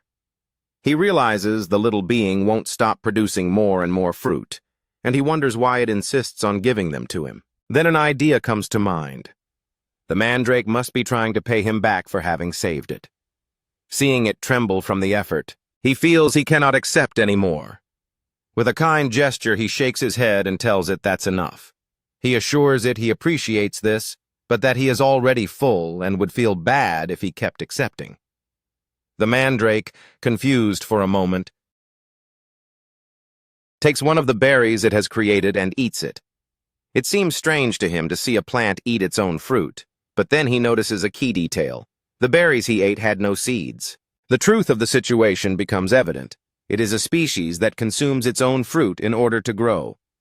A feeling of guilt washes over him, thinking that without knowing it, he has been stealing the mana it needed to develop. He decides that somehow he will have to understand it better later on. Suddenly, the creature curls up in his lap. It is strange, as he had seen a safe corner among the rocks and doesn't understand why it chose his lap instead. As he watches it sleep peacefully, a smile forms on his face. He thinks it is a very interesting creature, and, with a renewed calm, wishes it a good sleep, convinced that as long as it is with him it won't be bored. But the peace of the night is broken by a menacing growl echoing from the cave entrance. A group of monsters looking like giant white-furred apes with glowing eyes observes them greedily. He understands immediately that they have come attracted by the mandrake's fruit, which overflows with pure energy. He carefully sets the mandrake down and stands up. His arm transforms into a monstrous sharp claw. With unshakable determination, he makes a promise to the little mandrake. As long as it is under his care, he will protect it. Time passes. He is now traveling through the snowy forest with the mandrake. Their tranquility is interrupted when a reptilian monster lunges from a tree, but he, with a quick movement, stops the attack with his transformed hand. Later, he rests on a fallen log with a serene expression, while the little mandrake smiles contentedly. Together they watch the sunrise that rises over the snowy mountains, ready to continue their journey. Later, standing at the mountain peak under a radiant sun, the young man decides it is time to return. He knows he must synchronize with the return spell the laboratory imposed on him. At his feet, the little mandrake rubs its eyes with a mournful sound. He watches it and asks if that is its way of saying goodbye. At that moment, he finally understands the reason for the sorrow he felt upon finding it. Seeing it abandoned and alone in the middle of the snow brought back a painful memory of his own past, of when he himself was left to his fate. With heavy resignation, he tells the creature that once you are an onion, you probably won't manage to survive. But despite that, he has no choice but to leave. The confused mandrake looks at him while he explains the harsh reality. His body is under a spell, and if he doesn't return on time, he will die. Furthermore, he confesses that if he took it with him to the human world, its fate would be the same as his, becoming an experimental subject. With a final gesture, he tells it it's not much consolation, but he has something for it. Using his power, he weaves a web of worm silk threads, creating a kind of protective shelter around the cave. He explains it is a security device, and to ensure it isn't attacked while traveling, he kneels and delicately ties a thin silk thread around its body like an amulet. He asks it to always wear it and not to lose it. The small creature, confused at first, suddenly bursts with happiness, blushing and showing its joy for the gift. With a final look, he says goodbye and turns to leave. But just as he is about to disappear, the mandrake lets out a desperate cry. In an instant, the young man vanishes in a flash of blue light, leaving the creature alone. In the snowy immensity, he can only silently apologize for not being able to protect it until the end. The mandrake, with a broken heart, bursts into heartbreaking sobs, a lament that echoes across the lonely mountain, and with that sad memory, Do-woon's story comes to an end, leaving his listeners, Manager Kim and Nam Gi-seok, completely moved and weeping bitterly. Impatiently, he asks what happened next, demanding to know how the story ends. Do-woon, scratching the back of his neck, continues his tale, explaining that he returned 2 weeks later. But an avalanche had completely buried the cave. Despite searching relentlessly, he found not a single trace. With an expression of deep regret, he apologizes, feeling the weight of his failure. Jia tries to console him, saying it wasn't his fault, that the creature was probably buried or eaten by another monster. But Yubion interrupts with optimism, reminding him that he had given it the worm silk thread and therefore it could still be alive. Jia joins in the enthusiasm, encouraging Do-woon and proposing they take some time to return to that snowy mountain. A slight smile appears on Do-woon's face. Although the idea of the creature still being alive seems wonderful, he can't help but feel a pang of doubt.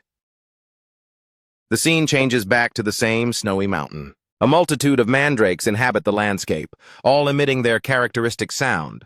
And among them one stands out, with the mark of a star on its forehead and the silk thread still tied to its body. It stands atop a rock, letting out a triumphant cry. I'm thinking this manga is quite hot this summer, whenever you want. Meanwhile, in the clearing, Manager Kim approached Do-woon. Seeing the small garden, he couldn't help but be surprised. He expressed his amazement that Do-woon had created such a garden in the demon realm, and deduced that he must really like mandrakes.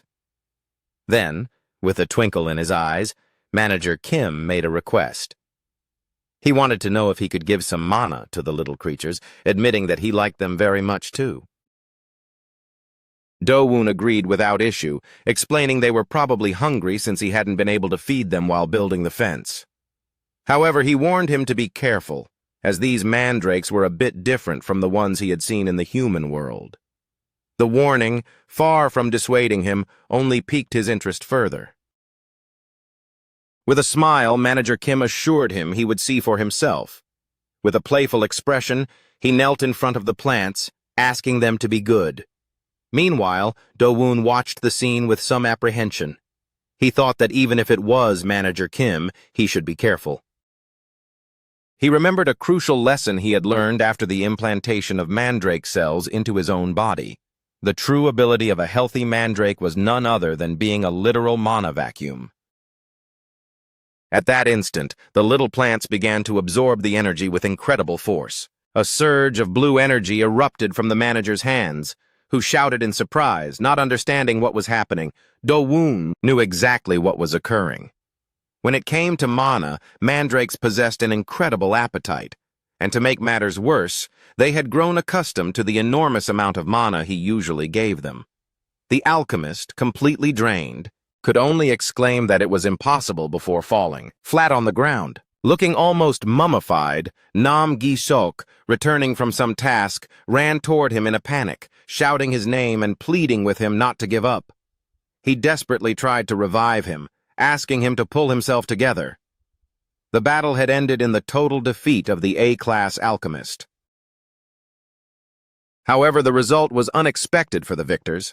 The mandrakes, unable to process the manager's mana, began to vomit it up with expressions of discomfort. Do-woon, scratching his head, wondered if the problem was the quality of the mana and not the quantity, concluding that his little plants were very picky eaters. Meanwhile, elsewhere, the situation was much more tense.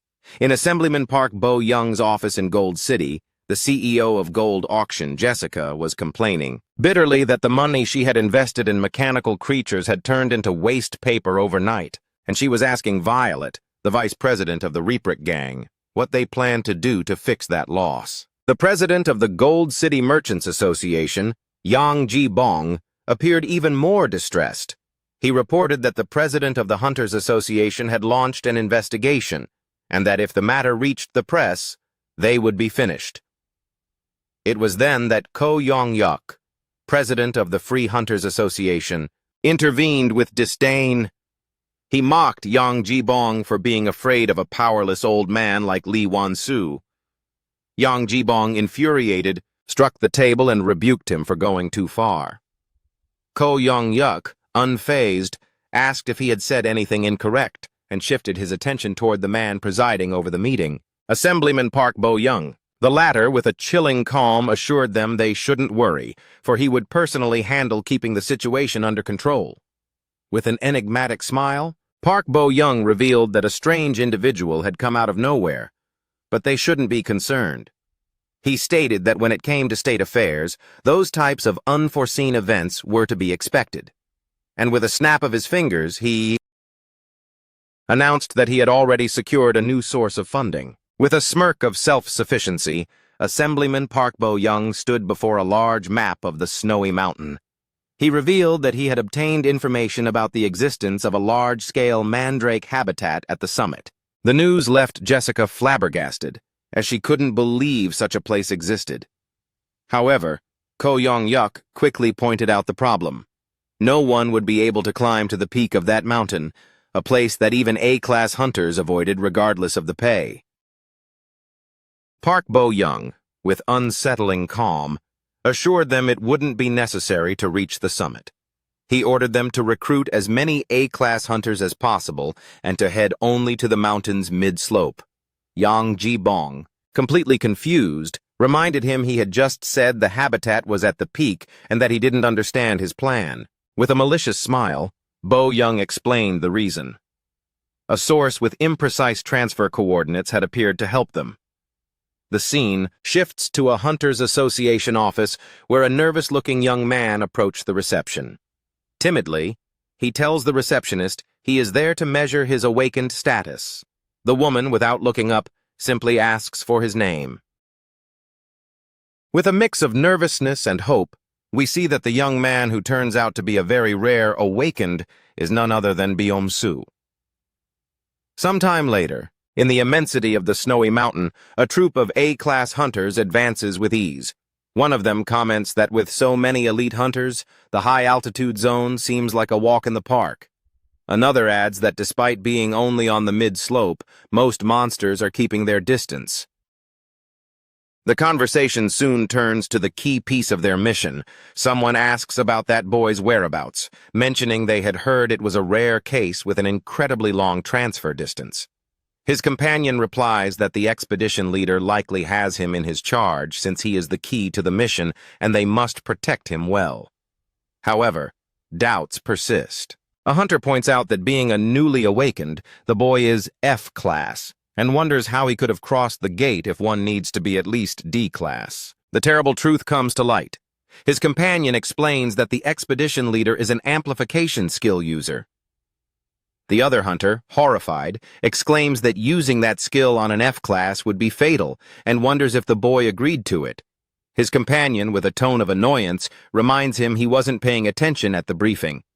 He reveals that they have also used a puppeteer skill on him, so he is in a hypnotic state and will obey any order. He tells him it's a street kid from the suburbs whom they kidnapped when he went to measure his awakened status. The first hunter finally understands the harsh reality. Those at the top don't care if the kid dies, which is why the pay was so good. Honestly, I don't know if you guys understand me. This is what I'm referring to. They introduce us to these kinds of scum only to let them go like it's nothing. At that moment, the expedition leader, an amplification skill user, orders the vanguard to stop. After judging the distance to be appropriate, he turns to the puppeteer and orders him to begin.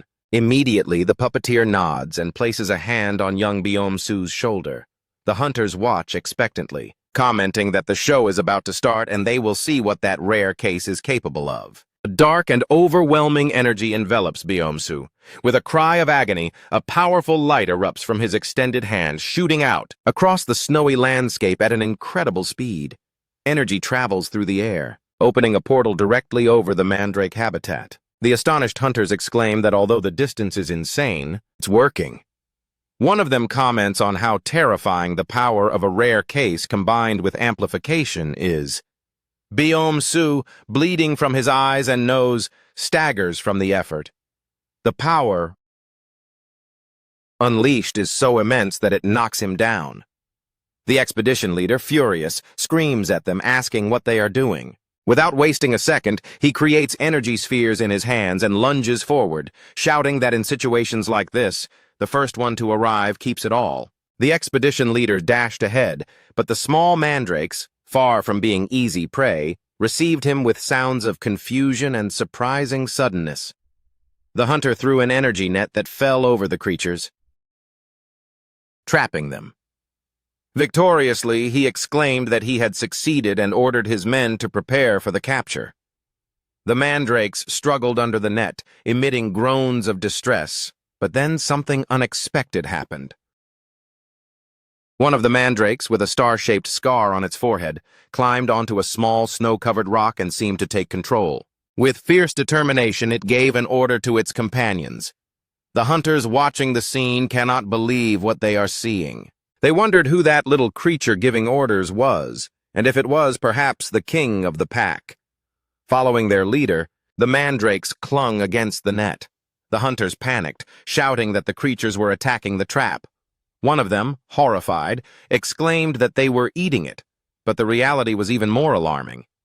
The expedition leader realized that the net wasn't dying, but rather the mandrakes were absorbing the mana that composed it. At this rate, the net of light wouldn't take long to vanish. It was then that another hunter, a burly and muscular man, intervened with a growl of contempt. He called them pathetic and explained that, being wild, the mandrake's mana absorption ability must be excellent. However, with an arrogant smile, he declared that he was a physical ability awakened who didn't use mana, and therefore he was immune to their trick. With a quick movement, he swung his gigantic sword forcefully. The hunter approached the leader mandrake, which had been separated from the rest. With a threatening look, he told it that although he would like to tear it to pieces, it was too expensive a specimen. He declared that instead, he would simply leave it on the brink of death. But just as the edge of the sword was about to fall, a figure appeared out of nowhere in a flash of blue light. With a precise punch, he deflects the attack, creating a shockwave that shook the mountain. The hunters, dazed by the explosion, covered themselves as best they could. When the dust settled, they saw a dark-haired man standing before them with the hunter's sword driven into the ground beside him. Astonishment took hold of them. They wondered who this stranger was, and if information about the mission had been leaked to another guild. One of the hunters tried to protest, reminding him that it was a direct order from their superiors, but his words were drowned out by an overwhelming presence. The newcomer, who was none other than Cheon Do-woon, simply called them noisy. A dark and terrifying energy emanated from him, with multiple demonic eyes manifesting in the shadows.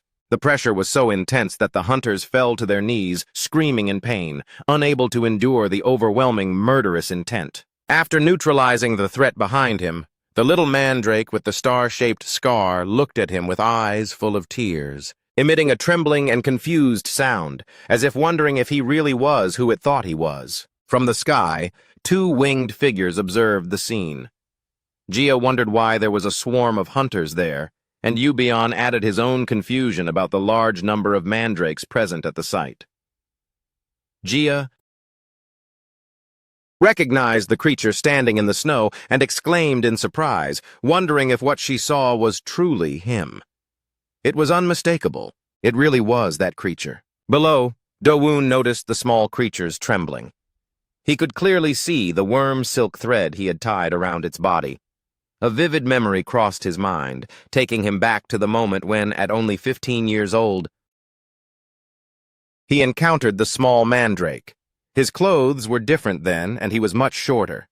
He realized that the creature hadn't recognized him by his appearance, but by something much deeper, the aura of his mana. Overcome with emotion, the mandrake jumped into his arms. The small being emitted a joyful sound while rubbing against him affectionately, behaving like a puppy reunited with its owner. Do-woon, softened, commented that it acts like a puppy. Their moment was interrupted as he noticed the curious gazes from the rest of the mandrakes. With a smile, he asked the creature in his arms if those were its friends. With a determined gesture, the mandrake tapped his chest before jumping to the ground. It stood in front of its peers, emitting a series of sounds that made them line up obediently, Do-woon said to himself, realizing that the small creature had become the king of the pack. He couldn't help but smile seeing the mandrake stand on its tiptoes, puffing up its leaf as if trying to show how much it had grown. He understood that despite everything, this little one really hadn't changed at all. At that moment, Yubion and Jia landed softly in the snow. Yubion approached, commenting that it seemed he had found the right one. Yubion observed the creature wearing the thread and exclaimed that it was incredible it actually kept it. Do-woon added that he never would have expected it to be still alive after so much time.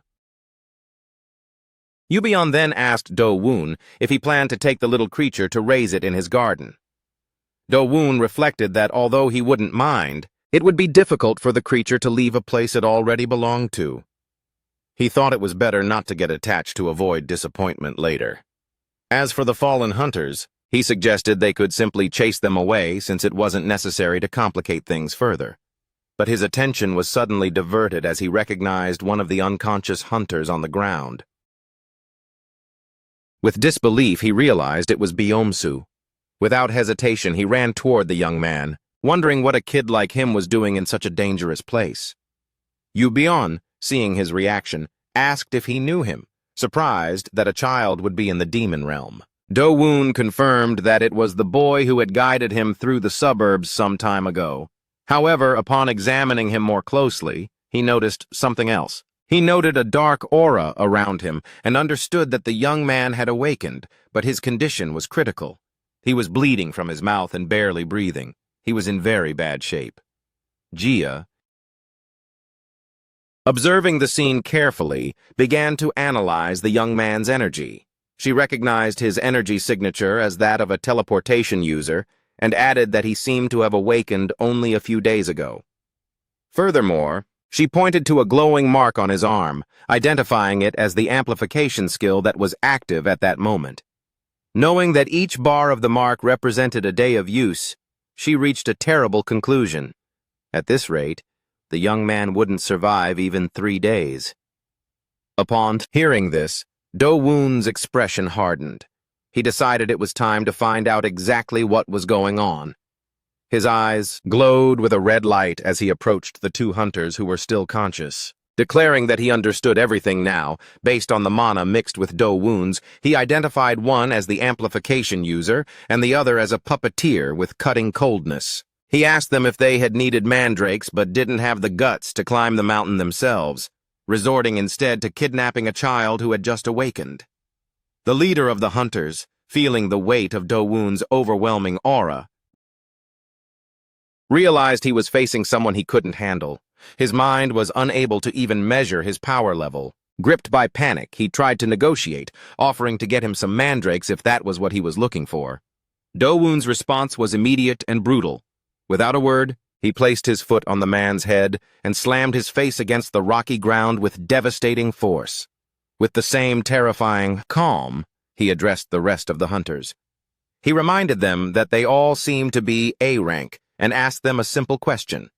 He asked them what they had thought when they saw a 17-year-old boy cross the portal gate. He assumed that since he was an orphan from the suburbs, they simply thought they could use him and discard him without consequences. Probably, he continued, they were already planning how to spend their share of the profits once the job was done. He acknowledged that, after all, it was survival of the fittest, and that their actions weren't necessarily a sin worthy of final punishment, but then, with implacable logic, he sentenced that they shouldn't have any problem if he did exactly the same to them. To start with, he informed them with a frigid smile, he was going to leave them on the brink of unconsciousness. Sometime later, the tension had dissipated. Do-woon was sitting on a rock with the little mandrake resting on his head while Beom-su lay unconscious on another nearby stone. As the mandrakes watched him with curiosity, Do-woon sank into his thoughts, remembering his previous encounter with the young man. He remembered the question he had asked, surprised to see the weights on his wrists and ankles. Beom-su had explained with determination that he was strengthening his endurance because he wanted to become as strong as him. The conversation resonated in Do-woon's mind as he observed the unconscious youth. He had asked him if he meant him, and with genuine admiration, the boy explained that entering the demon realm without any equipment made him an incredibly strong hunter. With a smile full of determination, the youth confessed that he also wanted to be like that, which was why he was eating a lot and training hard. The memory was clear. He had told him he wanted to become a strong hunter. Back in the present, Beom-su's breathing was weak and shallow. With a look full of determination, Do-woon silently promised him he would save him no matter what it cost, asking him to hold on just a little longer. Suddenly, a desperate cry broke the silence.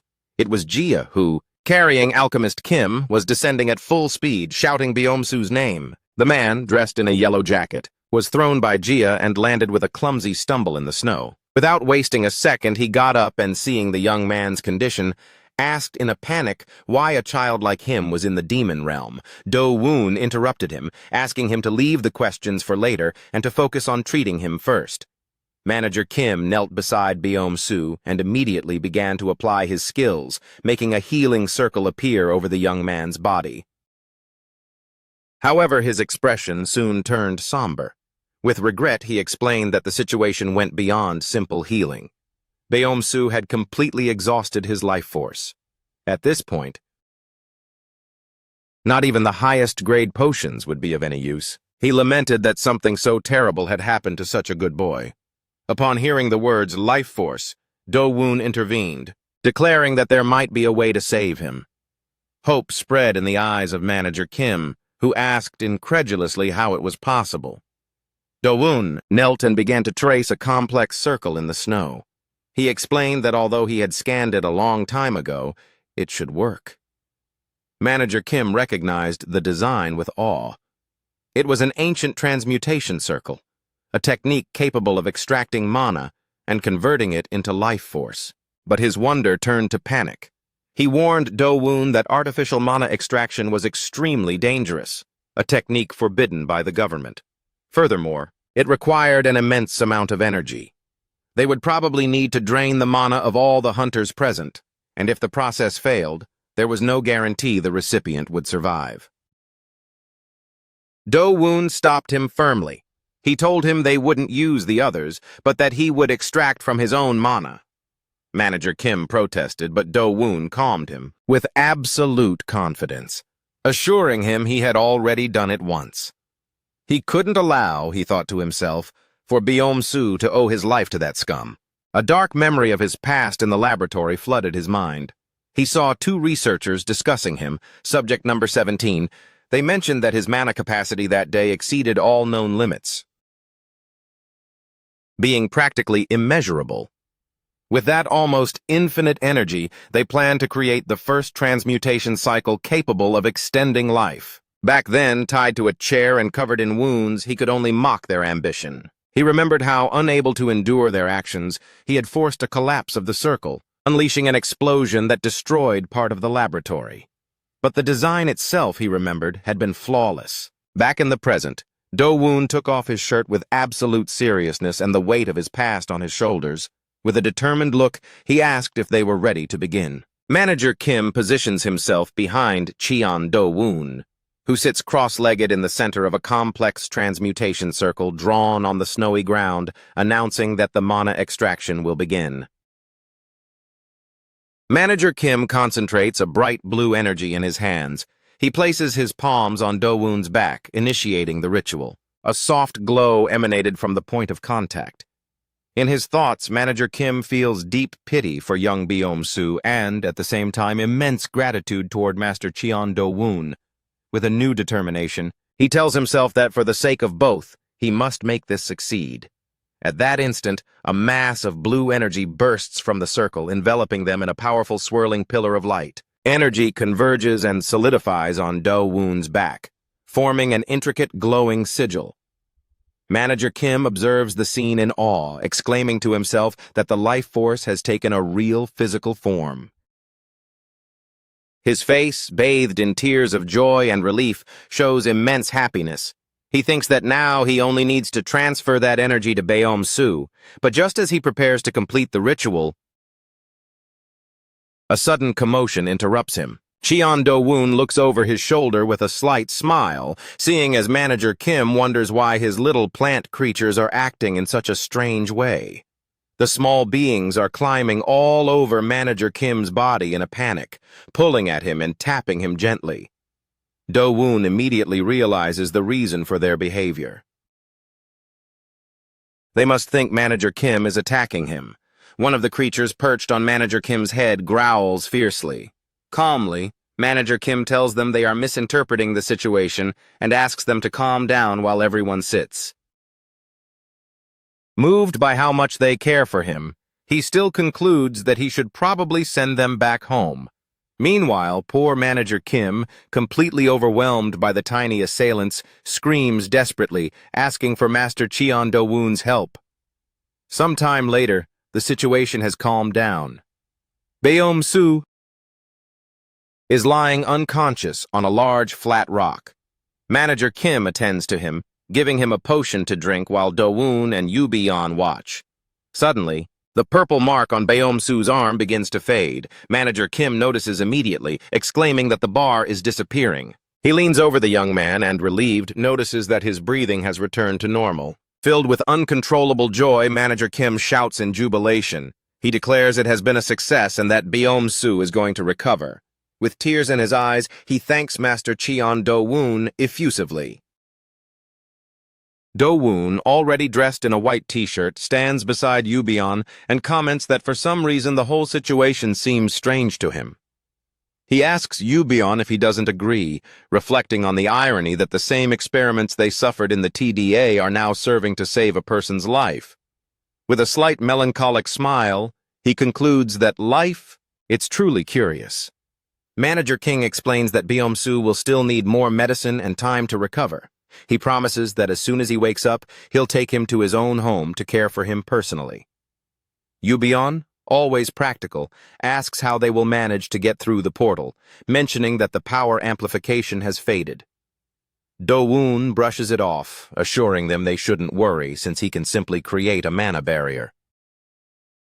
Then his tone turned more serious, and he adds that he has been thinking about something. He recalls that, as Manager King rightly said, this transmutation circle was banned long ago by the government due to the risk of it being used to improperly extend someone's life. For that reason, he informs a nervous Manager King that once he finishes with this bunch of hunters, he'll have to erase his memories of this event.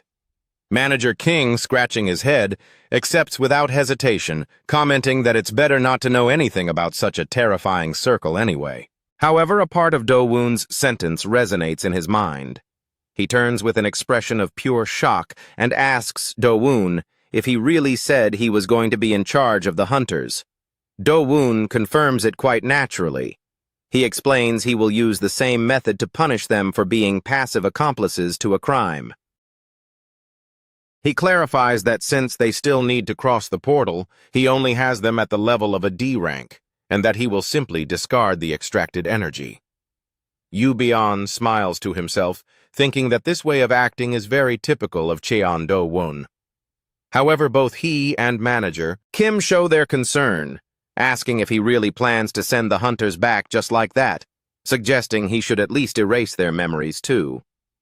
Do-woon responds to his worried companions, clarifying that this time he won't erase their memories. He'll simply send them back as they are. He explains his reasoning. People don't change that easily.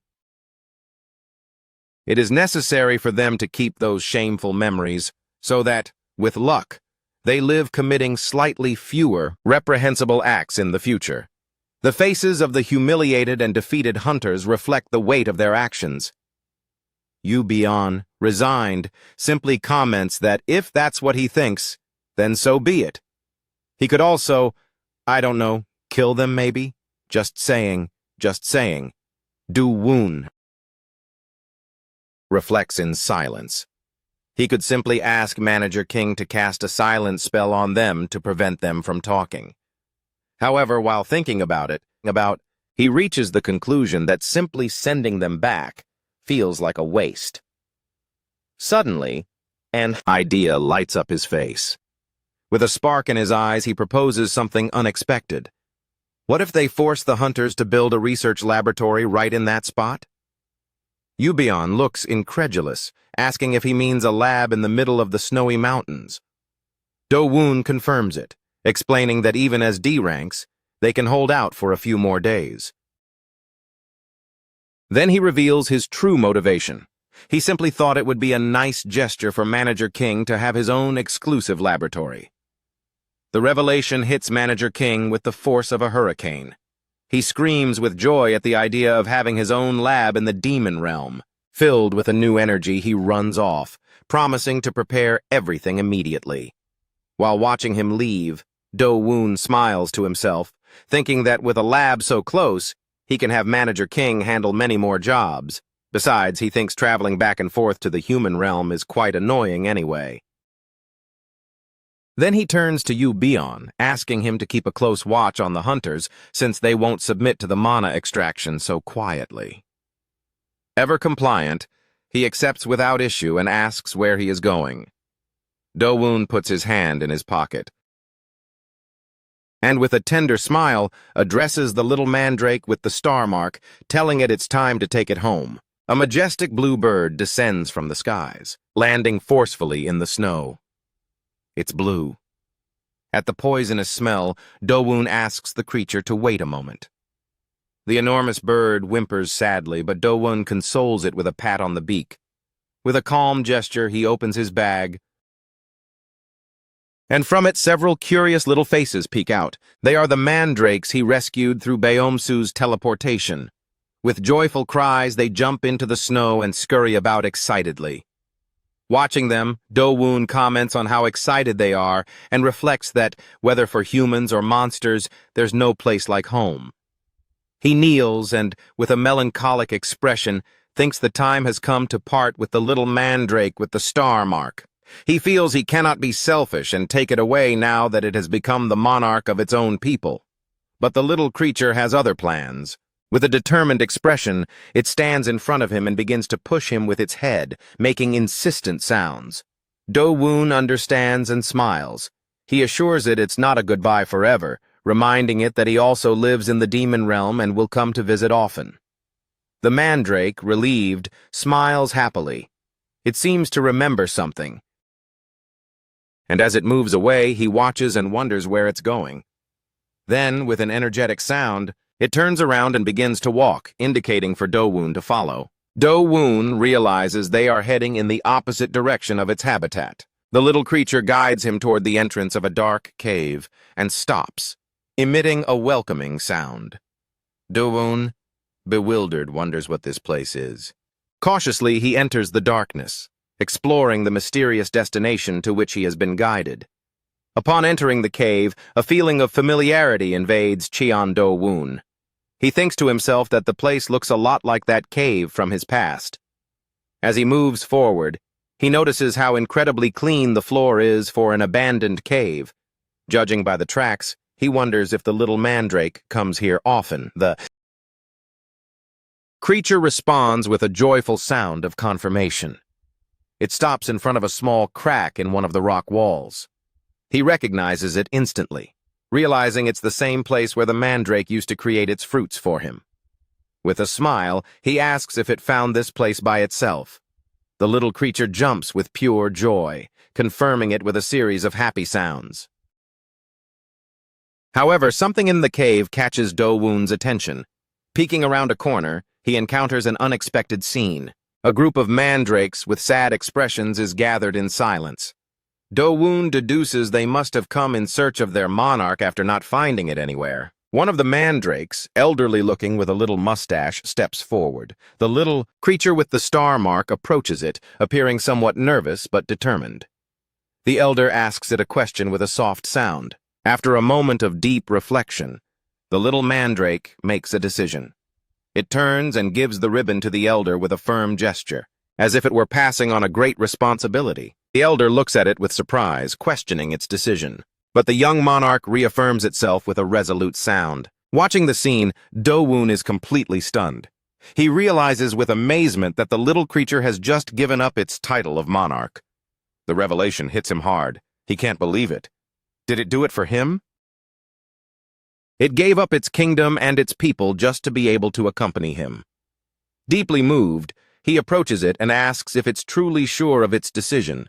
The little mandrake, with eyes full of tears of happiness, responds with a cry of pure joy, confirming its choice without any doubt. The snow falls softly in the night. Inside that same cave, Do-woon sits by the warm bonfire. The little mandrake sleeps peacefully on his lap. He watches with a tender smile and reflects that, after all, everyone decides for themselves where they belong. Sitting under the starry sky, he thinks that as long as it is happy, that's all that matters. Time moves forward and the scene changes drastically. Beom-soo is unconscious on a rock, convulsing slightly as he begins to regain consciousness. Slowly, he opens his eyes, completely disoriented. He wonders where he is, and his gaze falls on Yoo-beon and Gia watching him from a distance. Panic takes hold of him. In his confused mind, he only sees two monstrous and terrifying figures. With a piercing scream, he wonders what those things are. Gia, standing next to him, calmly remarks that he has recovered quickly. Beom-soo crawls backward, terrified, babbling about monsters. With a curious expression, Gia asks him if his name was Beom-soo, right? And then, with a sinister smile and her eyes glowing with a reddish light, she gives him a chilling welcome to the demon realm. The vision is too much for the young man, who screams in horror, believing his worst nightmare has come true. That's all for today, guys. I hope you liked it. Since I saw the last video didn't get much interest, let me know now if you'd like me to continue with this story or if I should focus on others. Bye-bye!